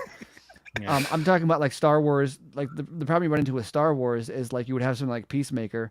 Like for example, like let's look at like Book of Boba Fett and Mandalorian even already have this problem just in these two different Yes. shows. Where like you see season 2 of Mandalorian is coming out, and the end of season 3 is coming out. End of season 2 has him giving Grogu to Luke. Beginning of season 1 or season 3, he's got a new ship, and Luke is like he's already got Grogu back. And sure, it's reasonable to expect everyone to watch Book of Boba Fett and Mando because they're both live action shows. They've got similar characters set around the same time on Disney Plus. But then when you're talking about like, oh, let's say that happened in animation instead of in live action, or you know, when you start to introduce when you start to dilute it like that, it falls apart. Like, I don't know, because for a while I was following all the Star Wars comics. I still watch all the Star Wars animation. I was following all the comics, reading all the books, and I was enjoying it until it like once the movies made it clear, like, oh no, this stuff is you're just Easter egg hunting. Is all, and that makes it, and that doesn't only make it like less rewarding, it actually makes it irritatingly frustrating, because you'll read a book that's like Han Solo is the main character of the book, and it suddenly becomes clear like, oh, this book about Han Solo doesn't fucking matter to any fucking shit. Like, even But though again, it's one thing for it to be like, oh, this is a story about a character who's not in the movies. Like, that's cool because it's just Star Wars stuff, and Han Solo is referenced and whatever, that's fine. But then all of a sudden it's a story about Han Solo, and it's like, oh no, this is a story about Han Solo engineered in such a way that it doesn't matter to the movies. And if it does, it's going to be violated anyway. And it's like, that's so, it makes it not only disposable, but like, it makes me less interested in reading other stuff. Do you think I feel like one of the important Do you think the things normies is- are gonna make that kind of analysis? Exactly. Like most people won't be watching think the normies are gonna be animated making that kind movies of or analysis. playing the You and games. me will connect those dots and like, wait, this doesn't make any sense. Why is this here? Why is that the character? Like, we're gonna make No, those but that's dots. my I don't- point, because the selling point is of like when you incorporate animation and other stuff into a shared universe like that, the selling point is, oh, hey, hypothetically, you could have Gal Gadot's Wonder Woman and Henry Cavill's Superman in this animated show. Yeah. But they that will not be essential viewing, which means Yes. either it's not going to be stuck to as canon, or the appearances are going to be frustratingly pointless because they're going to be avoiding doing anything that makes it essential viewing. But that's where you lose me, because I'm thinking, okay, because all right, one of the things I hate that I had to, like, I had this FOMO, fear of missing out, and I had to watch every fucking thing. But I don't want to feel that way when, no, it's true, it's a real thing. I don't want to feel like that whenever something comes out. Like, okay, if I don't watch this, the next movie makes sense. I don't want to feel that fucking way with every little piece of content that comes out. So, but if you put it out there that there are not, even though those are the same characters that are being used, then I don't think we're gonna run into this. He already said that. But what's the selling point then? So the selling point is the characters themselves. It's just that okay, it's gonna be him replaying Superman. It's just a side story because it's like if you go back, like you. But so you're telling a side story of Superman, but it's not connected. But okay, let's. So is it? Let's go back a little bit. Because so you're telling a story that's not necessary by definition. I'm sorry? Or are you telling a story that's not necessary by definition, or is it a story that's not connected? That's like, not are you gonna connected. tell a Brainiac story with Henry Cavill Superman that is not related to the Brainiacs or to the Henry Cavill Superman from BVS? Or are you gonna tell a super story? Or are you gonna tell a story about Superman saving a cat from a tree because you can't introduce Brainiac because it's too big? Yeah, because if it's too big, I don't think you're gonna make those kind of. No, so why watch a Superman story? So you're gonna tell stories that inherently are too small to register on the scale of the other. You're putting a cap on what can happen there. The stories are required to be less interesting. Right, so okay. I feel that would happen. We're going all over the place. Like if you don't have a plan, let's say that you don't have a plan for a specific character to be in the cinemas, then fucking use it I'm all about that. Let's take that comic book logic. How many times have you read in comic books when they refer to something and there's a little box that says Action Comics number?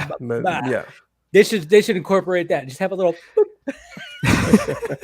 Hey, the screen should pause for 5 seconds. It's not gonna happen, but you have a Superman movie and then all of a sudden it pops up like there's a reference, and then he goes, "Yeah, if you played the video game." And it's weird for me because like I've done a full 180 on this because I used to be fully in the camp of like this is so cool. Like in Star Wars Rebels, you've got Kanan is taken to Mustafar, and it's like and then in Rogue One all of a sudden you realize like, oh wait, Vader is at and Vader's castle is revealed, and all of this stuff happens. And initially, at least, it was a really cool level of like, oh, wow, that's really rewarding because they didn't spell that out on screen. It's like, why was Vader there then and here then? And all of a sudden, it's like, oh, wow, that makes sense. But then eventually it got to the point where I was like, oh, wow, no, now I'm like inherently uninterested when these characters show up because I know, oh, Vader is showing up here. They're not going to do anything there because it's going to upset canon. This is literally just an Easter egg. And that's what you get when you start including. And so it's like Star Wars Rebels. It's awesome because it's all these characters that don't ultimately, you're not dealing with characters that have, you're not dealing with a Luke Skywalker story where you can't upset the canon of the original trilogy. You incorporate, once you bring in Luke Skywalker and it's set during the original movies, he's not going to die. He's not going to go through any character arc that contradicts his other stuff. But, you can do all of this stuff with these characters you've never heard of before. And that's the problem where okay, let's say you're going to say, oh, let's do a young Henry Cavill Superman show and we'll do like a Smallville style. Okay, well, what happens to him before Man of Steel that you can make a show about that's going to be worthy? Like you're not going to bring in any villains. He's not going to wear the suit. It's like you put like Smallville managed to do all the Superman stuff even with that like the no tights, no flights rule. But imagine doing that. But like I said, like let's do or between BVS and Man of Steel. Oh, that's a great. Yeah, like that'd be an awesome. But no, you can't do anything with them. Because you can look. No, but what villain are you going to use? Wait, you're going to bring Brainiac in between BVS and Man of Steel? Like what fucking villain are you going to use there? You can't do anything with him. That's interesting. Well, that's all conjecture. He's going to be saving cats from trees and stopping robbers from robbing banks. Like no one gives a shit about that for an animated show. But it won't be for Superman. Well, that's one of the stories. One of the stories that got left out from BVS was the Robin thing. And they never will make that into live action, and we don't need that in live action. Maybe they could make a standalone story for that. Ben Affleck could voice. There could be a Robin cast, whatever. They could make an animated movie. Yeah, but that's. But what happened? You don't have to make the main. That's unique. That's unique. You can do that a little bit with Wonder Woman, but especially with Batman. But because Batman in the DCU is designed to have an untold backstory, but Superman. There's no gaps. I don't think Superman they can do anything with that. Wonder Woman is hard. Focusing too much on Superman. I know, but that's my point though, is that like because we were talking about the how exciting it would be for an animated Henry Cavill Superman. Well, but you know what they can actually do. Okay, you can't tell anything between the movies. You know what actually they can do with Superman though. Let's play this hypothetical because one of the things that has been said is a lot of the stuff from DC is going to be shopped around to Amazon. I believe that's what it was. Yes. Right. So. DC has this plethora of characters, and they are just sitting on the sidelines, and they are just in comic book form right now. They're not on animated form. They're not on TV shows. Adam Strange, he keeps teasing that. Yeah, I keep saying that's gonna be a thing. I'm telling you, Adam Strange is gonna be a thing. In Heard this it here universe. first. You hear it here first. I will specify while I'm criticizing the shared universe stuff. I think what Peacemaker did is a brilliant example of how that works. But it only works because it does nothing to the main characters that impacts them or is relevant. Well, it doesn't add to those. And the only thing that connects to it and is Peacemaker. And Peacemaker is a character, is a small character, and like Amanda Waller is the biggest through line, right? But she works as a through line. But you can't do that with, you can't do that with Aquaman. You can't. But we assuming that's what I'm saying. Okay, so you are agreeing with me. We assuming you are assuming that they're gonna use the big guns. I don't think that's what's gonna happen. Yeah. So the thing that I was gonna say is that, for instance, this smaller characters, that lesser known characters, those are the ones that are gonna be developed. Okay, we could use these characters later further down the line, and they're gonna be part of the DCU. These are the stories that are gonna be told either via animated video game or show, and anything that we don't show, that we're not going to show on HBO Max, are not going to be part of the DCEU, we can shop around, because they're just sitting there collecting dust, because they're only showing up on comic book form. So we could shop those out to whatever it is, Amazon, Netflix, whoever wants to pay for it, and we distribute it. So I think that's what's going to happen. Yeah, I'm all about that. I'm just saying, if there's a Superman animated movie, I want it to be. I don't think that's gonna happen. If there's a Superman animated movie, I want it to be a fucking, direct connected. I want it to have nothing to do with anything, because then you can tell a proper Superman story, and you're not constrained by we can't have him fight anybody of note because then we have already fought him in the because comics, we have those already in the DCEU. And what are those? Yeah. Those are the movie tie-in comics. You want those movie tie-in comics to be turned into animated? No, that's not at all. I don't think that's essentially what it will be, though. The Dr. Pepper tie-in comic as an animated movie? No, I mean, not like. But I don't think tie-in won't be a thing. I think it's just like side characters. I don't think like the main characters are gonna be used for animated, or maybe video games, but not for animated form or even TV shows. Well, even video. I mean, you can't have a Superman video game that's set in the DCEU. Like, that's gonna be the worst video game ever made. Why? Unless it's like a Man of Steel adaptation. Well, because who is he gonna fight?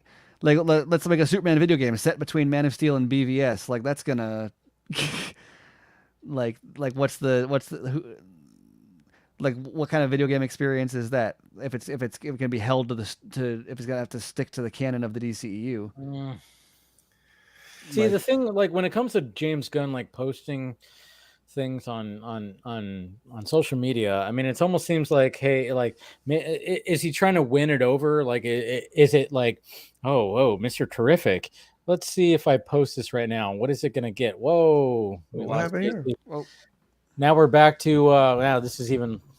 Oh, let me get my clothes on. No, we'll do it like that. That's better. Yes. Yeah. I think like when it comes to like when it was all scrunched, if there's 5 or more, that's the only time that. Okay. Yeah, but no, I'm just saying, like, I mean, how do we know that he's just not testing things and gauging? He's going to be testing things until they actually finalize what this whole thing's going to be. Like, let me post this, let me post that. I mean, I like the fact that he's using Alex Ross, because Alex Ross illustrates very realistic, when it comes to all this stuff. So, but hey, Casey's back. So there we go. See how it slightly moved? Oh.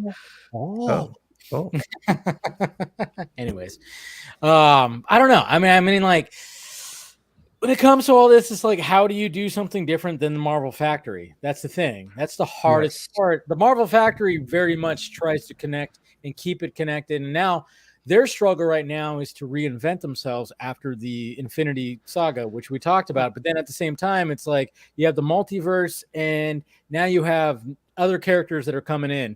I mean, one of the things Marvel always had to do was like, all right, we didn't have Spider-Man at first. Now we have him. How do you inject him? And they did like Civil War. Cool.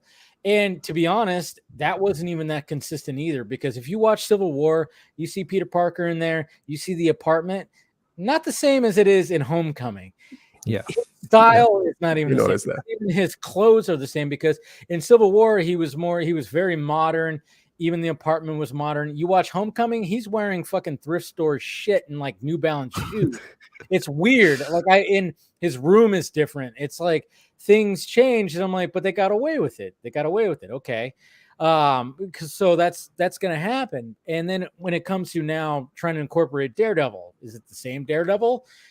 You know, we went from Daredevil, like, you know, having this hallway sequence, and he's beating the shit out of people, bloody knuckles and everything, to literally doing the fucking the shame walk home barefoot after fucking She-Hulk. You know, it's like you have. I mean, it's such a weird thing, because, but even in comic books, the stories will change, and the illustrations change. It's just such a hard thing to do. It also depends on who is directing, so they can also bring their own style.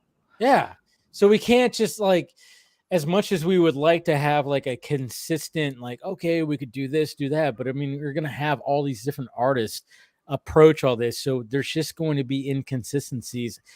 They could do as much as they can, and I do like the idea of, you know, animation that could be, you know, part. And I was even thinking while you guys were talking, is like, well, what if like they did something in an animated movie or a short or something like that had an appearance. You have an animated movie that's, I don't know, Green Arrow, Batman shows up, something significant happens in there. What if they, you know, and then all of a sudden when it comes to a movie where Batman's in live action, they actually did a flashback showing that, but it was in live action form. They were like, oh, this is going to be significant, but that's probably something that's going to be a little too much. I feel I don't know. I feel we'll get a sense of what Gunn would do in Guardians 3, because he said that for making this holiday special, he had some things that he wanted to do in Volume 3 but couldn't, which is why he made the holiday special. And obviously, for those who've watched it, there's a big reveal at the end. Yeah. And that, I feel like if you don't watch this special either, that reveal will definitely get mentioned in the next movie, anyway. So you don't have to watch this. Anything significant, right. like it's not that you have to, if there's an appearance in the game. I mean, same thing like when you talk about the Animatrix, you talk about, you know, remember, Yes. like I've never watched the Animatrix. You should. And I loved the 3 movies, You and should. I had no difficulty in understanding anything. Exactly. But when you hear them refer to the Flight of the Osiris, which is one of the main episodes in Animatrix, is like when they got the certain information from the Oracle, you heard about that. They referred to it, and it was enough to be like, it kept the story going forward. But when I know it's just us now. But when you actually watch the Flight of the Osiris, you go, oh my God. It was almost like, it was essentially Rogue One to New Hope.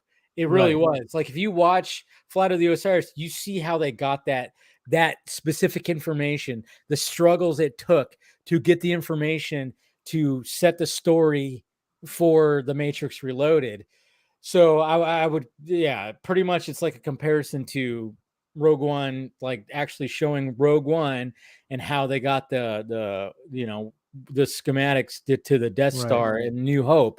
You actually saw that happen. So I don't know. It's just, there's so Stuff many like things. that is stuff like that is exactly like you said. You can expand on stuff in the movies using the animated thing, but those aren't essential viewing, because even by nature, not everyone watches animated stuff. It's just a reality. Like, as many people watch the movies, those people the same number of people don't go watch the animated movies, And then no matter how connected it is. And when it came to the video game Enter the Matrix, it was centered around Jada Pinkett's character, Niobe. And when we saw her in the Matrix Reloaded, we kind of just saw her pop in certain spaces.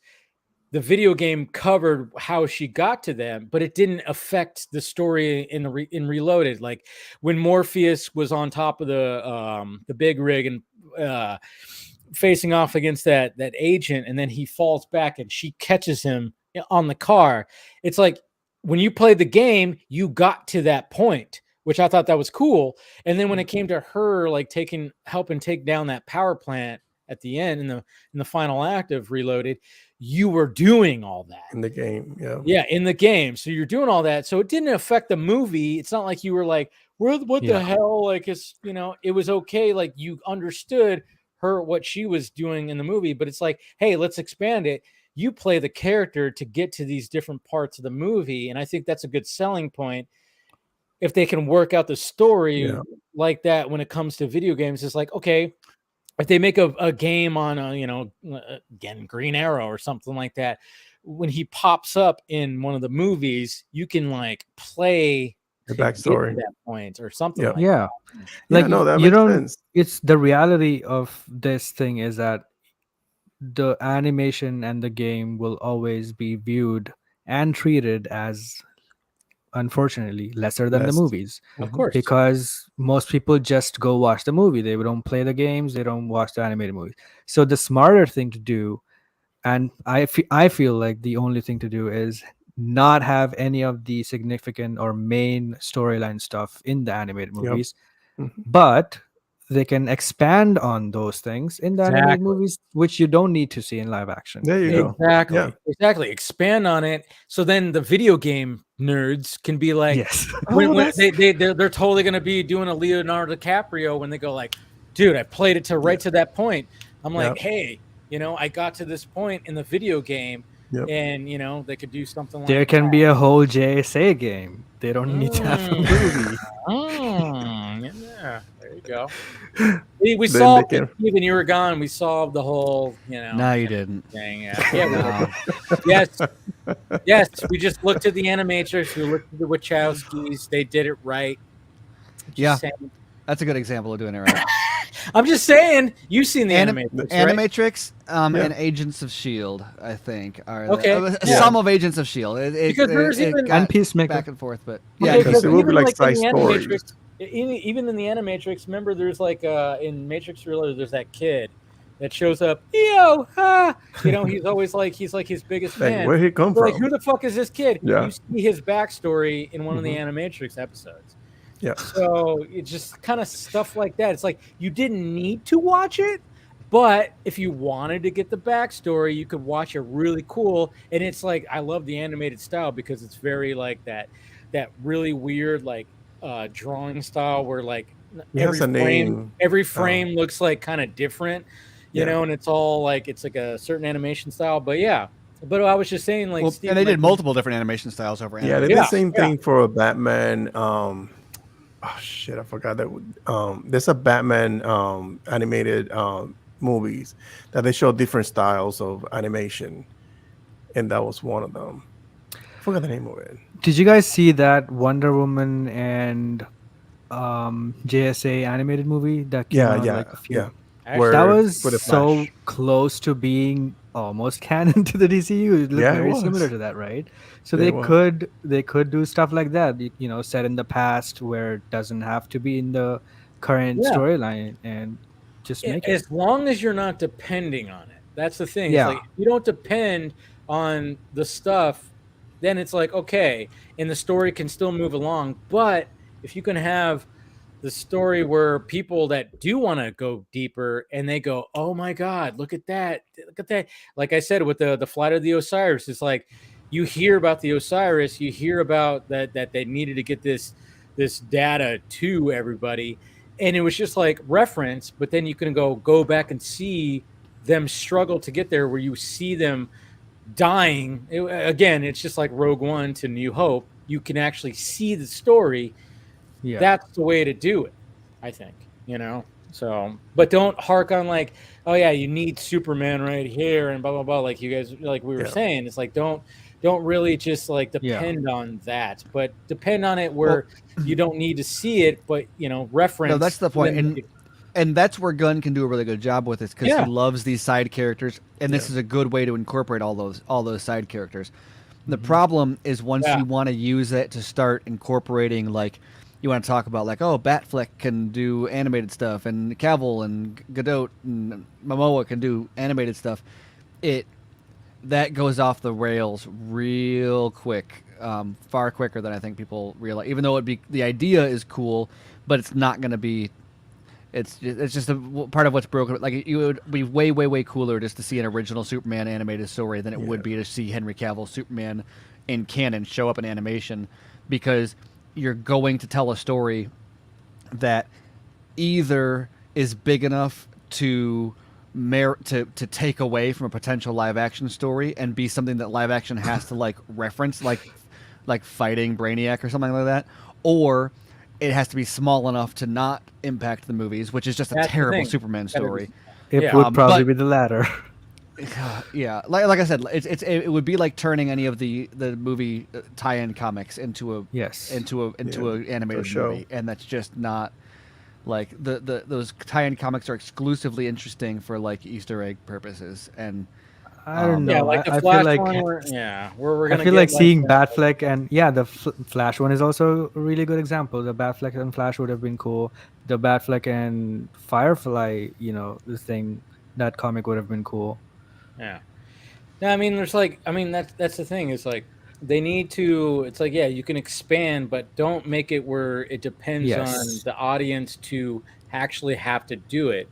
You give the option. It's almost like a choose your own adventure. Remember those no books? homework. Yeah, I don't know if Casey's not gonna remember those books, but Ben, you remember the choose your own adventure books. Yeah. It's like if you want to choose to go this way or that way or something like that. But when it comes to just the spin-off stories, it's like, hey, you can guess what?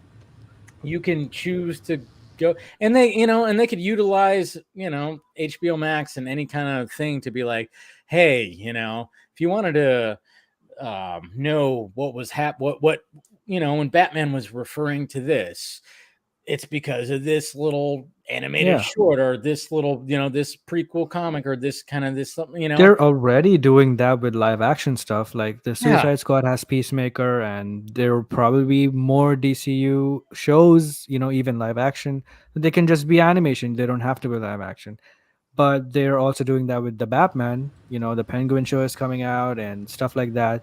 Those don't need to be in the movies, but they have their own shows. The Harcourt animated series. Oh man. Harcourt and Harley Quinn teaming up. That's the thing. Is like her little I'd watch that. cameo was just like, all right, there she is. She's wearing a spiffy new jacket. Is that supposed ironically? To be I mean, that would be the closest you could get to like Agents of S.H.I.E.L.D. Yeah, Yes. It was. The DCEU is do a Harcourt show where she's just leading like a team of Argus agents or something like that, and that's. Which what he might be doing because, well, let's face it, That's his wife. It is his wife. And she's not really like she can't really be in Peacemaker season 2. Why not? Right. Well, because they set her up to be separate. Like she's off running this like facility now. Yeah. Like she's That's not gonna be like his interesting. handler anymore. So You mean the way Peacemaker ended was facility actually from Black Adam? interesting. yeah. Unless Black Adam is not canon and they just remove from existence. What are you talking about? I want them That to movie add like a made by scene. bugs. That is an I want them interesting to aspect that people don't talk about when they talk about like, oh, James Gunn and The Rock won't reference each other. It's like, actually, that's fascinating because both The Suicide Rock Squad didn't even know.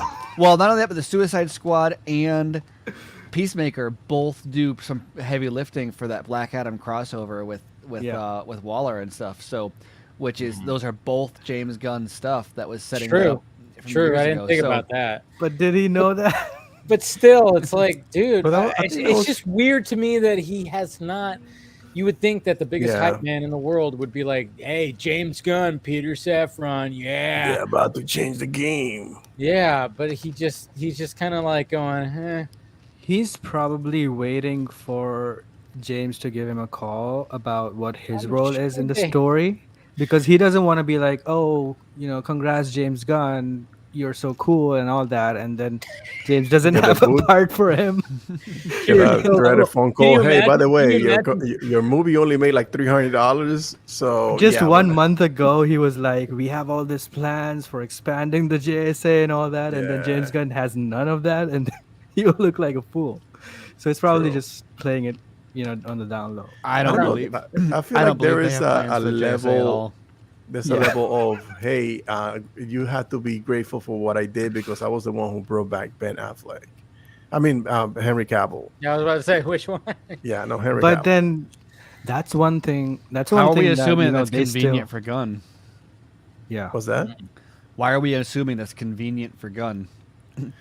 Maybe that's more of it. That's- Maybe that's it would like- be that's- easier for him to not have to deal with Superman. Not to deal with any of them.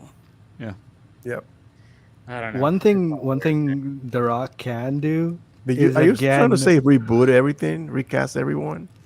I'm No, just Ben. saying it's a problem. It is. It is. One thing that Rock can do is still hold Henry Cavill hostage. So We fucking have what? Henry Cavill. If you want So Henry fucking Cavill, what? Reboot. this is the thing that I want. Black Adam So 2, JSA.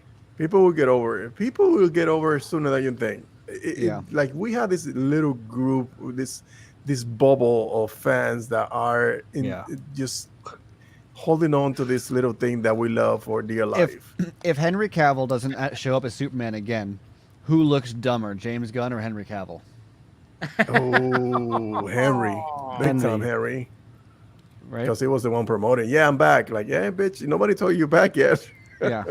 Yeah. Exactly. But that's the thing, is in, like, so many in different- that small group that loves to hate everything, it's going to be a fucking meltdown completely.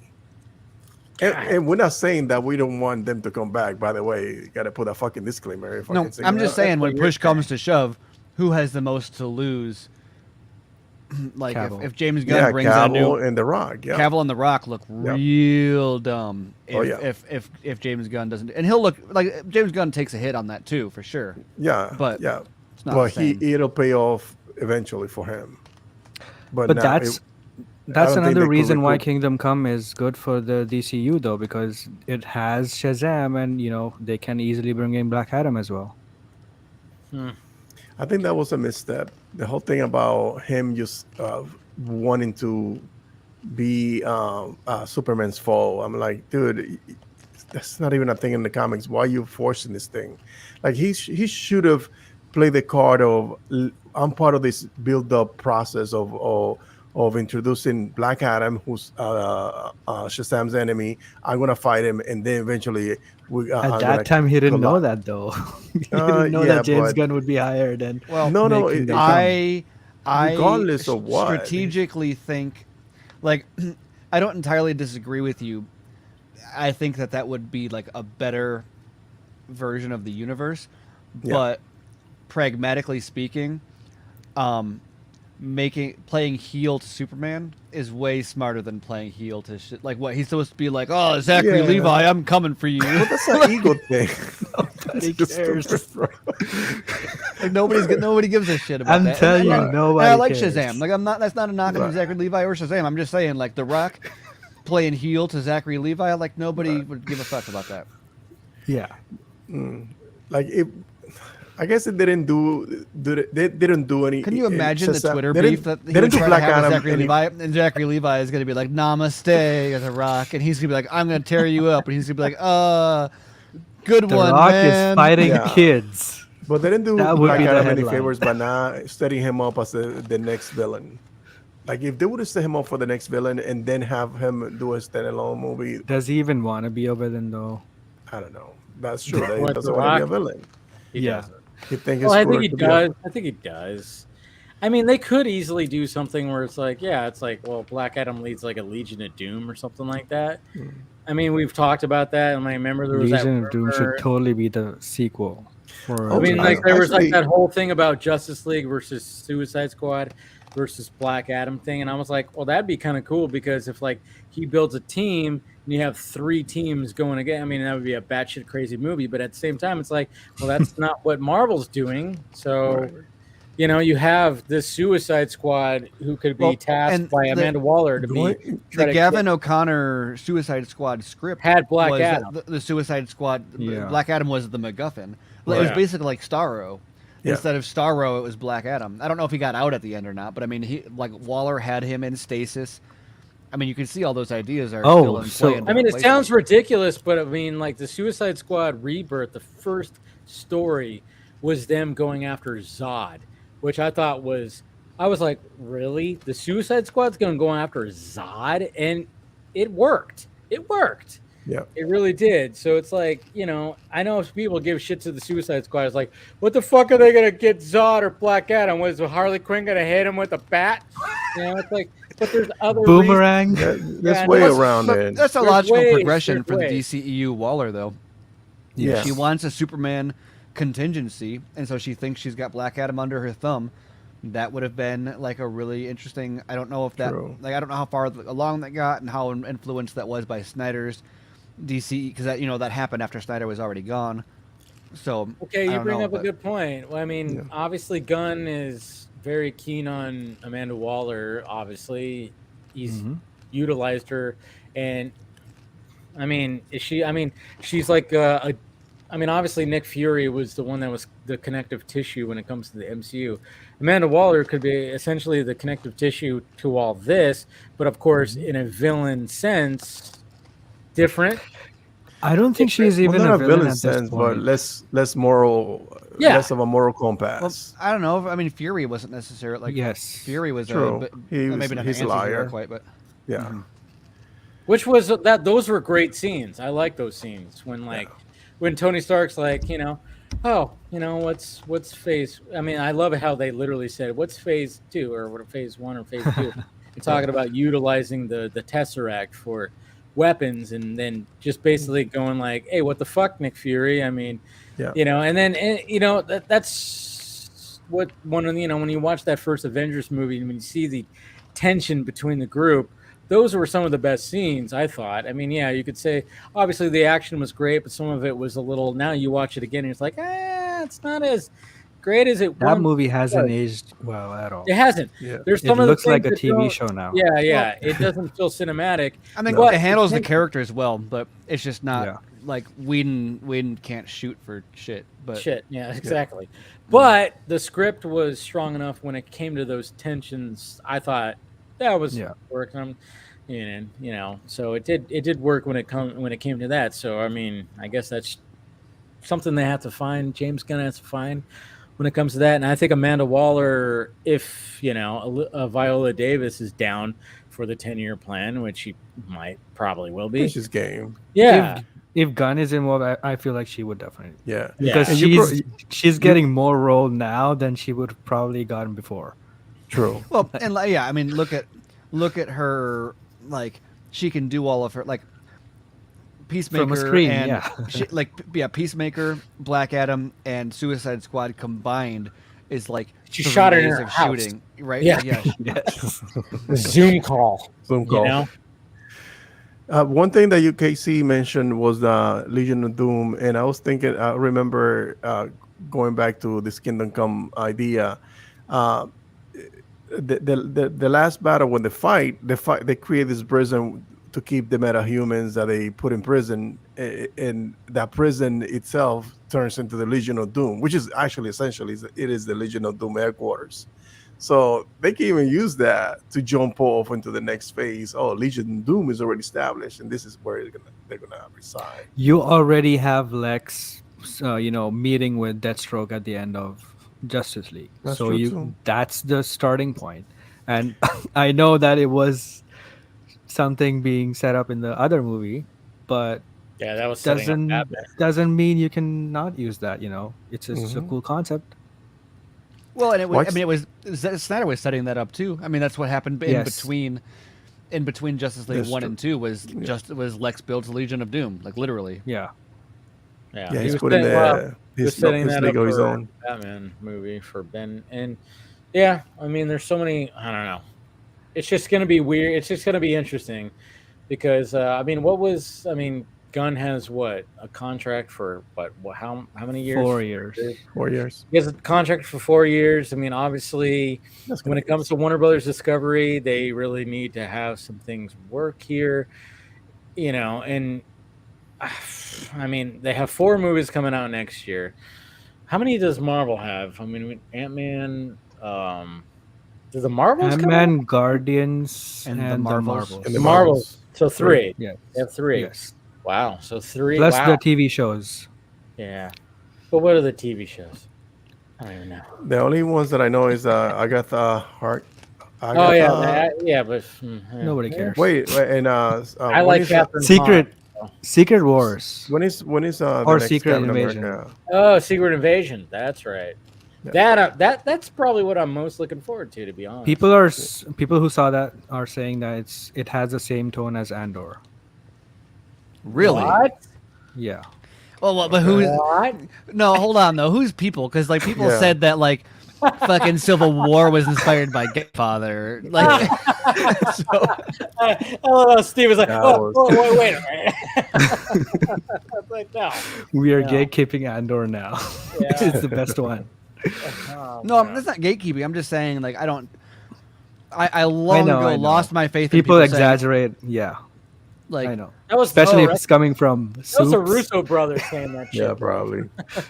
Yeah. yeah. They were like Godfather, you know. And you know what's funny? I was like, when people got upset about that, I went, "Are you really taking them seriously?" Like, I thought they were just like, yeah, and they were just being, After- they come after from seeing- comedy. They come from comedy. After Well, seeing so development. many of their interviews now, I know now that they joke a lot in their interviews just for those quotes. Dice, send me a copy of that. Sorry, because I still Oh, have Dice offering. all of a sudden came into the chat and he's like, "Hey, what are you talking about?" You know, I'm like, okay, he has a copy of that. How have I not seen that? Yeah, send that Yeah, to me. I was about to say, He has a Steven, copy have of you that? I want to seen see it? that. Look at, talk to your boy, man. He's keeping shit from. Did his I secrets. get? Did I? I might have. Did I give that to you? Now I'm trying to remember. I feel like There he is. Did I? May have- Steven is the source. No. I'm trying to remember now because I know someone who had that. So You got it. He says. yeah. Sorry, Steven. No, I've got the Del Toro Dark Just League Dark. The What? one that he pitched, yeah, he Oh. pitched one to Warner Brothers. That one I know about. What the fuck? Okay, so we have like scripts here, and okay. Wow. So we got a Justice League Dark Del Toro, and we have a Gavin O'Connor. O'Connor's I Suicide wonder Squad. what's gonna happen with the Justice League Dark characters in the DCU. Oh, that's Do you gonna be think interesting. they will include J.J. that? Abrams is. No, he ain't going That's no. not happening. That's not happening. But it's like Like, we they have give him a Keanu fucking- Constantine now. Yeah, is it Constantine? Are you really gonna say that, Constantine? Because you saw it the other day on Netflix. Now you're gonna say Constantine? Seriously? It's Constantine. Scott the- clarified this, by the way. Well, realize yeah, but I don't know. It's hard for me also, creator- but like, The creator wants to say it that way. So yeah. Okay, fine. But Scott going did clarify it. He's all because Oh, okay. his Keanu Reeves is American. It's Constantine. Okay. But if the British version is Constantine. Constantine. Yeah. Got it. So that's Oh. pretty much the clarification. There goes Dice correcting Oh yeah, us. Dice is here. He's probably gonna be. He's gonna be. It is Constantine. Yeah, I know. That's the thing. It's like the you know, yeah, it depends. The Americanized version is Constantine. Okay. Keanu Reeves is Constantine. Okay. But yeah, But like you gotta have him in the mix, right? yes. That character as well as the actor is like too big and too much of hype. Well, he's the surrounding him. central of the fucking dark universe, though. I don't know. I'm of the still mind feel like, nervous every time about that every new movie. project in my mind is like just make it standalone. Everything. Just make just like I'm so over shared universes. That's the thing. I'm worried about that movie. Until they Yeah, start that rolling. movie was greenlit by WB. Yeah. Until cameras start rolling, I'm like, I don't know. I know it could be in development hell, but I mean, you got Keanu Reeves. That's the thing. It's like you can't. That would be so awesome to have him and Batfleck share screen. It would be awesome. It would be. It would be. But that's the thing. It's just like Keanu's lines just as you oh, gotta fight dark side. You dress like a bat. How bad does your suit smell at the end of the night? Yeah, I know. It's like, Dude, I watched. When you take it off, it just smells like fucking sweaty balls and BO. I rewatched Speed for the first time in such a good years on Thanksgiving. I was like, it felt like a Thanksgiving. I watched it on Tubi. I was like, ooh, got commercials, and well, you can't watch it on TV. What do you? No, on Tubi. Fuck me. Yeah. Oh, Tubi. No, okay. yeah, on Tubi. It felt very Thanksgiving. It's like this is the type of thing they'd have on Thanksgiving, and there were commercials. It felt very much like, oh yeah, that's just like on after the football game at my grandparents' house. The opening, the opening scene where they're saving the people in the elevator. I love Keanu Reeves. His first line, I think, is like when Dr. Silverman, what's his name? Tom Horton, whatever the hell, Silas, who he's like talking about, like, he's all, they basically are talking about the, what's going to stop this elevator. And Keanu Reeves, his first line, it goes, the basement. He literally says the basement. I'm like, oh shit. Like, yeah. Yeah. And or the ending on that. He's like, I'm smarter than you. And he's like, well, I'm taller. Yeah. Well, I'm taller. No, but it's just like the lines like that. I mean, like right in the beginning, when you get introduced to the Jack Traven character in Speed, the first thing like you see, like they literally like are coming down a hill in LA, and they're launched up, like the fucking patrol car is in the air and it lands. If that's anything to what the 90s action movies were, I mean, this is why I love Last Action Hero, because it's just a parody on all the ridiculousness of these type of movies. Because the very first time you see, and I love how his partner is Jeff Daniels. Not even a badass or anything like that. It's just Jeff Daniels. He's not even like that type. Like, he's not an action hero type. But they like show up just flying down this hill, and it just and then they get out and they're putting on their fucking body armor and shit like that. I love that movie. It's so ridiculous and so great. God damn it. Don't fuck with daddy. And that whole idea too of the bad guy like fucking with him and like making more complex like riddles basically for him. Yeah. It's so suited for a franchise like a Die Hard. It could have been a Die Hard style. Could have been. I mean, I guess I say that as I feel like, how many good sequels does Die Hard have? But what? Like, well, they have at least one. No, but I'm saying it's hard. It's hard to say that like it's a franchise because it gets debatable quickly. Yeah, it really does. They're good. I like Die Hard 2 also. I even like Live Free or Die Hard. So I'm not. But my point isn't like that it went to total shit, but that like maybe it's not the best example. Like Mission Impossible is a better example. But man, I need to rewatch Speed 2 now and see what went wrong. Cruise Control. Oh, boy. Because there's so.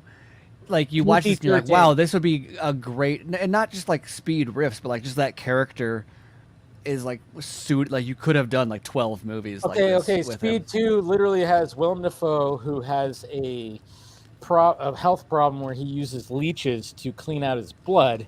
First off, and then there's a scene where there's a deaf young girl who has a crush on Jason Patric's character, who expresses that, and he's like, "Hey, sorry," and I'm like, "Oh my god." Just saying, I watched that movie way too much.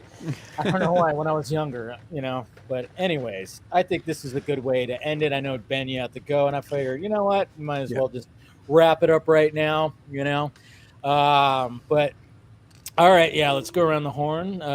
Thank you, of course, to Scott, and that was about it. Nobody else showed up, right? I forgot Chris last week. Chainsaw, there we go. Thank you. Jordan. He, of course, showed up at the beginning talking to Metallica and everything. So we'll go around the horn. And, Ben, you can go first. You can follow me on all social media under this. And I'm on Real Anarchy Live every Thursday at 9 o'clock Eastern Standard Time on YouTube. There it is. KC. And you can find me at Krypton Cage on all social media. Also subscribe to my YouTube channel. I'll be making more edits like that one, especially as more projects get announced for DC. I'll just keep making edits.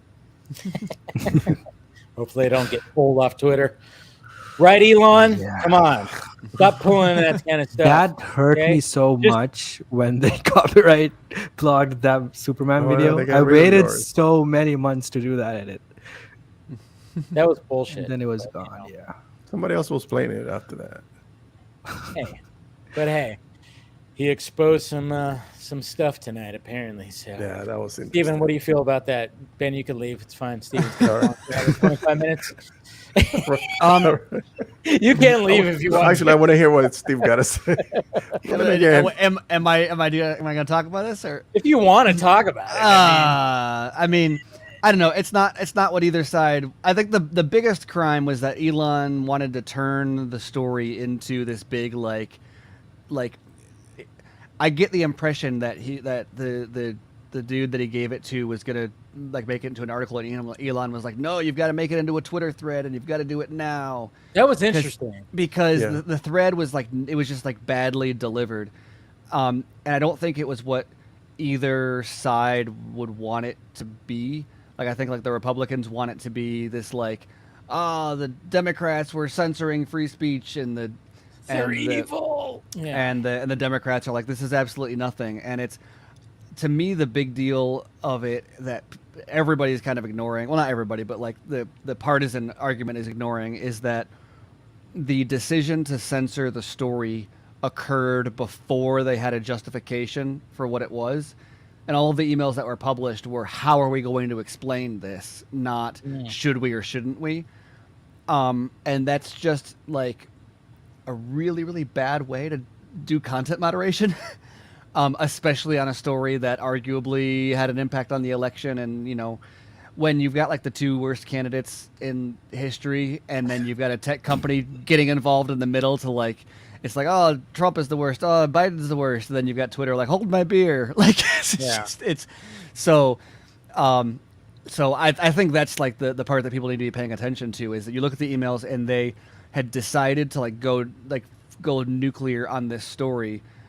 And admittedly in their own emails, they're like, this justification for why we're blocking the story isn't going to hold up. And that's like a big smoking gun to me because you can't do that. And it's not a free speech issue because it's not a governmental entity.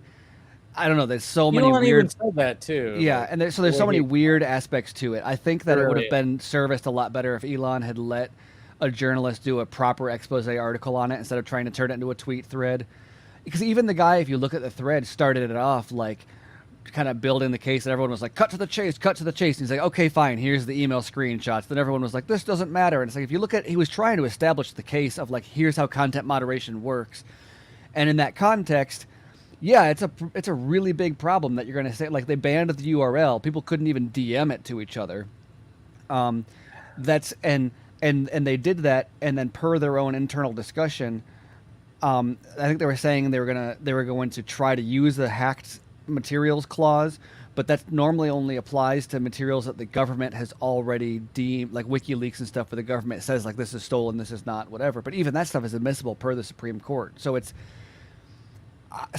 weird. The biggest thing though is that Twitter, I think, they don't explicitly admit they made a partisan decision, but they're openly colluding with both Republicans and Democrats to remove information that each can't. Like the Trump campaign didn't want stuff out there, the Biden campaign didn't want stuff out there, and Twitter was just like pulling it down for them. Who knows how equal that distribution was, but like there's the biggest loser of the whole situation is the former Twitter executives. It makes sense why Musk would totally clear house.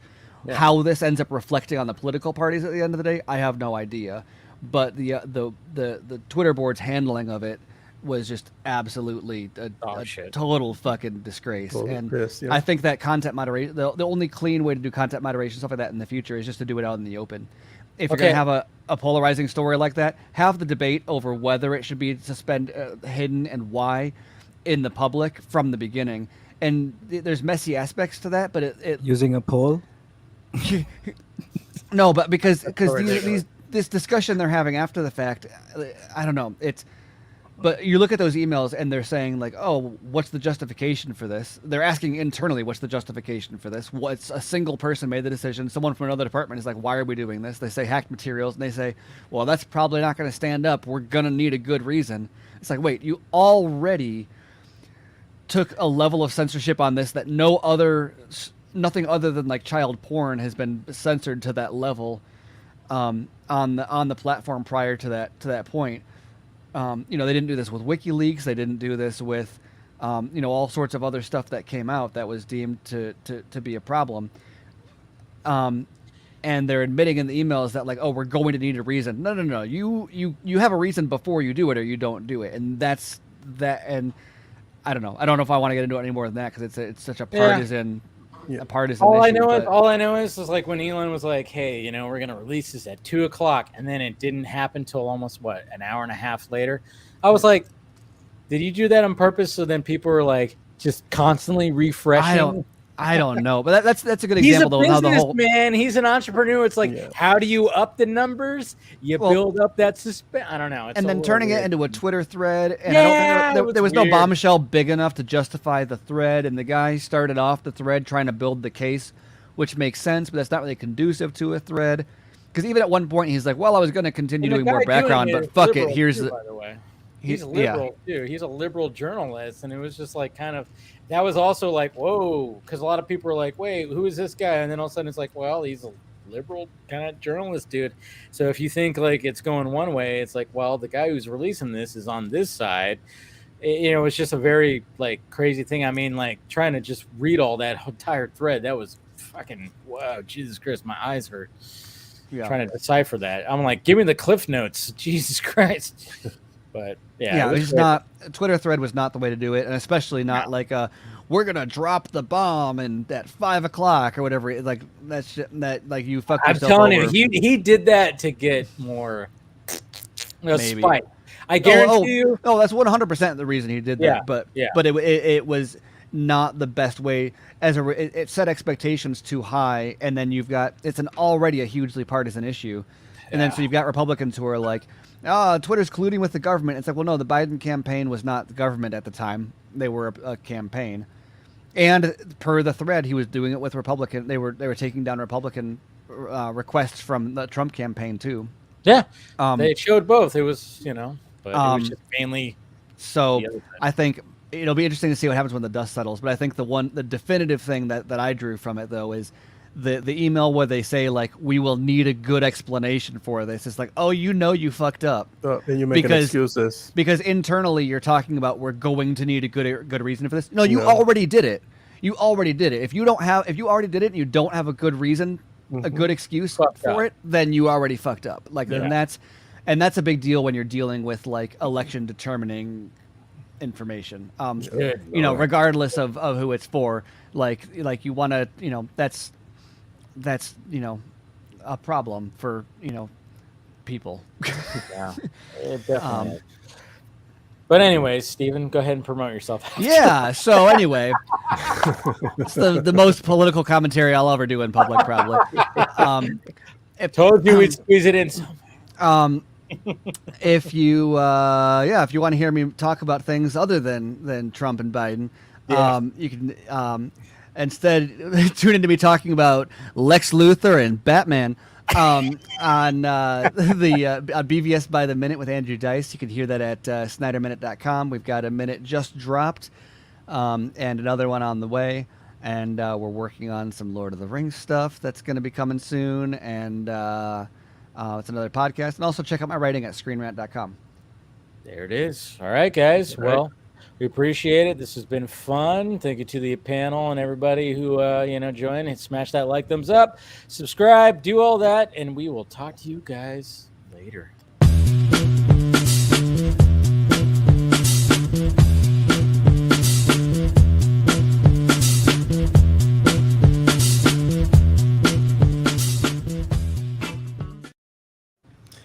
Yeah, I'm out. All right. Yeah. All right. Later, guys. See you. Oh, crap.